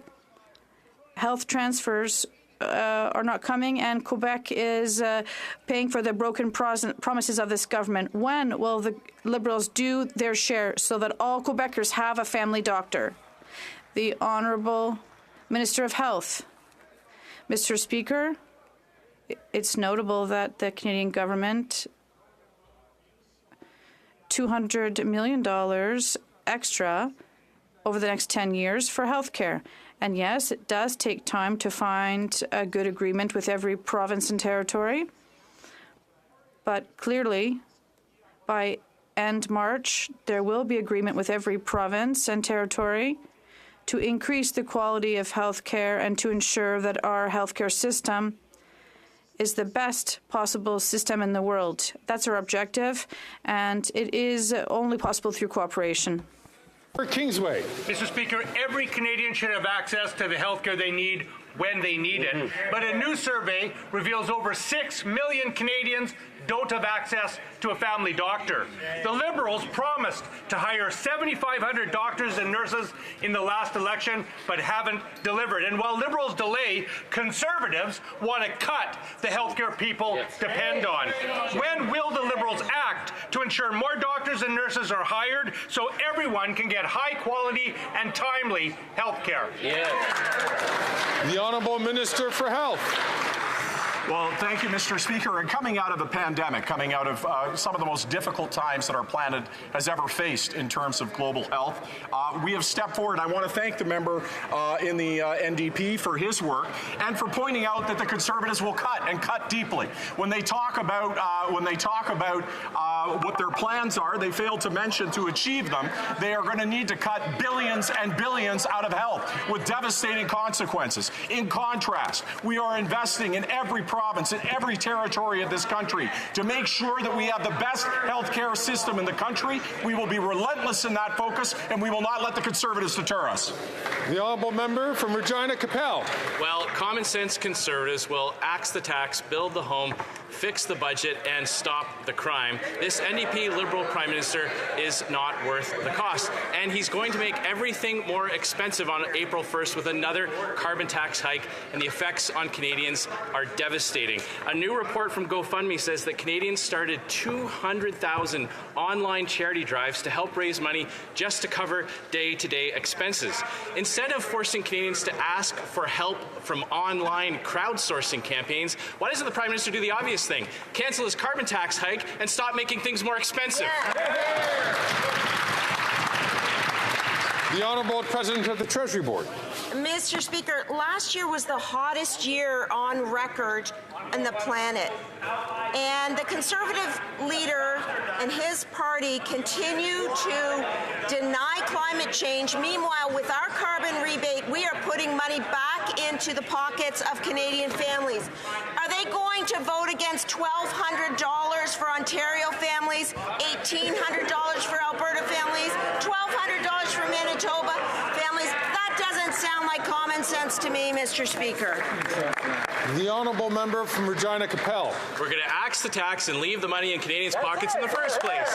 And Canadians aren't fooled by the shell game. They know the rebate doesn't cover all the costs of the carbon tax as manufacturers and producers raise their prices to pay their share of the carbon tax, and all that gets passed on to consumers. But you know, sites like GoFundMe used to be used to help children who lost their parents tragically, and now Canadians are turning to crowdsourcing to help pay their food bills. Officials say that 56,000 campaigns were started just to pay for the cost of food alone. Why doesn't the Prime Minister just axe the tax so prices can come down?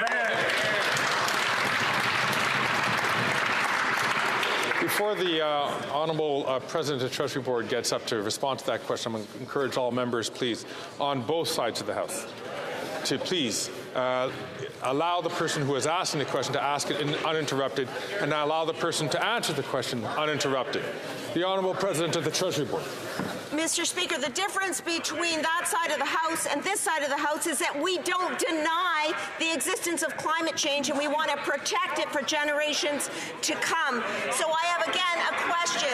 Are you going to take money away from Canadian families, Mr. Speaker, by voting against $1,200 for Ontario families, $1,800 for Alberta families, $1,200 for Manitoba families? Mr. Speaker, that's taking money away from Canadians by telling them they're not going to have the rebates and voting against. That's not common sense. I'm going to ask the honourable member from St. Albert's, Edmonton, please.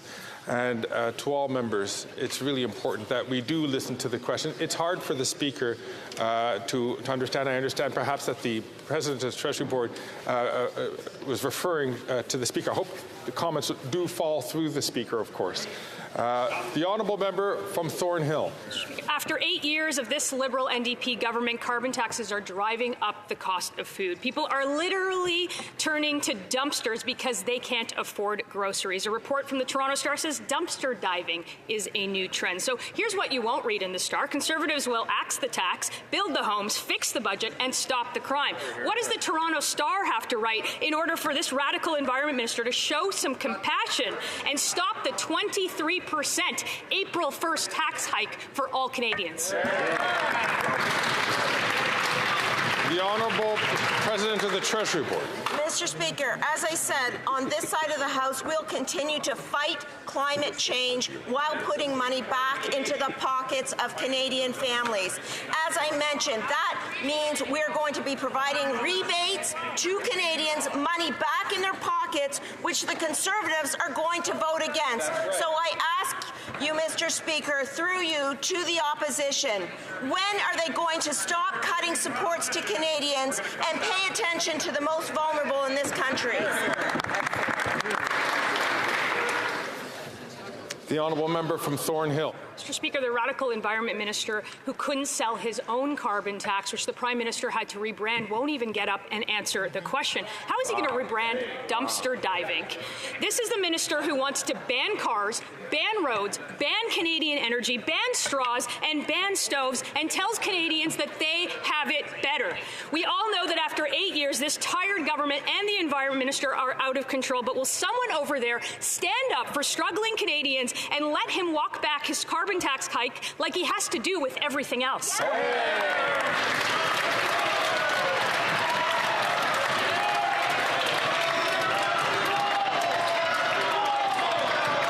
Order. Order. The Honourable Minister for Innovation. Mr. Speaker, on this side of the House, we'll be standing up for Canadians. Every single member on this House is willing to stand on this side, Mr. Speaker. And whilst the Conservative would like to make a story, just look at our records, Mr. Speaker, when it comes. Just look at our record, Mr. Speaker. We have led the industrial revolution in electric cars, Mr. Speaker. We have brought more investment.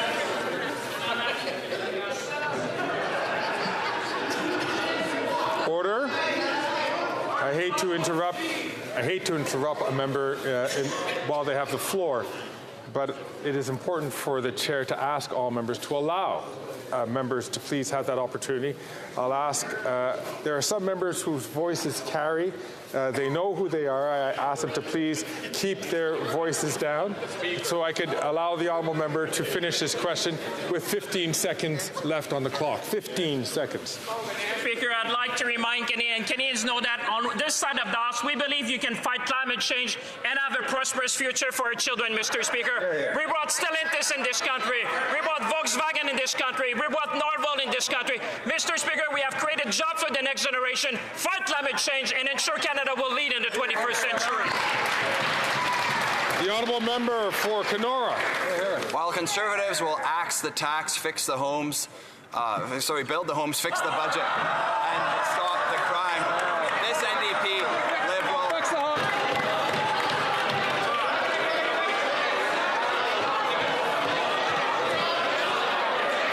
Order.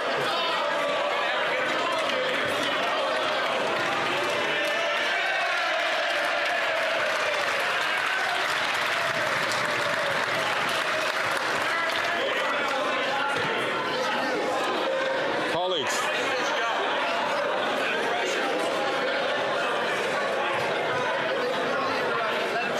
I think there's colleagues, I think it's important for all of us to remember. I'm going to ask. I think it's important for all of us to remember the old expression, there, but for the grace of God I go. and we've all sometimes made a mistake. I'm going to ask the honourable member from Kenora to start his question again from the top.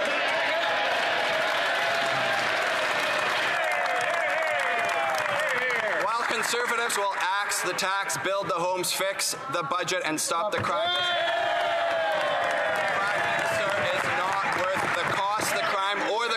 Mr. Speaker, 1 in 5 families are living in energy poverty, and we know that rate is even higher in rural areas like Northern Ontario, Mr. Speaker. So while they laugh about it, why doesn't this Prime Minister finally axe his April carbon tax hike so that Canadians can afford to heat their homes?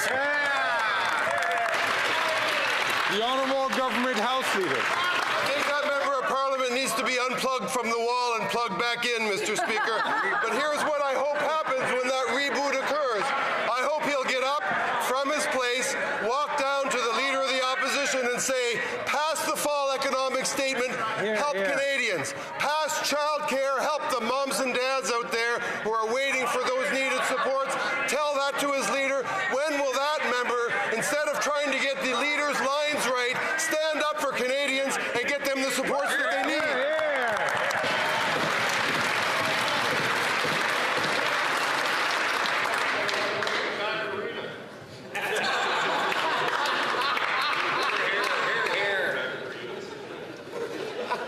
Thank you. The honourable member from Kenora has the floor. Mr. Speaker, no matter how much they try to distract or deny it, their plan simply isn't working. The carbon tax isn't an environmental plan because emissions are on the rise. More Canadians are paying more in the tax than they're getting back in rebates. 1 in 5 families are living in energy poverty, and 2 million Canadians are going to a food bank every single month. Mr. Speaker, how much more must Canadians struggle before they finally listen to our common sense plan and axe the tax?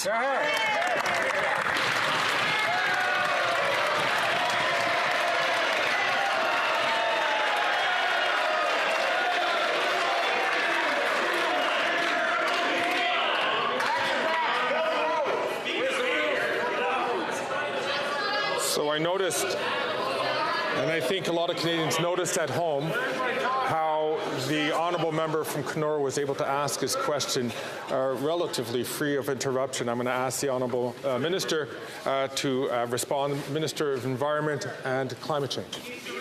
Mr. Speaker, while Conservatives still debate whether or not climate change is real, while some of those members say that climate change is actually created by body heat from humans, others say that carbon dioxide is good for the planet, Mr. Speaker. 200,000 farmers in the last decade, 200,000 farmers in the last decade say they've experienced the impacts of climate change, making food costs going up. There's no link between carbon pricing and food price, but there is a link between climate change impacts and food prices. What's the Conservative response? More climate change, Mr. Speaker.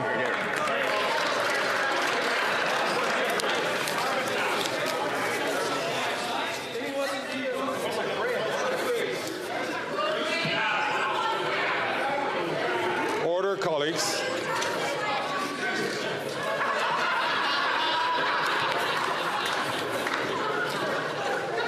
Order.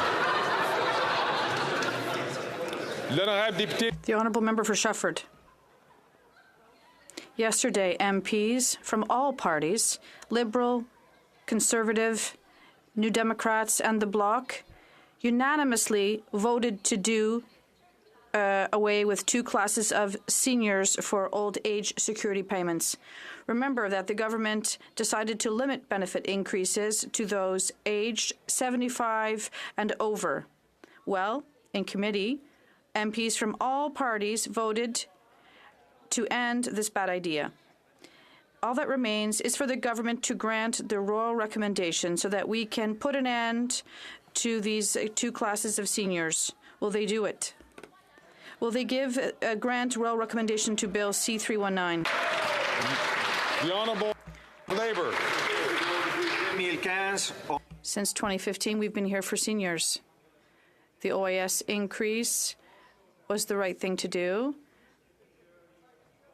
as seniors are running down their savings and need health care We also enhanced the GIS, as well as old age security, introduced a new dental care system. Thank you. The Honourable Member for Lac-Saint-Jean.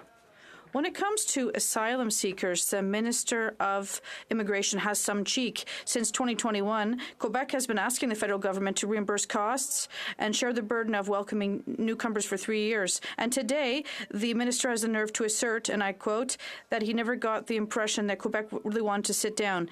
He complained that from one day to the next, Quebec throws expenses at him at press briefings. Does he realize that if he'd paid his debts since 2021 and if he negotiated instead of hiding, there wouldn't be a problem today? The Honourable Minister of Immigration. I think it's fair to talk about the reality. Imagine if I send a 500 bill when we're talking, and next time I have a press conference and I double the bill without justifying the doubling of the expenses. We need responsible government, and I'm talking about people in my riding in the downtown Montreal who welcome asylum seekers, and they haven't received 1 cent for a Quebec government. We have to justify these cents. We're ready to work with the government of Quebec. The Honourable Member for Lac-Saint-Jean. Mr. Speaker, the bill would be lower if the federal government processed asylum seekers with an acceptable time frame, and that's a Liberal, David Hurtel, who reminds us this in the Journal de Montreal. Quebec, under Philippe Couillard, experienced the same issues in 2018. Already, Quebec was asking for the federal government to shorten delays. What should take a maximum of 60 days shouldn't take a minimum of 60 months. 6 years later, nothing's changed. According to the former Liberal minister, the federal government's inaction is criminal. When will the minister finally tackle these criminal, inhumane, and extremely costly delays? The Honourable Minister of Immigration, Refugees and Citizenship. The member is partly right. True, there is a historical flow of people coming to Canada to seek asylum. There's a 50 or 60% increase. There's more work to be done, but it doesn't involve sending money to Quebec that is not spending on asylum seekers. It has to be fair, and there are a lot of people moving to Ontario, and we help them there too, and we need, first and foremost, to treat these people humanely. We're ready to do this, and I hope Quebec is as well. The Honourable Member from Leeds, Grenville, Thousand Islands and Rideau Lakes. Well, common sense Conservatives will axe the tax, build the homes, fix the budget and stop the crime. After 8 years of this NDP Liberal Prime Minister, he's not worth the cost, the crime or the corruption. And today the Commissioner of the RCMP confirmed that their scandal-plagued $60 million ArriveScam app is in fact under RCMP investigation. Now, we've seen before this Prime Minister use powers of the executive to try and shield himself from criminal investigations, like he did with his trip to the ArriveCAN Island and in SNC-Lavalin scandal, both seeing him found guilty of breaking the Ethics Act. Will the Prime Minister fully cooperate with this RCMP investigation? The Honourable Minister for Public Safety. Mr. Speaker, not only will the government cooperate with the RCMP at every occasion, in fact, it's the government that referred a number of these cases to the RCMP. My friend has just realized what the RCMP confirmed some weeks ago, that they are looking into the issue of ArriveCAN. Mr. Speaker, our government thinks it's important that the Auditor General's report be followed carefully, and we think it's important for parliamentary committees and other investigations to determine the facts in this issue before we throw mud around the House of Commons. Hear, hear. The Honourable Member from Leeds, Grenville, Thousand Islands and Rideau Lakes. Well, if the Minister and his colleagues thought that the Auditor General's work was so important, they wouldn't have voted against the audit that the Leader of the Opposition and Common Sense Conservatives voted for. And that's how we found out about this $60 million scandal that lands at that Minister's feet. And now we have the RCMP investigating them. Twice before, the Prime Minister has used the powers of the executive to shield himself from investigation in criminal investigations with the RCMP. Our question is simple this time. Will the Prime Minister interfere in the investigation again, or will he allow the RCMP to do their work? The Honourable Minister for Public Works. Thank you very much, Mr. Speaker. Yes, I'd like to underscore the remarkable work of the Auditor General, her support to the RCMP's operations. Well, as she has mentioned several weeks ago, she's already said this publicly on several occasions. Perhaps we could find the member to find places where she said that. She said clearly that she was already communicating with the RCMP to make sure she gets the information. From Brantford, Brent. Mr. Speaker, breaking news today from the Ethics Committee. The RCMP have now confirmed they are investigating the $60 million plus ArriveScam boondoggle. While common sense conservatives will axe the tax, build the homes, fix the budget, and stop the crime, this NDP PM is not worth the cost, crime or corruption after 8 years. Will the Prime Minister cooperate with the RCMP in their criminal investigation, or will he yet again try to obstruct? The Honourable Minister of Public Services and Procurement. Speaker, we know how good the Conservative Party is in providing slogans and doing all sorts of those things. It's a bit strange, however, that this is breaking news, because it's been known for many weeks now that the RCMP and the Auditor General have been working really well together, and they'll be keeping working together really well. That's what their job is about. From Brantford, Brent. Perhaps the Minister needs to review the evidence from the Ethics Committee. A two-person consultant company working out of their basement doing no IT work received 20 million tax dollars. Talk about hitting the taxpayer lottery. This sham of a company is already under RCMP investigation. Today we learned the RCMP is investigating this into all kinds of criminality. So I'll ask again, will the Prime Minister fully cooperate, waive all cabinet confidences, or will he hide again and obstruct? The Honourable Minister for Public Safety. Mr. Speaker, my honourable colleague learned something today that has been known in the public domain for a number of weeks. Mr. Speaker, we have said from the beginning, the government's responsibility is to ensure that taxpayers' money is always managed well. In this case, Mr. Speaker, the Auditor General identified a number of opportunities that needed to be investigated and where the government will follow all of the recommendations. And Mr. Speaker, if people have done something inappropriate with taxpayers' money, they will be held to account.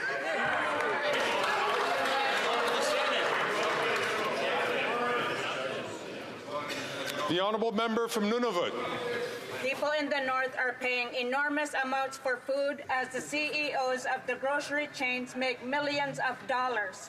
Nunavut have said for years that Nutrition North is not working and this government is ignoring them.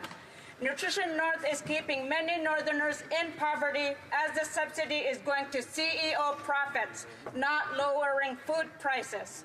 Why is this minister padding the pockets of rich CEOs instead of helping Northerners afford their groceries? Hear, hear.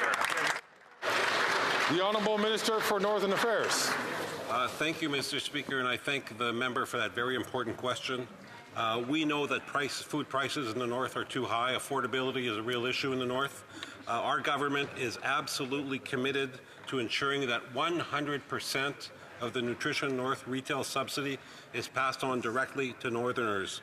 We have worked and we will continue to work with territorial governments, with Indigenous partners, and with people who live in the North and the Arctic to bring prices down. There's a lot of work to do. We are committed to getting it done. Hear, hear. The Honourable Member from Hamilton Centre. Mr. Speaker, personal support workers are the backbone of our senior care system. They relieve young families worried about how they will take care of both their children and their parents. But despite everything they do, many of these workers cannot retire with the dignity they deserve. And for 3 years, this Liberal government has promised SEIU and other healthcare units help with building a retirement savings, a $50 million commitment, yet not a single dollar has flowed to these workers. New Democrats demand better for our care workers. So, will this Liberal government honor their commitment and release the funds that these healthcare workers deserve before the fiscal year? The Honourable Minister of Health. First of all, Mr. Speaker, let me say a huge thank you to personal support care workers. During the pandemic, which was a time so difficult for all of us, it was enormously difficult for personal support workers who did extraordinary work. And we did make a commitment to support provinces. It's the provinces who have principal responsibility for this. We expect them to step up and support personal support workers. We've said we're there to help them, but it's their lead, and they need to make sure that these individuals are compensated and acknowledged in the way that they deserve. The honourable member from Newmarket, Aurora. Mr. Speaker, last November, our government tabled legislation to ban the use of replacement workers in federally regulated industries, a commitment from our 2021 election platform. This is something that the labour movement in Canada has been asking for since before Canada was a country. This will make both the collective bargaining process stronger and make employers and unions focus on the negotiating table where the best deals are made. Will the Minister of Labour explain to this House how our bill to ban replacement workers will strengthen the collective bargaining process in this country? The Honourable Minister of Labour. Mr. Speaker, and I want to thank the member from Newmarket, Aurora for the question. Mr. Speaker, we are banning replacement workers. We are banning replacement workers because we believe in collective bargaining, because the best deals are made at the table, because bigger paychecks are negotiated at the table, because better labor relations and long-term stability are created at the table. Let's keep that bargaining table free and fair with the full support of every MP in this House. With unanimous consent, let's vote to move Bill C-58. Let's make some history. Let's ban replacement workers. The honourable member for Mégantic-L'Érable. Cut the taxes, build the homes, fix the budget, stop the crime. That's the common sense Conservative plan. Common sense is also getting to the bottom of the vastness of the ArriveCAN scandal. Now, the Bloc may be able to turn a blind eye to millions of wasted dollars. The Conservatives, however, we want to get to the bottom of the ArriveCAN scandal. So, will the RCMP cooperate, and will the Minister cooperate? The Honourable Minister of Public Services and Procurement. Thank you, Mr. Speaker. I would first like to commend my colleague, who I much appreciate. I'd like to commend him on his skill at repeating his leader's slogans. So they're really great with the slogans, but not so great at following the news, because for weeks now, the Auditor General has been working with many organizations, including the RCMP, to get to the bottom of the issues mentioned in her report published a few weeks ago. The Honourable Member for Mégantic-L'Érable. Well, if my colleague had better awareness of what's going on in Canada, Mr. Speaker, he would know that after 8 years of this Liberal Prime Minister, 2 million Canadians use food banks each month. In fact, food banks have to, wait in line themselves to have enough food for the people waiting in line for food at the food banks, and that's what this Canada is under this Prime Minister. The Bloc Québécois and the Liberals found a way to spend $60 million for an app that should have cost $80,000. So will the Prime Minister fully cooperate with the RCMP, or will he once again engage in an ArriveScam cover-up? The Honourable Innovation Minister. Mr. Speaker, what Canadians see on TV is a Conservative Party that is against all measures, against everything, Mr. Speaker. Every time we have presented measures to help Canadians, they have systematically voted against them. It's important to know that, Mr. Speaker. They voted against reforming the Competition Act. That's one of the most important reforms in Canada. So Canadians are watching the Conservatives on TV. They see them. Here's a question for the Conservatives, Mr. Speaker. Will they vote in favor of our bill to offer consumers better choice and to improve competition in Canada? It's time for the Conservatives to do something for Canadians. The Honourable Member for Charlebourg, Haute-Saint-Charles. Mr. Speaker, the RCMP Commissioner was very clear this morning, saying that there should be a full investigation into RCMP. But then the RCMP Commissioner said in committee that the Prime Minister had blocked the SNC-Lavalin investigation and the ArriveCAN investigation. So will the Prime Minister confirm that he will fully cooperate in the RCMP's investigation without blocking or hindering it? The Honourable Public Safety Minister. Well, Mr. Speaker, once again, I'm very happy that my colleague has noticed something that's been well known for a few weeks now. My colleague, the Minister of Procurement and Public Services, confirmed that the Auditor General investigated contracts to the CBSA, and that is a worrisome situation. But now, of course, Mr. Speaker, the government's responsibility is to ensure that measures are in place to ensure that this does not reoccur, and it is our duty to cooperate with law enforcement and police agencies which will investigate. The Honourable Member for Charlesbourg, Haute-Saint-Charles. But you know what?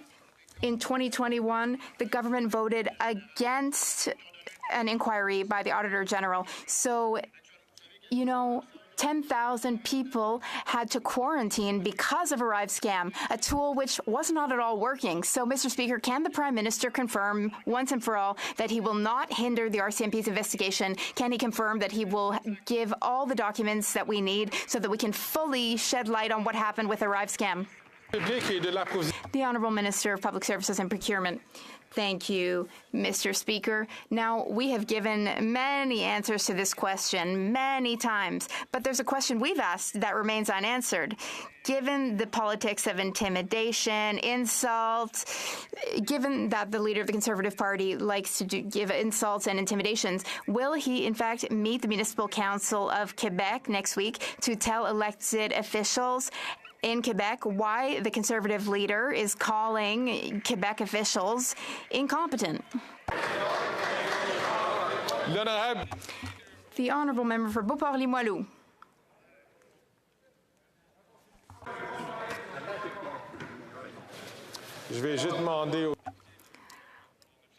I ask the member for Portneuf-Jacques-Cartier to please let the colleague whose turn it is ask her question. Once again, the member for Beauport-Limoilou. Thank you. ArriveCAN is the consequence of the federal government's dependence on dubious consultants. GC Strategies, a two-man operation that doesn't offer any services, pocketed $20 million. And they're not the only ones. Dalian, another two-man firm that once again doesn't offer any services, got $8 million. 99% of Dalian's contracts are with the federal government. And it's hard to know what Dalian is actually doing with our money because La Presse has reported that Dalian operates in 2 tax havens. How many other companies like this is the federal government handing our money to? And what is it doing to make sure that they repay our money? The Honourable Minister. Thank you, Mr. Speaker.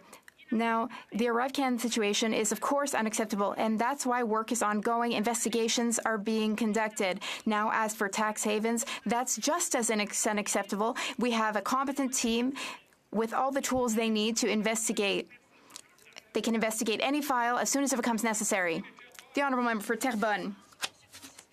Dependence on dubious consultants is not limited to ArriveCAN, nor is it limited to Liberals. The Conservatives themselves, under Stephen Harper, awarded millions in contracts to Corridel, a company that offered no services that was founded by the same 2 people who pocketed $20 million for ArriveCAN.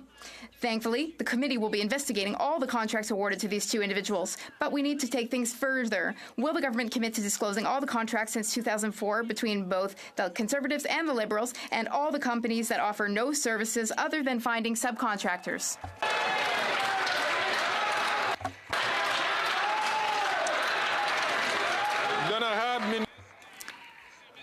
The Honourable Minister of Public Services and Procurement. Thank you, Mr. Speaker. Mr. Speaker, just under 4 years ago, Canada experienced the worst health crisis in a century, the worst economic crisis since the 30s. We had to close the border at the request of then-President Trump. There were hundreds of people dying each week in long-term care homes everywhere across the country, so we needed to take action quickly and effectively. That's what we asked the public service to do. But the public service did have to follow rules. Unfortunately, some of these rules were not followed. That is what the Auditor General concluded. The Honourable Member from Calgary-Midnapore. Mr. Speaker, after 8 years, this Prime Minister is not worth the cost, crime, or corruption. This government spent a minimum of $60 million on ArriveScam. It could even be more. We don't know because there's missing documentation. IT middleman GC Strategies got $20 million for doing no actual work. The top cop in the RCMP announced today a full investigation into ArriveScam. So today the Prime Minister has a decision to make. Will he cooperate with the RCMP or will he obstruct justice like he usually does? The Honourable Minister for Public Works. Thank you, Mr. Speaker. Again, this question has received multiple answers, including from our colleague, the Minister of Public Safety. If the Conservatives are trying to find new questions to ask, may I suggest a couple of them? Why, for instance, during the 8 years of our government have we built 10 times more homes than during the 10 years of the Conservative government. Why has poverty fallen by half in Canada? Why is the Canada Child Benefit taking out of poverty 400,000 children and their parents every single month? And a couple other questions, Mr. Speaker, of which we would be interested to hear from the Conservative members. The honourable member from Calgary-Midnapore. Mr. Speaker, even the Auditor General said that a crisis situation is no excuse for this lack of value for money for Canadians. Conservatives have put forward today a motion related to ArriveCAN to get money back from the contractors who did no actual work. There is one person in this chamber who can make that decision, Mr. Speaker. The Prime Minister. The Prime Minister has the power to make the decision to get the money back for hard-working Canadians. So will the Prime Minister commit today to getting the money back for Canadians, or will he shirk his responsibility like he usually does? The Honourable Minister for Public Safety. Mr. Speaker, on the contrary, our government has said from the beginning that those that have misused taxpayers' money will be held to account. And once the investigations that the CBSA, for example, has ordered internally, once the RCMP report is completed, if in fact money was misappropriated, of course the government will take all the steps to recoup that money. Mr. Speaker, we've said from the beginning that anybody who mishandles taxpayers' money will face the consequences, and that's exactly what this government is doing. The honourable member from Sherwood Park, Fort Saskatchewan. Mr. Speaker, those who misuse taxpayers' money will face the consequences in the next election. While common sense Conservatives will axe the tax, build the homes, fix the budget, and stop the crime, the NDP Liberal Prime Minister is not worth the cost, crime, or corruption after 8 years. We've heard today ministers telling us that RCMP criminal investigation into corruption in their government has become so commonplace that after 8 years, it's not really news anymore. Mr. Speaker, I'm old enough to remember a time when it was a big deal that the RCMP investigated the government. It's been too many times, and it's time this government be held to account. Now, finally, will the minister tell us whether or not this government will cooperate with the RCMP investigation? The honourable member is the honourable minister for public safety. Mr. Speaker, just because my honourable friend asserts something with manufactured indignation doesn't make it true.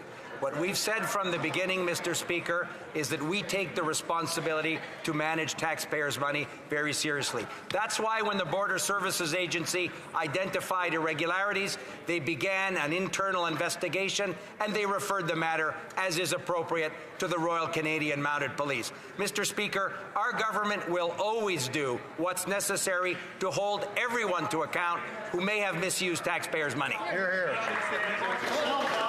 The honourable member from Winnipeg South Centre. Mr. Speaker, Indigenous tourism has the power to create jobs, to transform the tourism industry, and to advance reconciliation. Indigenous tourism is valued at over $1.2 billion and supports over 30,000 jobs across the country. In November, the Minister of Tourism announced the creation of the micro and small business component of the Indigenous Tourism Fund. Can the minister tell us how our government is supporting the Indigenous tourism industry in order to ensure its continued growth? Thank you, Mr. Speaker. The Honourable Minister of Tourism. Thank you, Mr. Speaker. I thank my colleague for his question. The Indigenous Tourism Fund seeks to advance economic reconciliation. Today, at the International Conference on Indigenous Tourism, our government announced over 79 projects, unlike the Conservatives, who want to slash the Indigenous Tourism Fund. On this side of the House, we believe in their future. Support Indigenous tourism, and we will always support their communities to make their own decision, choosing their own path, and growing the tourism sector on their own pace. Merci, Mr. Speaker. Thank you, Mr. Speaker. The honourable member from Cumberland-Colchester. Mr. Speaker, let's make a contrast. While common sense Conservatives will axe the tax, build the homes, fix the budget, and stop the crime, this Prime Minister is tripping over his feet trying to save his reputation by covering up yet another scandal. He's not worth the cost, the crime, or the corruption. Will the Prime Minister release all the Winnipeg lab documents today, or will the shame and embarrassment be too much to endure? The Honourable Minister of Health. Well, Mr. Speaker, you know, when it comes to redactions, it was the Public Health Agency that conducted them. And I would ask the opposition, if their position is that a government should be involved in redacting documents, that's a deeply disturbing thing for them to hold as a proposition. Instead, what happened is we asked Parliament, and it was actually our suggestions, the Conservatives refused to look at the documents or participate, eventually they did, to ensure that parliamentarians could look at what information was there and make a decision if the redactions done by the Public Health Agency were or were not appropriate. The process worked. It was a process that we introduced, and it was one that they supported eventually. The honourable member from Cumberland Colchester. Well, Speaker, let's make a contrast again. Two scientists at our only high-security lab collaborated with the Beijing government. At least one Beijing military scientist was allowed in the lab. Members of Parliament, including Liberals, have said that it is essential for the government to release the documents. Why are the Liberals still covering up the scandal? Are they afraid of the embarrassment?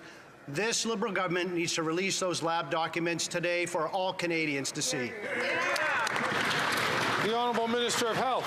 Well, Mr. Speaker, I'm in the awkward position of agreeing. We are actually the ones who said the documents need to be looked at by parliamentarians. We were the ones that introduced a process that asked parliamentarians to get together. Unfortunately, the Conservatives said no. Eventually, they did participate, and then parliamentarians had an opportunity to take a look at the redactions done by the Public Health Agency, and now those documents, after the work of parliamentarians have been done, will be shared, and that's exactly what we wanted to happen, to make sure that there is maximum public exposure, at the same time respecting our national security laws. The honourable member for Portneuf-Jacques-Cartier. This is unreal. I don't know how they even look themselves in the mirror at night. Now, Mr. Speaker, we, the common sense Conservatives, are going to axe the tax, build the homes, fix the budget, and, what's more, stop the crime. This Liberal government, they allow violent criminals to serve their sentences in the comfort of their living rooms. And they're allowing this in partnership with the Bloc Québécois. A teenage girl was lured by a former police officer who is serving his sentence at home. I'll give you another example. A woman was attacked at knife point by her ex-husband, who had been arrested twice for domestic violence. When will the Liberals stop their soft-on-crime policies and protect victims instead of criminals? The Honourable Minister of Justice and Attorney General of Canada. Well, if this is the matter here is about intimate partner violence and domestic violence, and that is a top priority on this side of the House. Now, we have addressed the situation in two ways, in both C-75 and in C-48. In terms of conditions for release on bail for those who commit this type of crime. We will always fight against domestic violence, and we will protect men and women everywhere in Canada. The honourable member from King's Hands. Speaker, last week the Minister of Agriculture was in Malaysia and the Philippines on a trade mission to promote and secure new markets for our agri-food products. Instead of taking a Team Canada approach to promoting trade, and Speaker, I will say they've been a bit iffy on trade, just ask Ukraine, the Conservatives decided to gaslight and critique the minister for simply highlighting the important...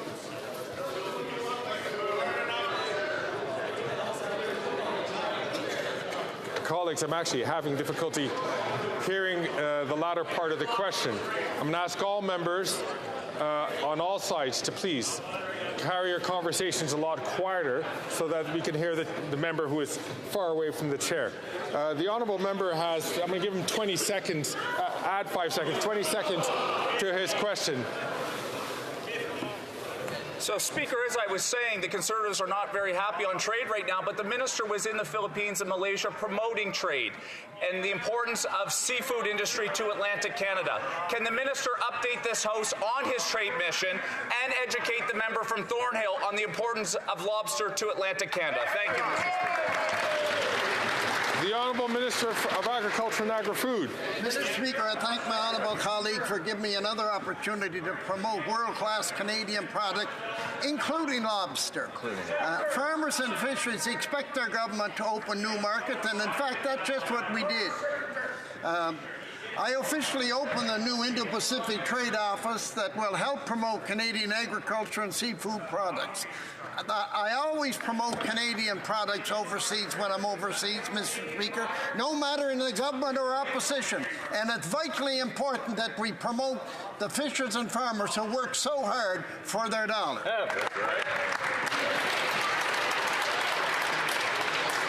The honourable member from Vancouver East. More than 8 million people in Sudan have been displaced through 10 months of war. This has been devastating for people in Sudan and their family members in Canada. The special immigration measure for Ukrainians set important standards, and it should apply everywhere else. Canada showed that we can help those facing war and persecution. 220,000 Ukrainians got to safety, but the Liberals put an arbitrary 1,000 person limit for people in Gaza and 3,250 for Sudan. Will the minister lift these caps so that no Canadian family in war zones is discriminated against? The Honourable Minister for Immigration, Refugees and Citizenship. Thank you, Mr. Speaker. As the member well knows, the pathway for people fleeing war in Sudan opens today. We worked on this with a number of Sudanese umbrella organizations on this important measure so that Canadians are really showing and opening their doors to people fleeing war. I'm always ready to be more flexible as we see the situation evolve, and it's clear that we, as Canadians, need to do more when it comes to, in particular, this forgotten war that obviously is getting less media attention than all the other devastating wars around the world. But we're prepared to do more, and we'll continue to work with the umbrella organizations to make sure that they can welcome Sudanese people fleeing war. Thank you. The honourable member from Victoria. Mr. Speaker, 30% of the screening officers at Victoria's airport have lost their jobs without due process and with no access to an appeal. Their employer wanted to keep them on, but the Canadian Air Transport Security Authority interfered, undermining labour relations and costing people their jobs. To make matters worse, the Minister of Transportation refuses to meet with them. Yet again, the Liberals are dropping the ball when it comes to protecting workers. Why is the Minister refusing to meet with these workers and their union? The Honourable Minister of Labour. I thank the honourable member for her question, and I can say certainly today of all days, we certainly stand with workers and we stand with a stable and fair working environment. I will look into the situation that you described immediately. Thank you, Mr. Speaker. It being 3:18, the House will now proceed to the taking of the deferred recorded division on the motion at the second reading stage of Bill C-58. Call in the members.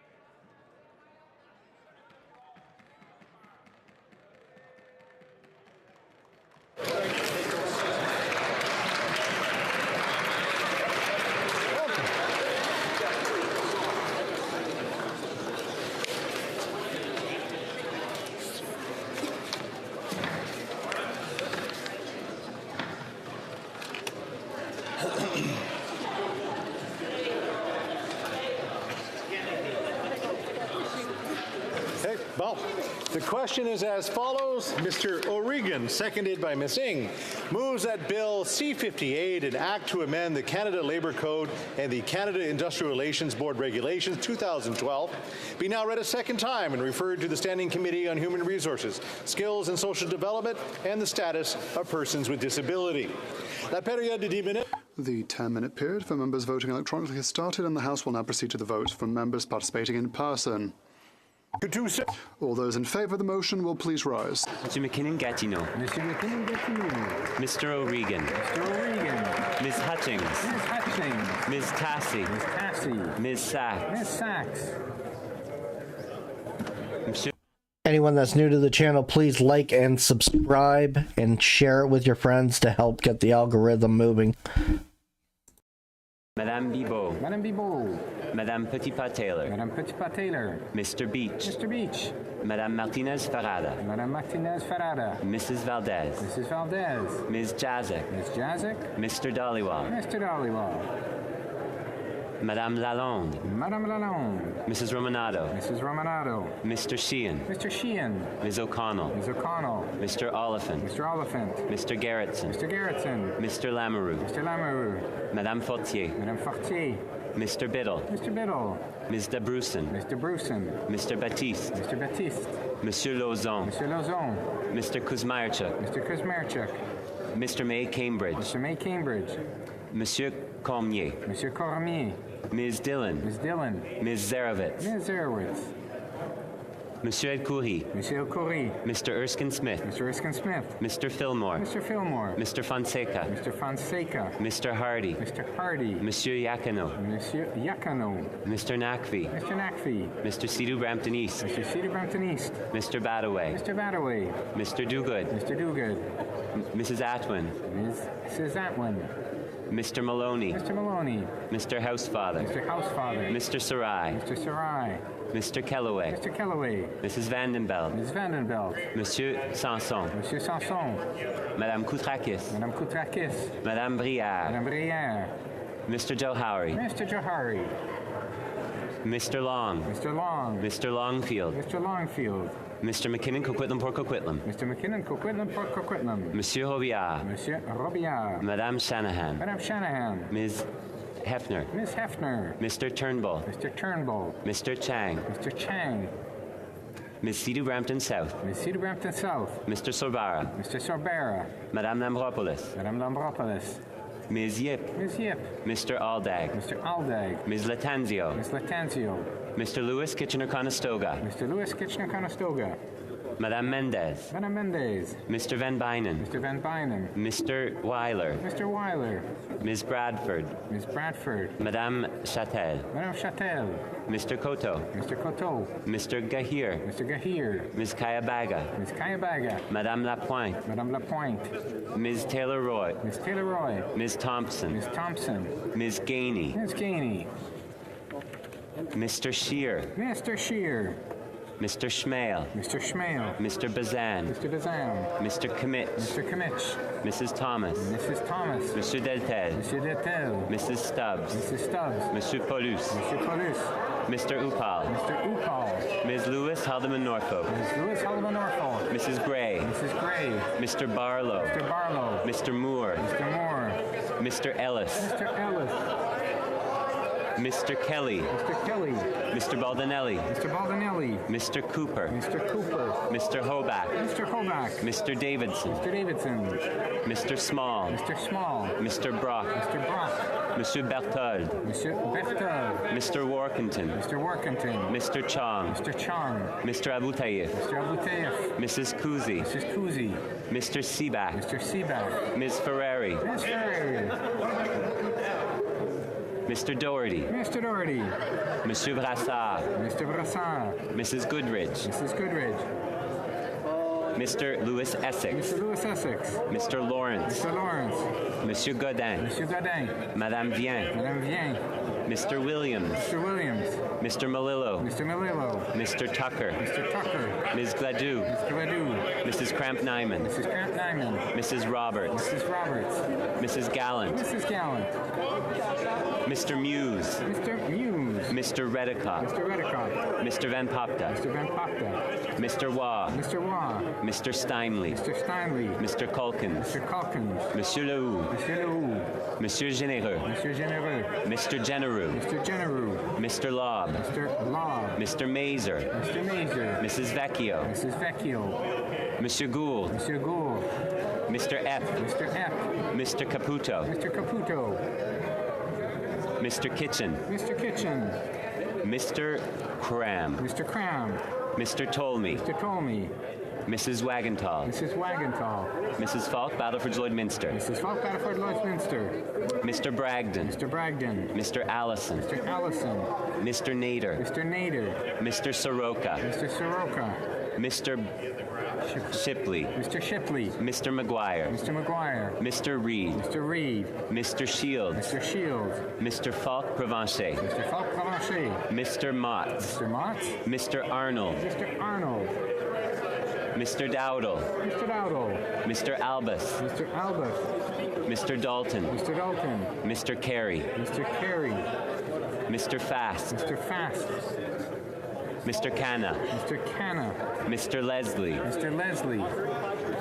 Monsieur Terrien. Monsieur Terrien. Madame Normandin. Madame Normandin. Monsieur Simard. Monsieur Simard. Monsieur Garon. Monsieur Garon. Madame de Bellefeuille. Madame de Bellefeuille. Madame Michaud. Order. Monsieur Villemur. Scott, hold on. Let's just keep the singing to ourselves and let's get the vote done. All right, ready to go?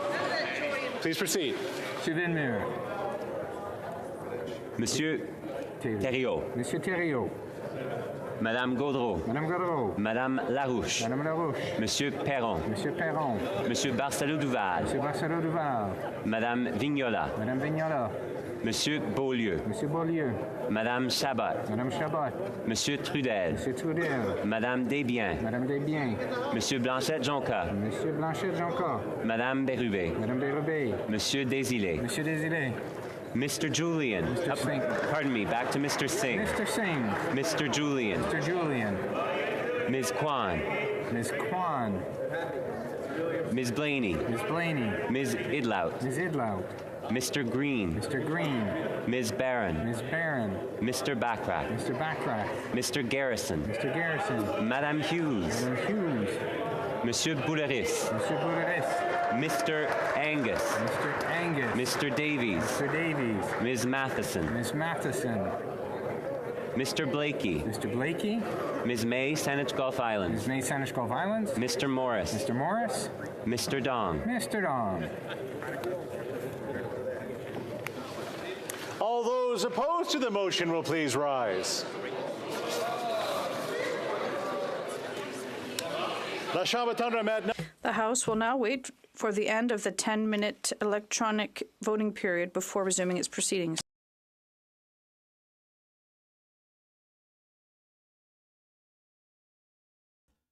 Hey everybody, just because I like to bug you, anyone that's new to the channel, please like and subscribe, share the content with your friends on social media, whatever.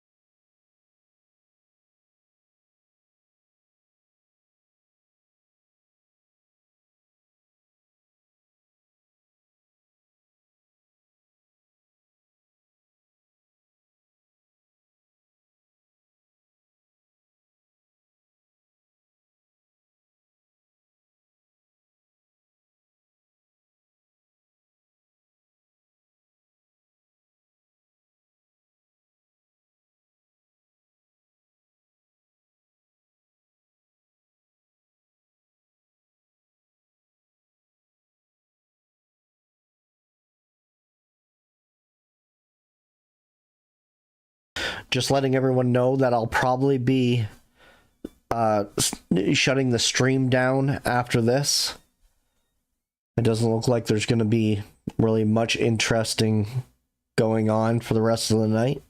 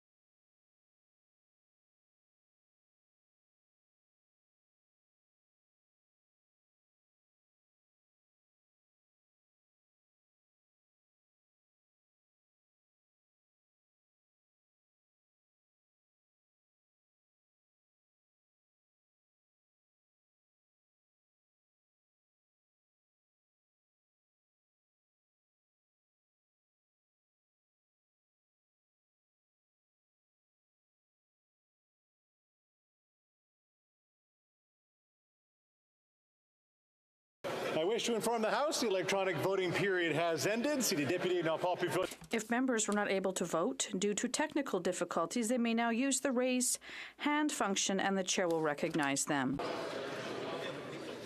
Quelqu'un en charge? Personne. Le bureau. The table will now compile the results of the vote. Yeas pour 318, 318. Nays contre, 0, aucun. I declare the motion carried. Accordingly, to the Standing Committee on Human Resources, Skills and Social Development and the Status of Persons with Disability. I would like to inform the House that because of the recorded division, we will be extended by 12 minutes. Business of supply, resuming debate on the motion concerning ArriveCAN in the name of Mr. Polyev. Everybody to clear out, because I'm sure the honourable member for Richmond Hill wants to use up his 4 minutes correctly. So please take the conversations outside if we're moving outside. Voila. The honourable member for Richmond Hill has 4 minutes.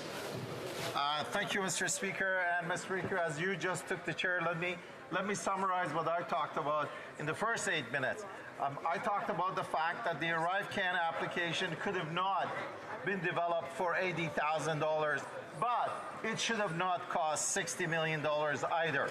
We talked about the paper cost of this application. Had we processed 60 million transactions through, it would have been $180 million.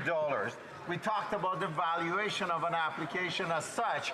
If it was an e-commerce application, and we even transacted at the transactional level, would have been in the hundreds of millions of dollars. And Mr. Speaker, this perspective is vital in understanding the true value of the ArriveCAN. The app's development costs, while substantial, represented just one aspect of the overall contribution. The efficiency, safety, and economic benefit that delivered during a critical time offers a more comprehensive picture of its value to Canada and its citizens. But our commitment to rectifying the identified shortcomings in ArriveCAN project extend beyond mere acknowledgement.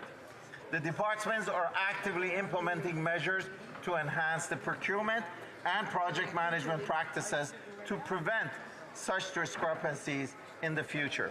These efforts are crucial in restoring public trust and ensuring that taxpayer funds are utilized effectively and responsibly. We recognize that there is more work to be done. The journey towards improving our procurement processes and ensuring the efficient use of public funds is ongoing. However, it is important for Canadians to know that these steps toward corrective actions are not merely planned, they are actually and already in motion. As we move forward, we will continue to support the ongoing work of the investigators and auditors. We welcome their recommendation and are committed to implementing them to strengthen our procurement practices further. The Government of Canada remains resolute in its pledge to uphold the principles of accountability, transparency, and process integrity and value for money in all its endeavors. In closing, Madam Speaker, let me reiterate our unwavering dedication to learning from ArriveCAN experience. Our goal is to ensure that our responses to any challenges are both effective and aligned with prudent management of public resources. Thank you, Madam Speaker, for the opportunity to address this matter before this House. Questions and comments? Questions et commentaires? The Honourable Parliamentary Secretary to the Government House Leader. Yes, thank you, Madam Speaker. And one of the issues that I've raised is trying to break it into two components, what we're debating today. One of them is on the procurement process. The member provided a lot of positive thoughts in regards to that issue. The other one is related to how it is a company such as GS has been able to get to the point where they can get those sorts of contracts. And I made the suggestion that one of the things we need to look at is the origins of the company, which actually goes well back a number of years. The same company, they just changed their names. And I'm wondering if there's some merit in terms of looking at that aspect in terms of how is it as an individual company it was able to come virtually from nowhere, a decade ago in essence, to the point where it is today. Honourable Member for Richmond Hill. The Honourable Member for Richmond Hill. Yep. Thank you, Madam Speaker, through you to the Honourable Member. And that's the essence. The essence was there were practices in procurement that fostered itself in a two-man company dating back decades, finding ways how they can become a preferred client of the Government of Canada, and through that preferential treatment, being able to source resources to be able to serve, whether it's this government or whether it's the government before, whether it's the department, to be able to source individuals during the time that's needed. So the essence goes back to what we should be doing, and I hope we will do, is reevaluating our procurement processes so it's not such a lengthy time, and it's also accounting for other individuals who actually do the work could be able to speed up the process of engaging with the government. Questions and comments. The Honourable Member for King Vaughan. Thank you, Madam Speaker. My constituents sent me to this House so that we can become accountable on how we spend their valued tax dollars. Would the Honourable Member please tell the residents of Canada why this government is not prepared to release all the documents to ensure that the funds that were spent efficiently? This is not the case, and unless we can become accountable, we cannot report that back to our constituents. Can you please explain that? The Honourable Member for Richmond Hill.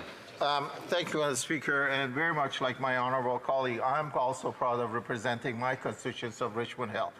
The statement that just was made was not completely factual. The point of the matter is, whenever the investigations were done, whether it was with the Auditor General or with the Procurement Ombudsman, they clearly indicated that any time they requested for the document, the government, the department were forthcoming with all the documents that were available. So the statements that's being made is representing what the government has done, and also misrepresenting what's been the result of the investigation. As such, they're misrepresenting the fact to the Canadian people.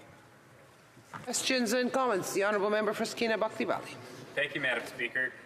Government outsourcing to the Big Six consultants went from $119 million pre-pandemic to over $470 million last year. And I think the ArriveCAN scandal is just the tip of the iceberg. The big challenge that we're facing is that both Liberal and Conservative governments have chosen to privatize the work of government. Can my colleague across the way explain how government outsourcing has ballooned by over 4 times over the last number of years? The Honourable Member for Richmond Hill.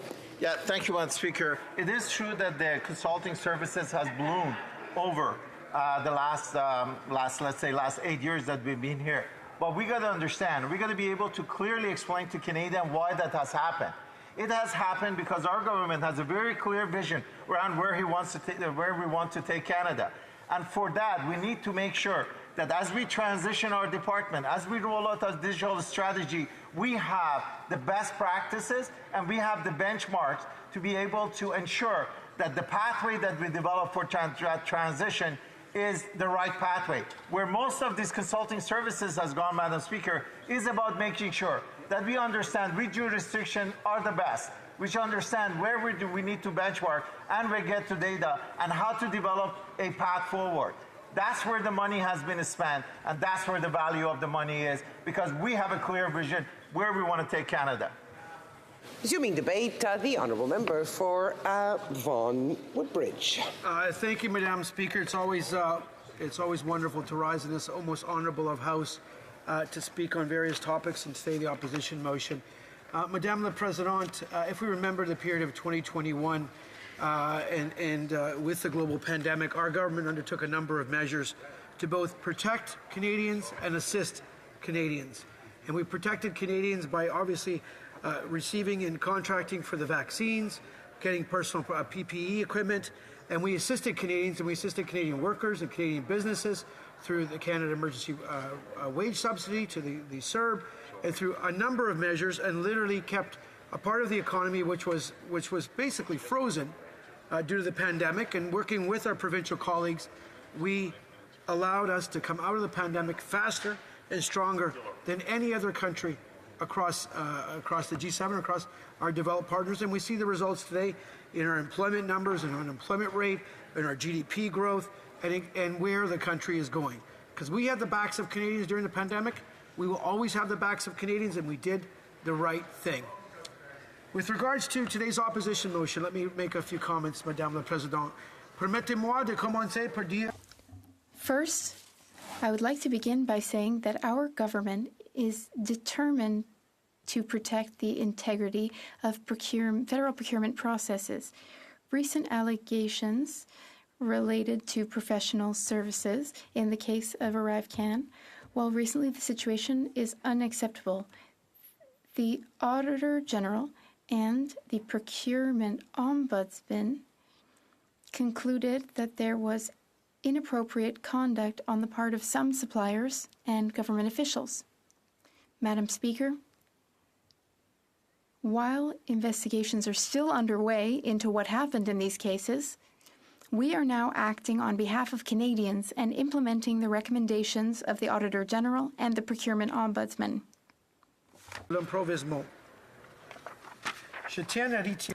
I would like to reiterate that our government is deeply concerned about the allegations surrounding the purchase of computer services and IT services for the ArriveCAN app. And taxpayers do have the right to ask pointed questions about how public funds were spent. While important questions have been raised about the conduct of a handful of public servants during the ArriveCAN procurement process, I want to emphasize how Canada was facing an emergency at the time, and how so many others in the public service rallied to meet that need. In the spring of 2020, we faced one of the most serious public health crises our country has ever seen. I'm proud to say, Madam Speaker, that our government made every effort to protect Canadians by purchasing essential supplies and services. On many fronts, meeting the needs of Canadians during the COVID-19 pandemic was a monumental task for the government. Public servants worked tirelessly around the clock to support public health professionals and all those who ensured the safety of Canadians. From the outset, public servants followed a deliberate and strategic plan which helped Canada have good results. Focused approach allowed Canada to secure a supply of vaccines and personal protective equipment when we needed them most, and to ultimately get us out of the pandemic. Yes, Madame la President, I do believe in vaccinations, I do believe in science, I do believe in the doctors, and we supplied those vaccines to Canadians and we protected Canadians. Unfortunately, we had about 57,000 Canadians pass away due to COVID and the impact, but we protected millions of them. Enfin, le Canada était un leader mondial. Canada was a world leader on this front, thanks to the hard work of countless Canadians across the country. Madam Speaker, we reacted quickly because we had to. But that does not excuse actions revealed in the management of the ArriveCAN application. I want to assure the House and all Canadians that the findings of the Auditor General and of the Procurement Ombudsman are taken very seriously by us. We are confident in our law enforcement agencies, like the RCMP. We trust them to investigate any wrongdoing. Madam Speaker, let me be very clear. All criminal action which is found will be met with consequences. Our goal is now to reinforce and strengthen some aspects of the federal procurement system. Public servants will take the lessons learned in this situation and use these lessons learned in their dealings with providers and suppliers. Now, actions taken at SPAC, Public Services and Procurement Canada, is the government's central purchaser and has an important role to play here. For ArriveCAN, that department, Public Services and Procurement Canada, provided support to the Canada Border Services Agency with contracting tools and supplier lists that could be used for the project. It was the CBSA's responsibility to define ArriveCAN requirements and to manage ArriveCAN development and maintenance contracts based on political guidance given by the Public Health Agency of Canada. Madam Speaker, while greater procurement flexibility allows us to be more agile, especially in times of crisis, it is clear that governance and oversight of government contracts must be improved. Madam Speaker, I want this House to know that PSPC has already taken measures to strengthen and reinforce this process and examine how it works. Last November, PSPC informed all government departments and agencies of new, more stringent measures, introducing a common set of mandatory principles and procedures that they must adhere to when using PSPC's professional services contracting instruments. These measures include improving assessment requirements to ensure that resources are properly qualified, requiring greater transparency from suppliers regarding their pricing and use of subcontractors, improving documentation when awarding contracts, and when issuing task authorizations, clarifying work requirements and activities, and specifying the initiatives and projects being worked on. And finally, evaluating resources just before work begins to ensure that services are actually rendered by the resources proposed. I would also like to highlight, Madam Speaker, our government's actions to improve and strengthen the integrity regime. Our government introduced the integrity regime in 2015 to promote ethical business practices, to ensure due process, and to maintain public trust.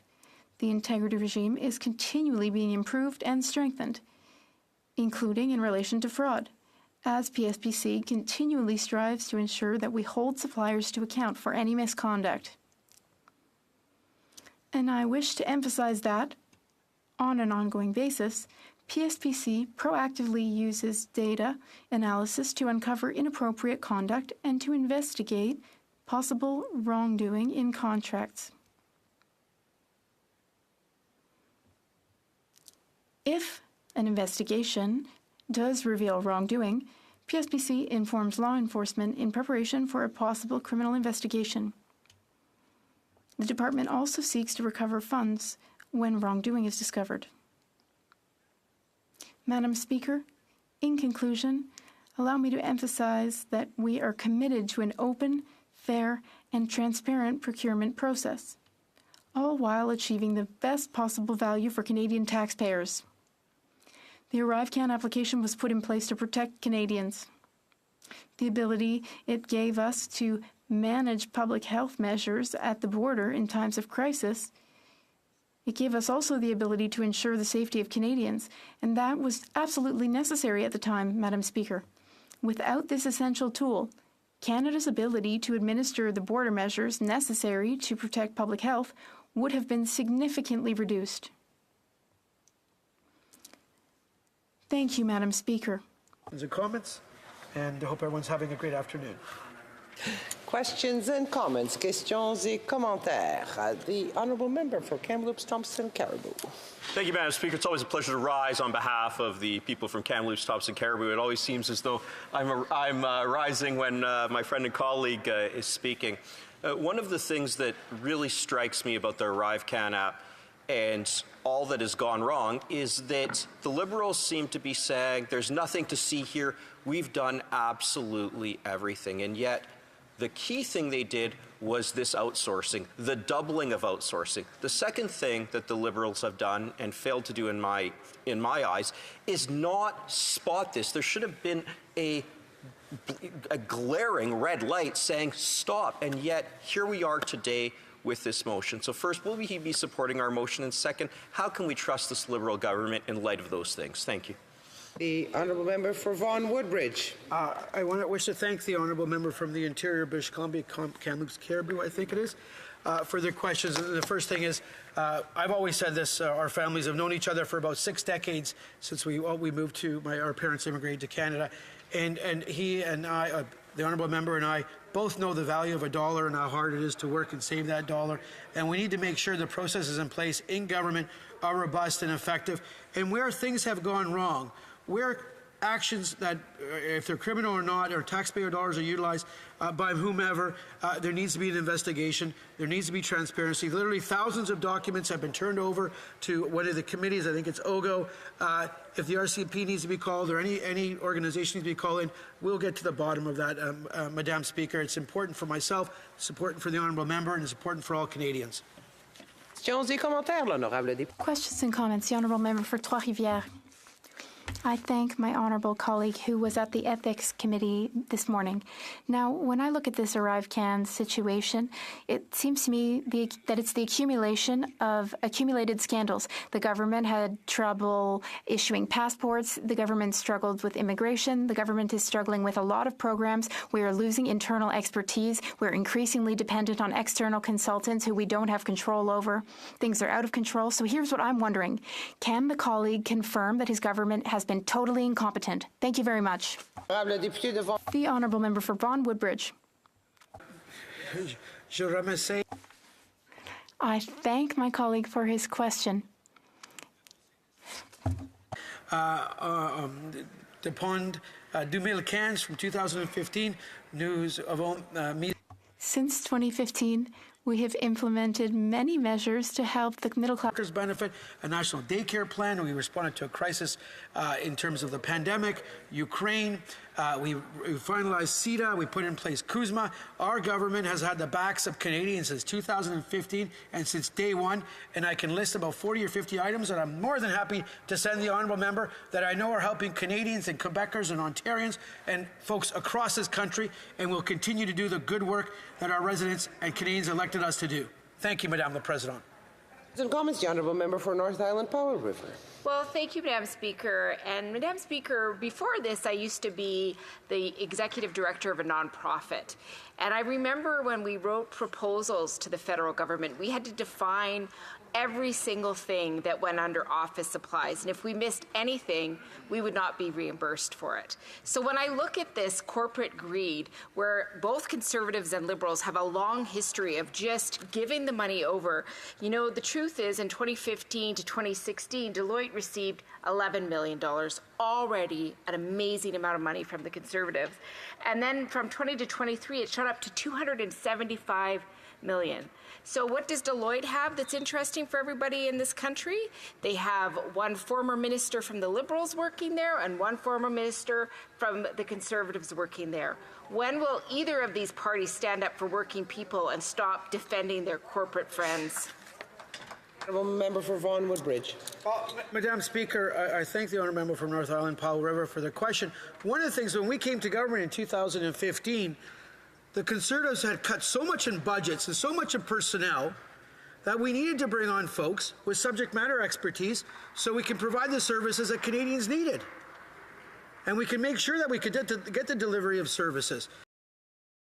All right, guys, I'm going to end it right here because it is now extremely boring and nothing's really happening. So we will see you tomorrow.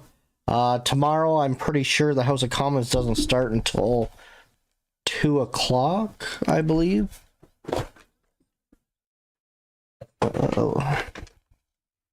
Let's see. Yeah, so tomorrow the House of Commons doesn't start until 2 p.m. That's Eastern Canada time. So we will see you tomorrow at 2 p.m. unless I find a committee that's worth streaming tomorrow morning. All right, have a wonderful evening, guys, and like and subscribe.